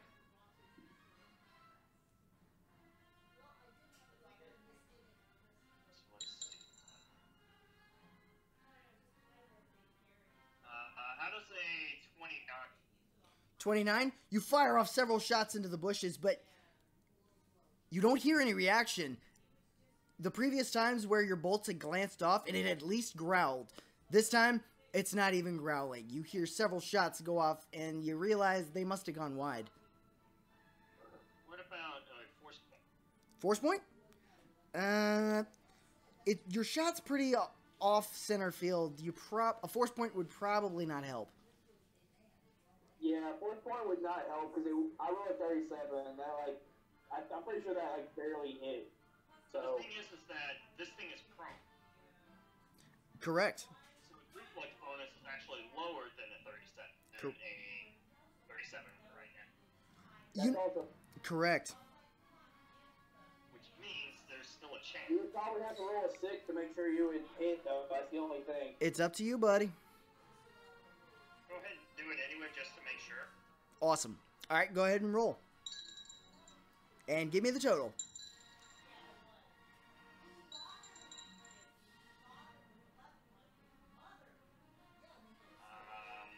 I did get the 6. Nice.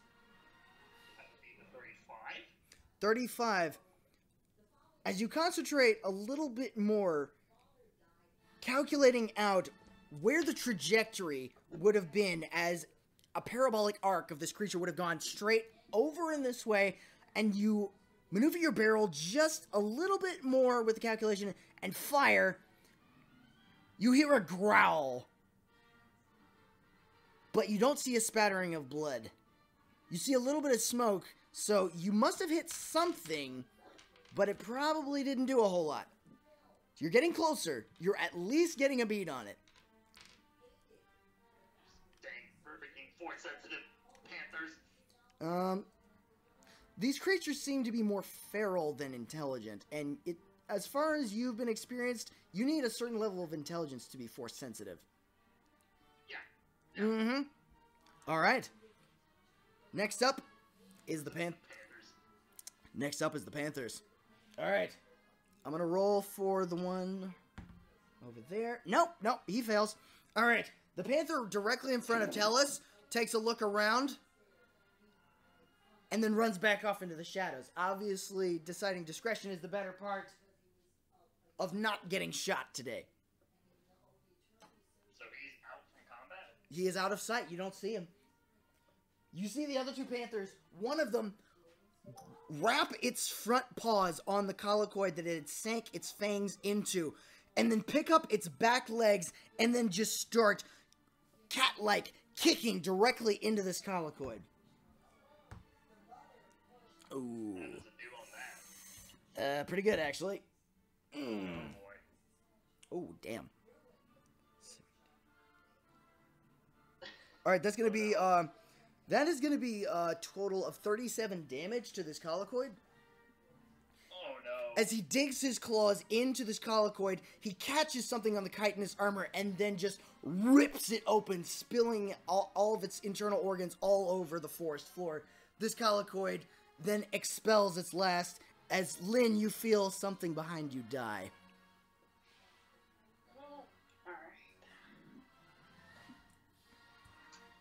Alright. At this point in time, your scout trooper, he's kind of bleeding a little bit from his neck. He's going to take his blaster pistol, go, "Sir, we've got a couple from behind!" And he's going to fire at the panther that Telis fired at on the ground. Natural 20. Nice. Yeah. Hey, scout trooper's earning his pay today. Alright, he's using his heavy blaster pistol. That's going to be 2d8. Alright,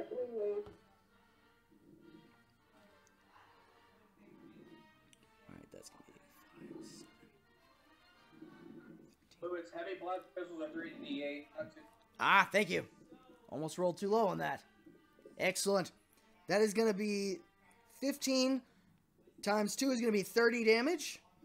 So, as he sees where Telis is firing, he sees a little bit of the smoke, and you see him also fire towards the bushes, and then you hear a deafening as something obviously did not like what just happened to it, as a bolt obviously connects with this creature. Alright, the last panther, he is going to, who has been jilted and thrown on the ground by this colloquoid, is going to use his movement to pick himself back up and just take a swipe at the colloquoid on the ground. Oh, that's an 18. That's a hit. It's not a natural 20, but that's a hit. Alright, and that's going to be 12 damage, as this claw just comes across, raking across this colloquoid's shoulder, catching across some of his armor and spraying his blood across the forest floor. Alright. It is... And the colloquoids coming up last. The colloquoids, seeing their brethren in danger, are going to gang up on the wounded one. They're all... The bringer of victory points at the one that the scout trooper shot and gives out a hiss and a click, and they all just jump towards it, determined, obviously, to finish this thing off before any more damage is done.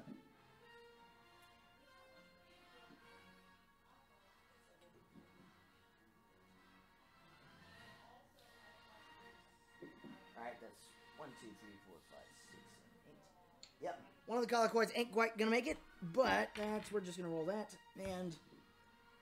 Ooh, that's not good. As the colloquoids dogpile this creature, its huge size and muscle, and just obviously is giving these colloquoids a hard time, as they dig their claws at it, and it bounces off what looks like spines, and its teeth just comes around, and its gigantic head whacks them and knocks their blows to the side. They're not making a lot of headway, and they seem to be having a lot of trouble with this creature. You're starting to realize that this may be one of the reasons why the colloquoids were getting slaughtered, and maybe one of the reasons why your scouts were getting eaten. Alright, next one up. This one up, next one up is Banis. Oh yeah, I have a proton torpedo in my ship. Yeah, and I'm on the ship. Right? He's on the ship. You know what proton torpedoes are, right? They're essentially... Yep, they're essentially nukes. Hey, Banis! Adam! Yeah, photon torpedoes. They're essentially nukes. Adam! Good? Hey, Adam, you're up, buddy. Yeah. Okay, You're up, bro.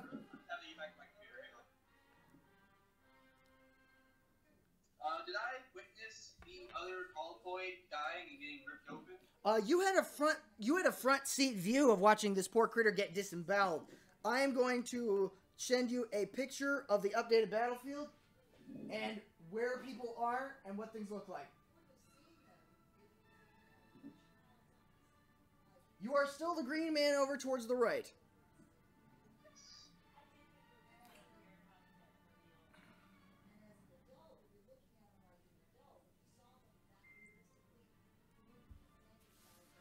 Alright, seeing one of my Holocoid friends getting ripped open, Banis he's gonna get very mad and just lay into the one that just killed his friend. Alright. Alright. Open fire.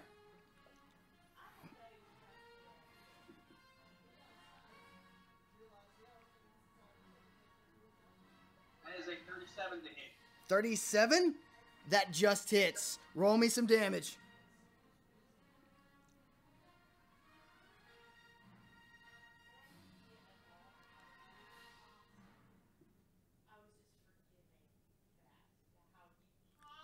You're doing some excellent rolls here, man. That is 37. 37 damage? Excellent. And I'm going to shoot again because of collateral damage. Do it.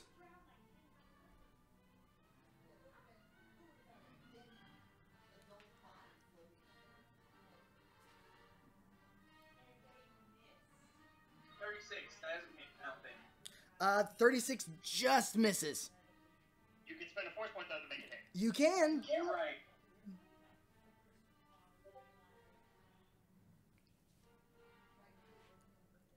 I think it was meant to hit. I rolled all sixes. Nice.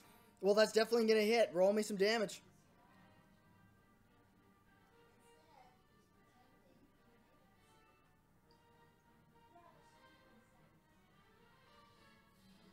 And that is 21 damage.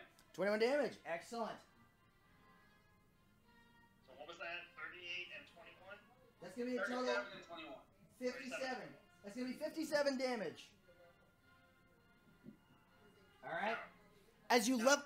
58. 58, thank you.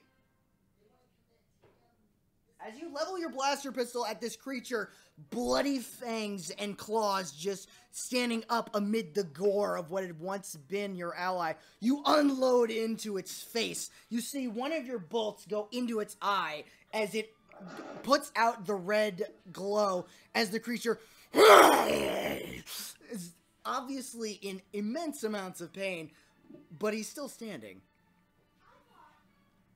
The smoking eye hole turning towards you as its one remaining eye levels at you with obvious malevolence. Alright.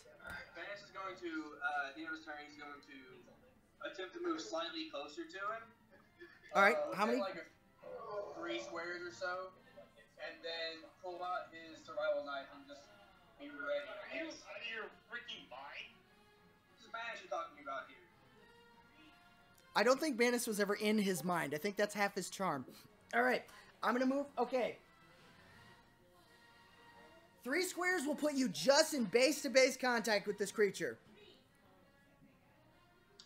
At least 3 squares of it, not 3 squares, not moving 3 squares, at least 3 within it. At this point, you are 3 squares away from it, as of right now. I'll do 2 squares then. Alright, you take a step forward, pushing some of the foliage aside. Stepping forward. Alright, nicely done. And now, after Banis, we have Lynn. What you gonna do, Lynn? Hi. That, extra action that I readied with Link Power Yes? or Move Object will activate now. Do we have 2 of the beasts still alive? There are 2 of these critters still alive. They both seem to be wounded. One of them looks pretty badly, but they're both still standing. They both seem to... I'm going to throw one into the other. Oh, nice. All right, which one are you going to throw into the other? Because at this point, the creature on the left is being dogpiled by colicoids. So you might throw a colicoid if you throw him. But if you throw the other one into the other one, you're going to get somebody smacked into the in-between, and one of your colicoid allies might be impacted. You know, I think they're going to have a better chance if they go flying off of it than if I throw something on them. That's fair. So I'm going to throw the one that's dogpiled at the moment. Gotcha. All right, roll me a force check. 47. Nice! All right. As you reach out through the force, you stretch out your hand towards this creature, eyes closed. You lift up and move your hand towards the other, and mimicking your motion, the creature is picked up into the air, kind of wobbling its legs, almost comically, just trying to find some purchase, as it is suddenly, as though grasped by an invisible string, yanked over to the side towards the other one. Roll me some damage. Give me a second. That'd be a reflex save. Or... I rolled the wrong thing. Give me a second. Yeah, for the colicoids, it's going to be an acrobatics. Try to get the hell out of the way. Nope. That's 37 damage, by the way. How much damage? 37. 37. Oh, no. I rolled really low on a couple of those. Oh, I can believe it. You still did 37 damage to the colicoids. All of them? No, just one of them. As Oh, shit. as the creature goes flying through the air, one of the colicoid that had previously ducked beneath it, kind of watching in awe as this creature is flying through the air, watches as it suddenly gets moved at an astonishing speed, faster than it can get out of the way, and as you watch, one of its paws connects with the colicoid's head, which disconnects from its body and goes flying off into the forest. Oh no! Oh my god! You used a destiny point to avert that? Colicoids don't have a destiny points. So, not really. You spend a destiny point to rotate The good evil in such a way as to prevent that from happening. the good news is, hey, I rolled and he rolled really poorly on his acrobatic save. So, the dice said, and I'm just going with it. So, how much damage? Remind me, how much damage did you do with the move object? 37. Excellent, 37. As you watch these two panthers collide into each other, you hear bones crack as these creatures turn on each other for a moment. One scratches the other as they both horribly bloody. One of them, its limb kind of dangling off to the side in broken fashion. They both get up and they look towards you. They obviously look worse for wear, but they still get up. Give me just a minute.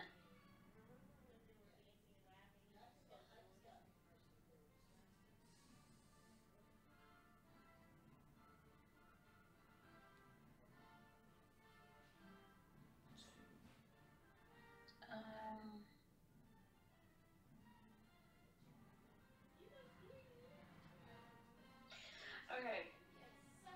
So, I think that I am going to activate Hawkbat Swoop.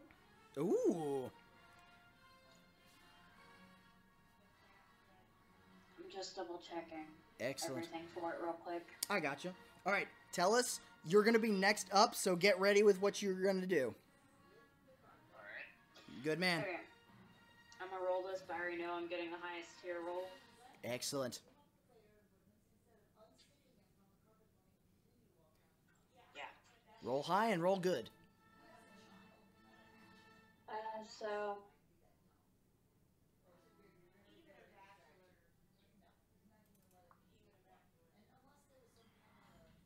So she is going to move. Are they within 8 squares of me? Oh, yes. They're both within 8 squares of you.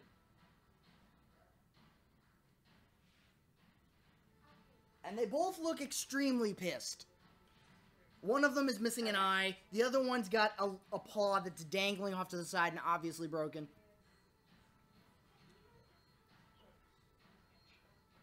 Okay. So she's going to move, basically leap off of Corwin and Alright. run up. I do have quick draw, so she activates her lightsaber as a free action. Excellent. And I'm going to roll attack. Excellent. On whichever one landed on top of whoever. Well, there's one sitting at 72 damage, and the other one is sitting at 94. So the Let's one. go 72. All right. Hit him. As you ignite your lightsaber, One from Telis. as you ignite your lightsaber and start running through the forest, you notice as you pass by all the colicoids just staring at you in looks like awe. Alright, so that's going to be a 39 to hit. 39, that will hit. Roll me some damage.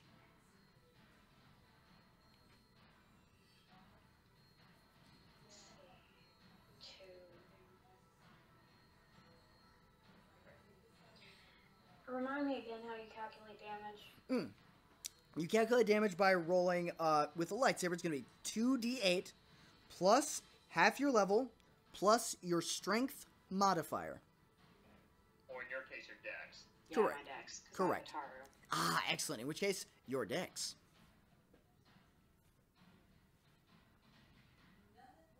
Okay, so that's going to be... Do I get a +1 for damage too?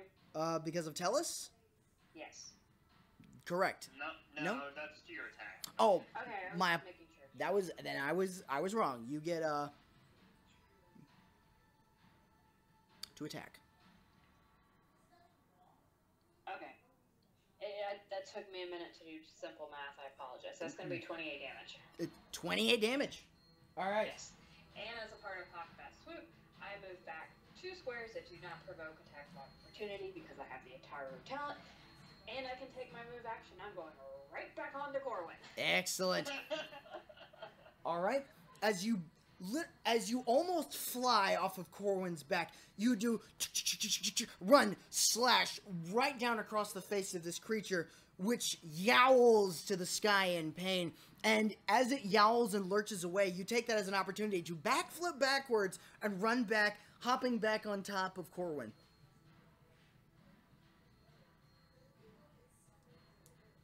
I end my turn. I did a lot. Yep. As you look back, you see this creature is very badly injured. It does not look like it looks like it's standing on its last legs. So it looks like it's in a lot of pain. All right, tell us what you're up. Okay. I'm going to go ahead and I'm going to do 2 things. Uh-huh. So I'm going to use assault tactics on the one that is hurt the least. Yeah. And so if I make a tactics check.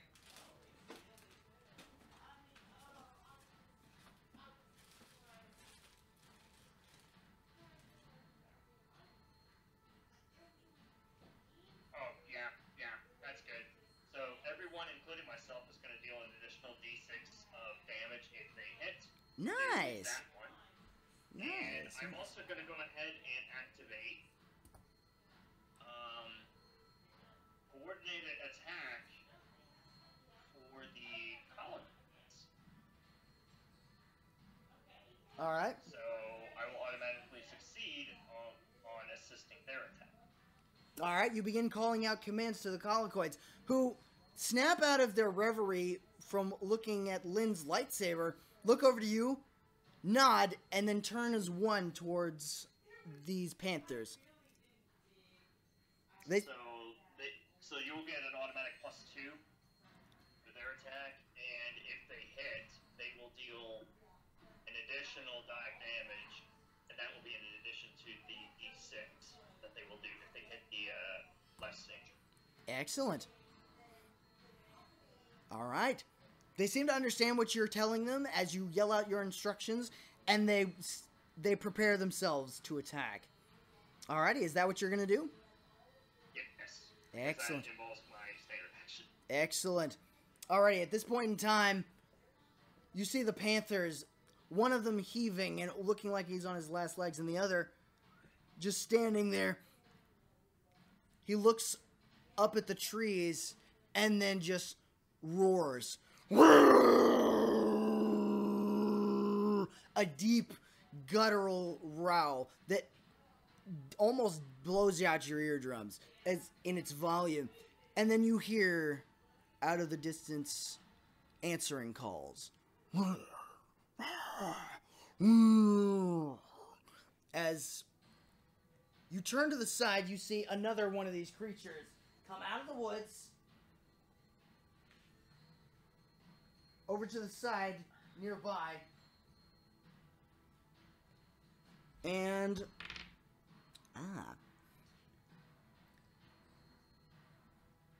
you hear a rustling above you, Banis. As you look up, you see two bright red eyes looking up at you out of the canopy, as this creature looks like it has been stalking you. And looking like it's about to pounce. Alright, that's the Panthers. And the Colicoids, reacting to your instructions, they attack the nearest one. The one that looks like it's injured. They dogpile. Don't forget about the other scout troopers that we have. Correct, they're coming up. Okay. Yeah, they rolled really low on their initiative. The Colicoids attack as one. Haha! This time, they actually strike home. They go through the spines and the fur over into this creature. So they're going to deal an additional die damage. Uh-huh. What they normally do. Correct. And another D6 on top of that. Excellent. And another D6 on top of that. Okay, that's gonna be 22 damage all total, as they dogpile this creature, stabbing it repeatedly, over and over in any exposed hide that they can get a hold of, as this creature just gives one last and then just flops down, lifeless.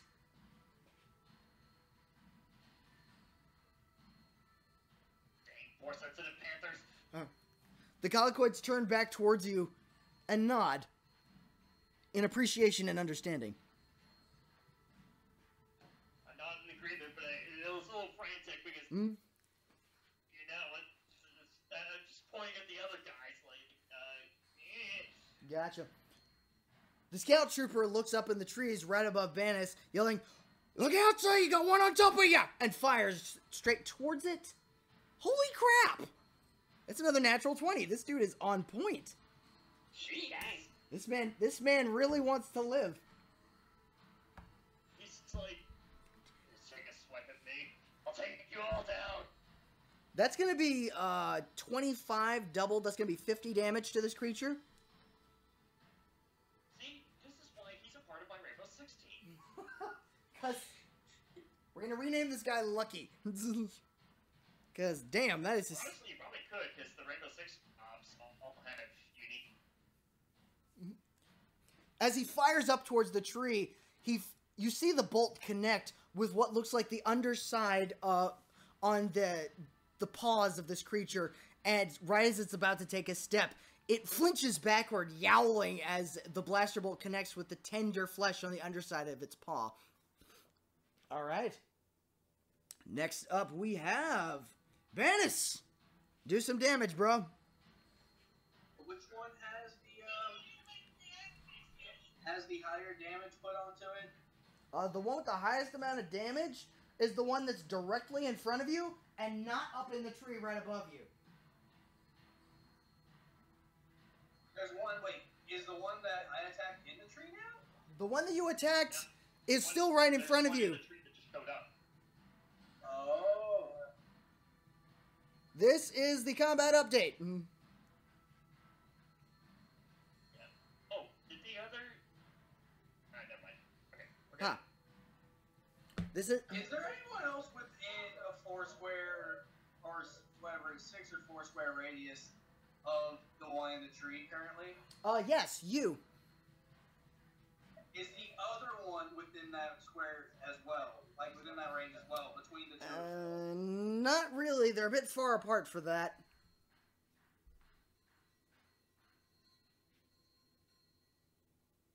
Like, so you're saying a grenade would not hit both of them? I'm saying a grenade would hit one of them, and if rolled poorly enough, would even hit you. Good to know. Okay, never mind. These are close quarters creatures. I am going to shoot at the one I've been shooting at. Okay, fire away.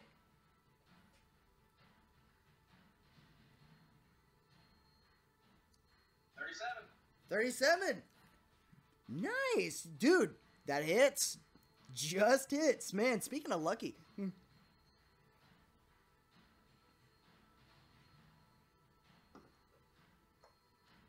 That's going to be 37 damage on that. And then he gets the hit again. That's 37 damage? Alrighty. As you level... I don't know if I can do this with the collateral damage, because it just says when your attack connects, you can attack again. Could I also, like, throw my survival knife at the one in the tree? Why would you do that? I mean, you could try. Why don't you just shoot it? Go ahead. If you would like to, I say yes. Go ahead and roll an attack if you want to throw your knife. I'll save them for something different, because I have more plans for that survival knife. Okay. I'll just shoot the one I've been shooting at to make sure it goes down. Do it.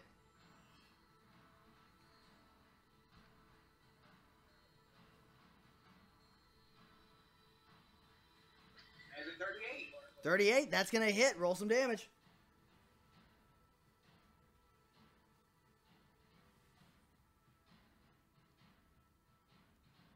That's going to be 33 damage. 33 damage. As you Plus level... 37. 37, excellent. As you level your blaster pistol at this creature with one eye, you aim right at the gaping hole where its eye had once been and just fire again and again and again until this creature, yowling, just goes down, collapsing on the ground. Its skull now a smoking hole. It is dead.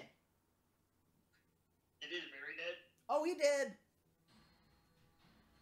He dead. As this creature collapses, you hear a growling above you.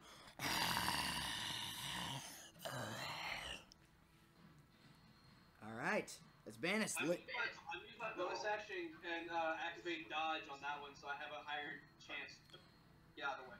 Excellent. Alright, Lynn, you're up. Alright, how many are left? We got 2 left on the field. One up in the tree, one over to the right side.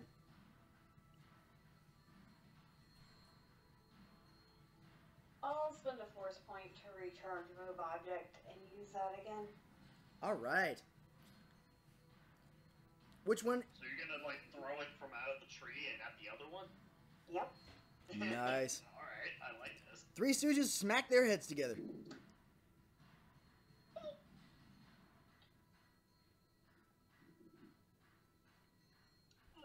39. 39, that's gonna hit. Roll some damage. And since I'm throwing one into the other, Do it. 31 damage. 31 damage. Alrighty. This time you just latch onto the creature's presence up in the tree and just yank it straight out. As it goes flying, it tumbles end over end, smacking straight into the other creature. As they connect, you hear a loud crack as their heads connect. They both roar out in pain, but they're both standing. Alright. That's all I'm doing. Excellent. Alright, now that brings us to Telis. Alright. So Telis is also going to activate, he's going to do assault tactics on the one that was in the tree and is now on. Alright. Do you have to be within line of sight of it? What? Do you have to be within line of sight of this creature? Because at this point in time, Lynn and Corwin are standing in your line of sight, but all you need to do is move 2 squares over and you can see him. That's a good question.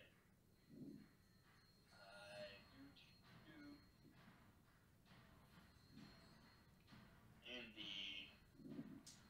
Alright, know that.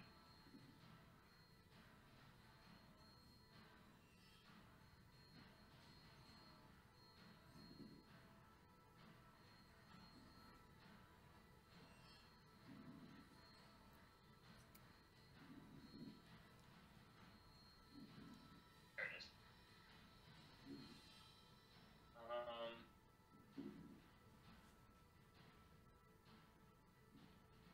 No, it doesn't say that I need to have line of sight.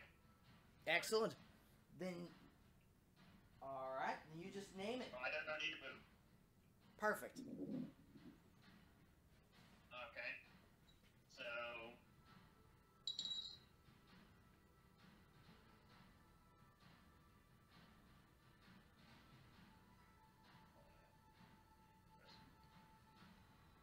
Yeah, I'm good on that. So everyone can deal an additional D6 to the one that was wounded, that one was in the tree.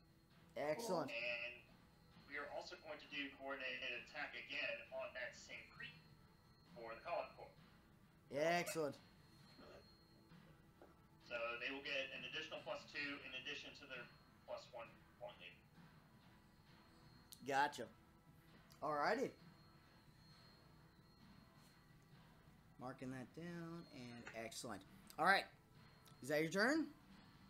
Yes. Excellent. Alright. Now this time, that brings us to the Panthers. Alright. At this point in time, both of the Panthers turn to each other. They start... One shoves the other and growls, and then takes off at a run. Straight towards Banis. He's going to do a flying attack. He is going to do a powerful charge straight at him. At me? At Banis. Bananas. Alright, and you... Shot one of them And in you the did... face. Bananas. I think he's mad. And you did do dodge on one, correct? You what? You placed dodge on the one in the tree, correct? Yes. And that's the one that's trying to grab you. So how much reflex defense do you get extra to that? Do you remember? I'm double checking now. Good man.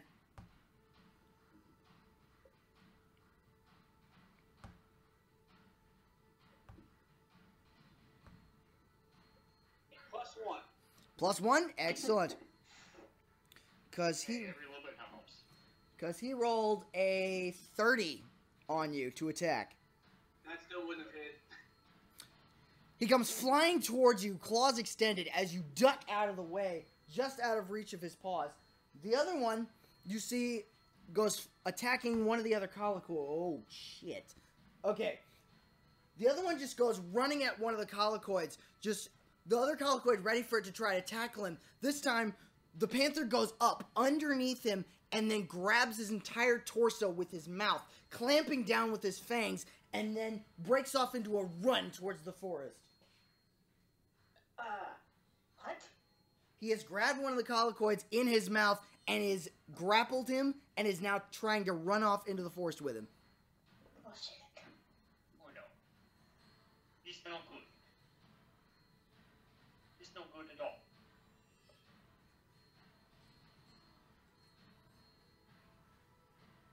Alright. These creatures have obviously figured out that they don't want to try to attack you all at the same time, so they're trying to split you up. Yeah, I see that. Alright. And that's the Panthers, so the colicoids, seeing one of their brethren in trouble, are gonna dogpile straight on top of them. And the one Is that their signature move? one of their assaults is a gang where they get +1 attack for every adjacent ally to an enemy.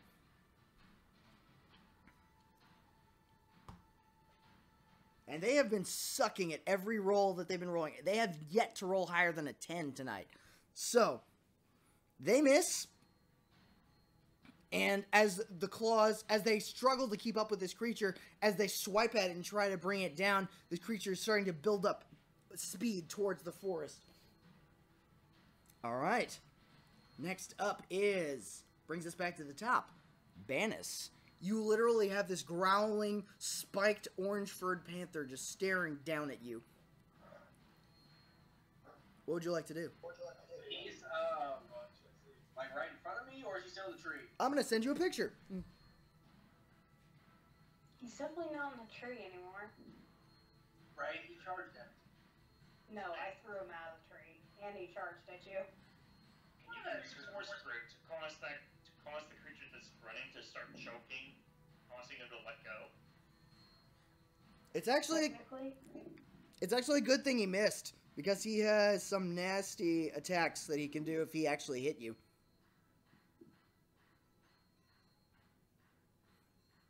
That is how close he is to you. He is base to base. And this is the update of the battlefield. Hey, imagine if it's not very blood. Oh my. He is literally in your face. Quite literally. I'm going to, just lay into his face. Alright, he is really close. Do you have a point blank shot? I do. I need it for gunslinger. Oh, thank God. Alright. Open fire. That was a nat 20. Nice! Nat 20s when we need them. Hey guys, come confirm. Someone pause the game and confirm this nat 20 for me. Where? Oh, that is definitely a 20. That is a yellow 20. Yep. Why they need it confirmed? Just I like confirming nat 20s. It makes things better, I guess. It's bragging rights. That too. But... Alright, roll me some damage, my friend.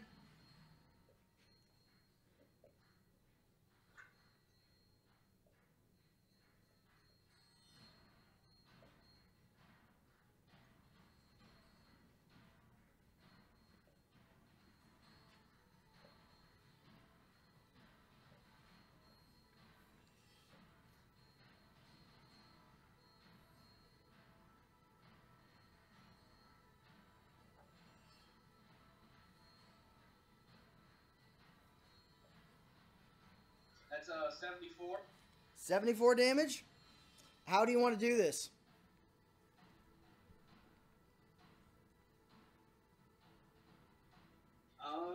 Well, I still get my second shot. Oh, it doesn't matter. The 74 is going to kill him. Okay, well, I guess I will take my blaster, put it to its temple, and just shoot it in the head, and then take my survival knife and just stab it for good measure, because why not? Add a little bit of flavor in there.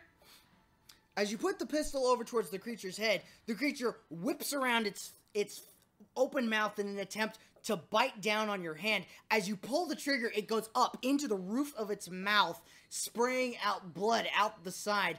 As you stab into the creature again and again, the creature falls over, twitches a little, and expires. That one's dead. Record, he probably would have died anyway, because I went ahead and rolled for my second attack, and it was also a nat 20. Excellent. We're gonna have Well, to. you know, you could use that natural 20 against the other one. You Right. You yeah, could. the other one now. you wanna I do want to hear the other one. What are you talking about? do it? Wait, nat 20? Do it, man. Do it.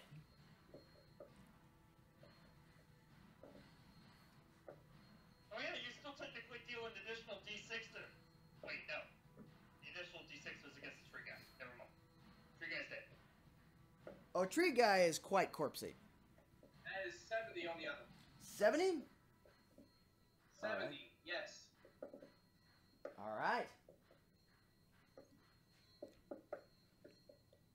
You take the shot and You take the shot and aim it in between the creature's ribs, right in front of one of the colloquids. Your bolt passes straight in front of the colloquid's face and digs straight into the flesh of this creature, who almost drops the colloquid in its mouth as it yowls in pain.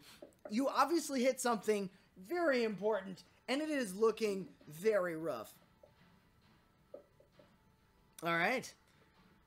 Next up is Lynn. I'm going to give chase to the one that grabbed the cowboy. Alrighty. And whenever I get close enough, I would like to take a slash at it with my lightsaber. Alrighty. And I do have mounted combat if you're worried about that. Not at all. Because I had assumed you did. Don't forget, you have tactical savvy, which means you'll get an automatic +8 in addition to your... Alright. 8 movement gives you just within base-to-base contact of this creature. Does Corwin only have 8 movement? Corwin has baseline 8 movement, yes.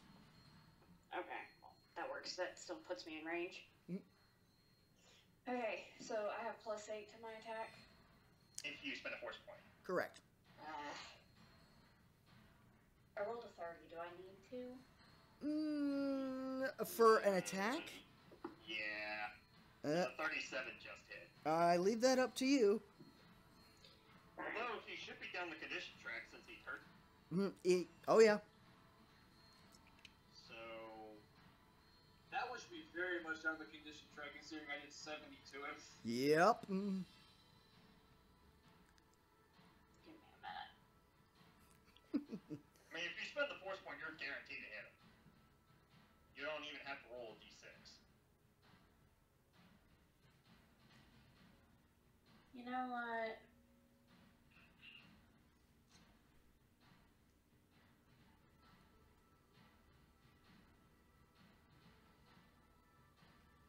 How much health does he have left? Or how does he look?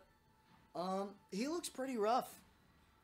It looks like he's hanging on, but not by much. You know what? I'm going to use Battle Strike. And I'll go ahead and spend the force point to get the +8 from Telis. Excellent. So... Oh, so you want to make sure this thing is dead. Yep. And we can't call any more friends. So that's going to give me an additional 3d6. So I'm assuming the 38 hits. Yes, 38 hits. Roll some damage. Alright, so that's going to be 5d6 plus 14. Nice. Wait, it's 2d8s. Oh yeah, no, it's 3d6 plus 2d8. I can't math. It's all good. It's late. It is. I know. It's late. 38. 38. All right, how do you want to do this? Get as close to him as I can and take him out at the gut. Ooh. Gotcha. As you gallop up behind him with Corwin, you leap onto the back of this creature, grabbing onto one of its spines. You flip your lightsaber into a downward grasp, and as you lean over, you stab into its gut and drag straight up, spilling its guts all over the forest floor. The creature yowls in pain, releasing the colloquid, and then just tumbles just straight into the leafy floor and doesn't move. All right. Well done. I want to go to the colloquid that grabbed and took off running with and help him up and ask him if he's okay. The colloquid kind of shifts a little bit. He tries to stand up, and his legs fold out from under him because one of his legs, as you take a look, through his chitinous armor around his leg has snapped. It's holding on by the muscle and sinew on the inside, but he's not going to be able to stand on it very well, and he will go much slower. Ow. I am hurt. Seeing this, I am alive. do what? Thank you. The colloquoid looks up at you. I am hurt, but alive. Thank you.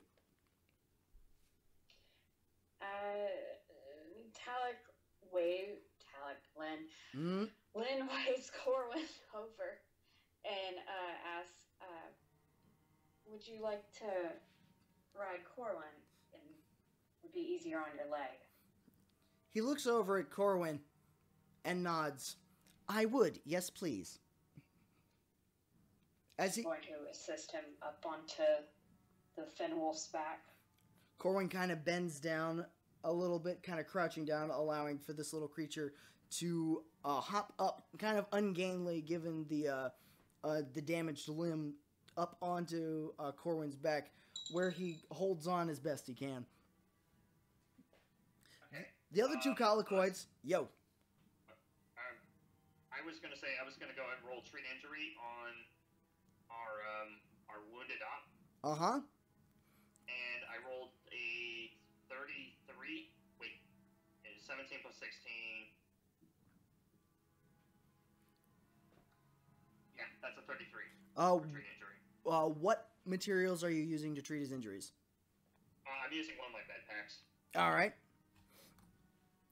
As you look over at him, you see he is leaning up against. He is actually sitting down, leaning up against a tree.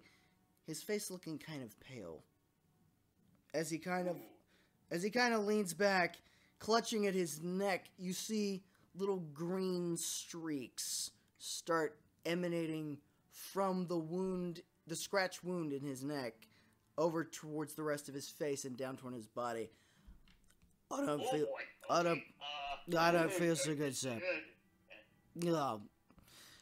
What, sir? Everything's turning blue. Is that normal? Yeah, I know that's not normal. Give me a minute. Right. Crap. What do I do now? Alright. With a 38, you actually manage to patch up the wound and staunch the bleeding, and you also recognize that there's a certain type of venom that has been injected into this wound. Now, it looks like like some sort of a normal, fast-acting, poisonous reptile venom. It's not normally what you would find in local felines of any species. You do, however, grab an anti-venom from the med pack and inject it in, and it seems to do the trick as the green veins popping out from his neck start to recede a little bit. Okay. Oh, man. So, can I get that drink now? Oh, man. Unfortunately, we're in the middle of a forest. So Right. It's hard for me. Right. You'll owe me. Right. All right. Oh, that feels much better. As he kind of stretches his neck a little bit and Easy. Right. Okay. All right. Yeah, I mean, I'm good. You succumb to some kind of venom. Oh. Toxin. I don't know what effects it could have on you. Just make it easy. Understood, sir. All right. He glances over at the colloquoid riding on Corwin, and he says, "Now that's a sight you don't see every day." All right. So, we ready to press on, sir? So we're gonna... Well, we're tending to our wounded. Okay, who all is left? At this point, as you look around, you see that your colloquoid allies, with the exception of Little Mac and the Bringer of Victory, have fallen or been injured. Your Twi'lek hacker had literally dropped her weapon, covered her head with her hands, and is kind of shaking and rocking back and forth in place. She doesn't seem to have taken to the combat very well. Lynn walks over to her and kneels down as she deactivates her lightsaber and says very quietly and as calmly as she can, "Fear leads to darkness. It is okay to be scared for survival reasons, but you can't let it paralyze you like this." I would like you to make a persuasion check. I can do that. Excellent. Excellent. Totally do that. I am the persuasion master. Da, da, da. You really are at this point. It's kind of what you took. That's what I built her for. Mm-hmm. Honestly, your force persuasion is higher than Telis' persuasion if he gets his +10 bonus to his rank advantage. 51. Nice. Jesus Christ, Ariel. That was a Persuade the crap out of her. Literally.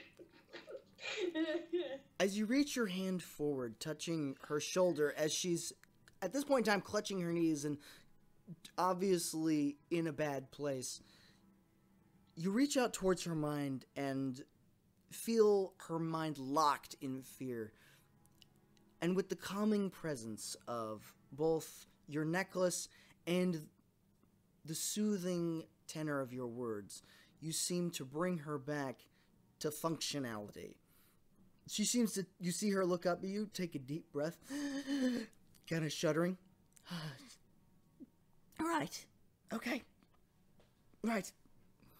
She shakily stands up. It's like, wait a minute. She looks like she's going to dry heave. I'm all right. I'm all right. All right. I'm ready. As she gets up, she shakily puts her helmet back on and picks up her gun. Whew. I'm going to walk over to the colloquy who was ripped open by one of the Panthers. Uh-huh. And pull a sheet out from my, kind of like a, almost like a, something large enough to cover it, most likely. Probably like something out of like my utility belt or something like that. And just cover the colloquy with it. Gotcha.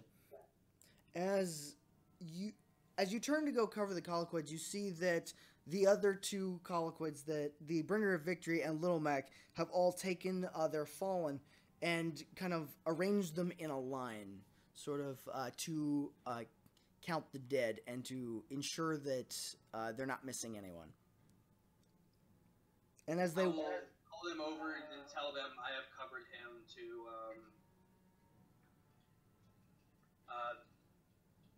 I don't know, not desecrate him any further from anything, I guess is the way I would put it. Or like out of respect. They seem a little bit confused, but they nod and they don't stop you. They seem more curious than anything, but they watch. And after I'm gonna go wipe my knife off on one of the other Panthers that's lying on the ground dead and wipe my face off some, because I'm pretty sure there's blood all over it. there is ichor and gore all over you and Lynn, because some of the splashback of the innards has kind of covered a little bit of Lynn's front. Your front is got a bit of bone and brain matter from the panther that you killed. And Telis, your forearms now have smatterings of blood from the scout that you patched up. So between the three of you, y'all are kind of a bloody mess. Not liking the fact that all this blood is all over it. You know, animals tend to pick up on the scent of blood. The blood.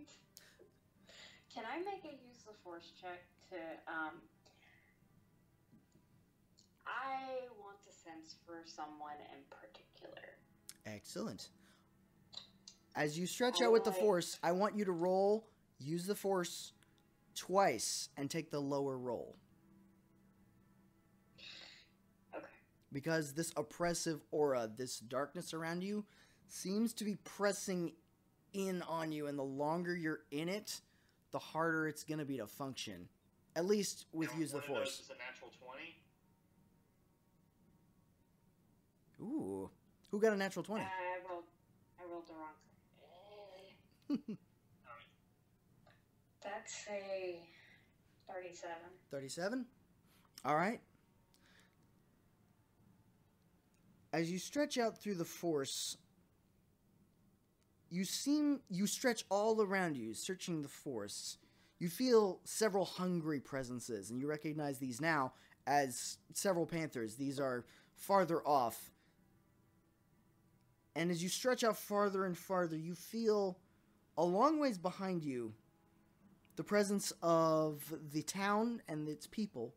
And in front of you, just this mass of, as you feel it, it almost assaults your senses. This, what feels like a mountain area that is just deluged in terror, anger, fear, despair. All the dark emotions of the dark side run wild.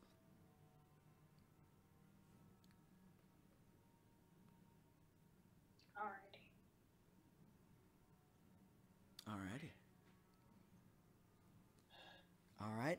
As you clean off your weapons, kind of in a modicum, clean off yourselves, prepare your weapons, reload, and rearm, and get ready to move.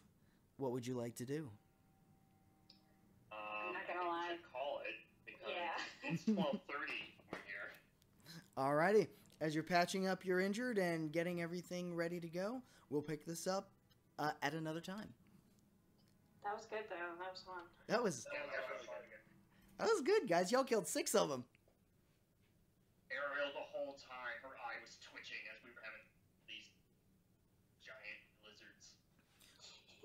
Well- Lizard panther things that are freaking force imbued. Yeah, she was like,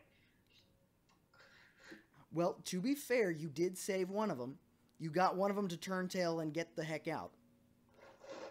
And that was yeah, one. but it would have taken too much to get them all to do that, though, and she realized that. True. You know, But- when you told me about that last one I killed, when you asked me how I want to do this, I was tempted to use the grappling hook again. Dude, I'm kind of sorry you didn't. I would have made something interesting for that. But no matter. We'll save it for next time. What's up? How many of the NPCs are terrified of her now? At this point in time, you notice that both of the colloquids regard you with a new respect and almost awe. So, at this point in time, the only person who looks like they have changed toward a negative attitude towards you would be the scout trooper. Figured. Yeah, old habits die hard. Plus, a whole bunch of bad propaganda and a lifetime of lies that'll color somebody's impressions.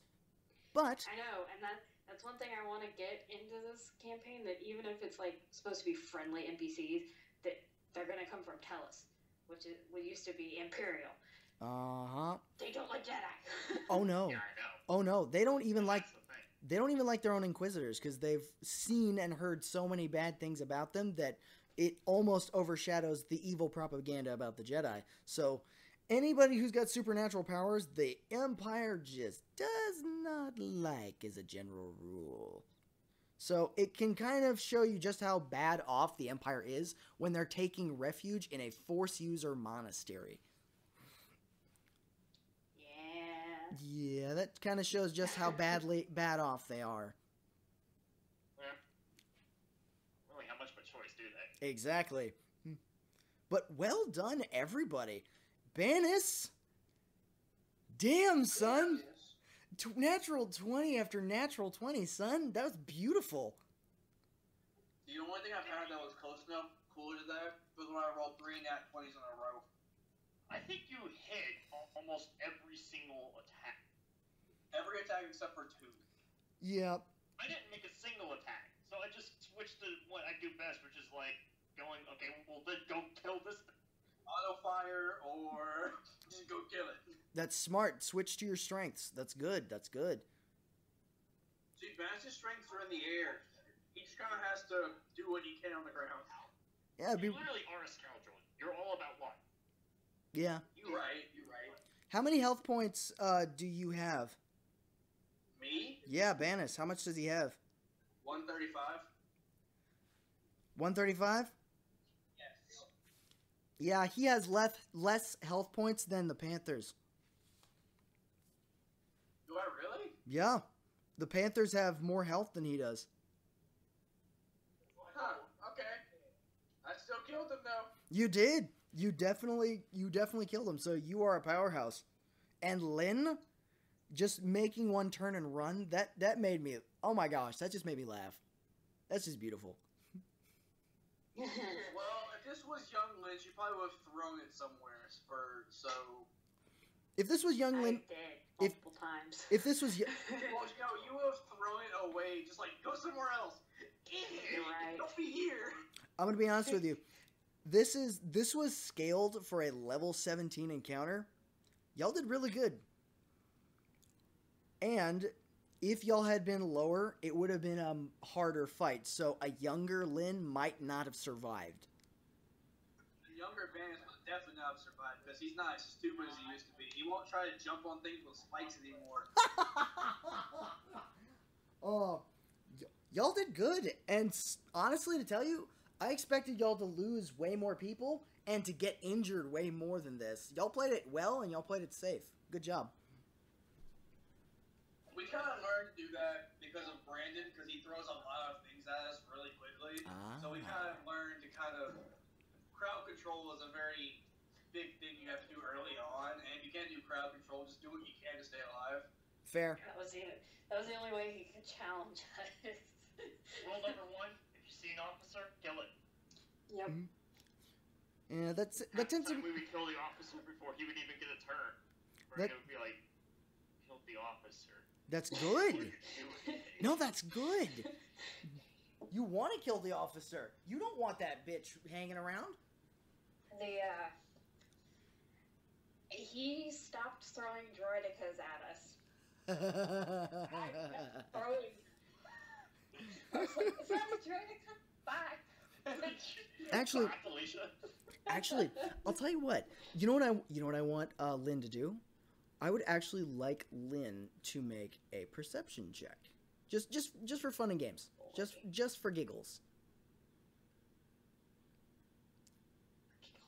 Yes. And this is actually, you know what? All of you guys, if you like, can make perception checks. I got a 42. Excellent. That's plenty. And don't worry, this is a good thing. This is more noticing details.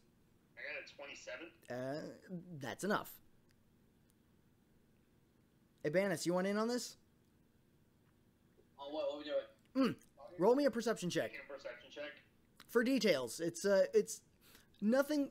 It won't change anything, but it's details, just to see if y'all notice.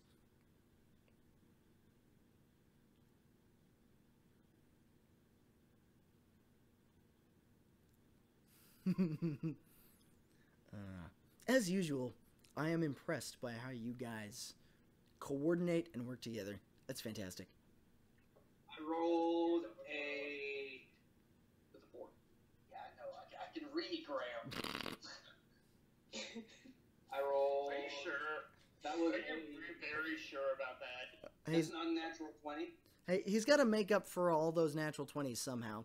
Okay, everybody but Banis notices that the colloquids that you're working with, they do not seem to have...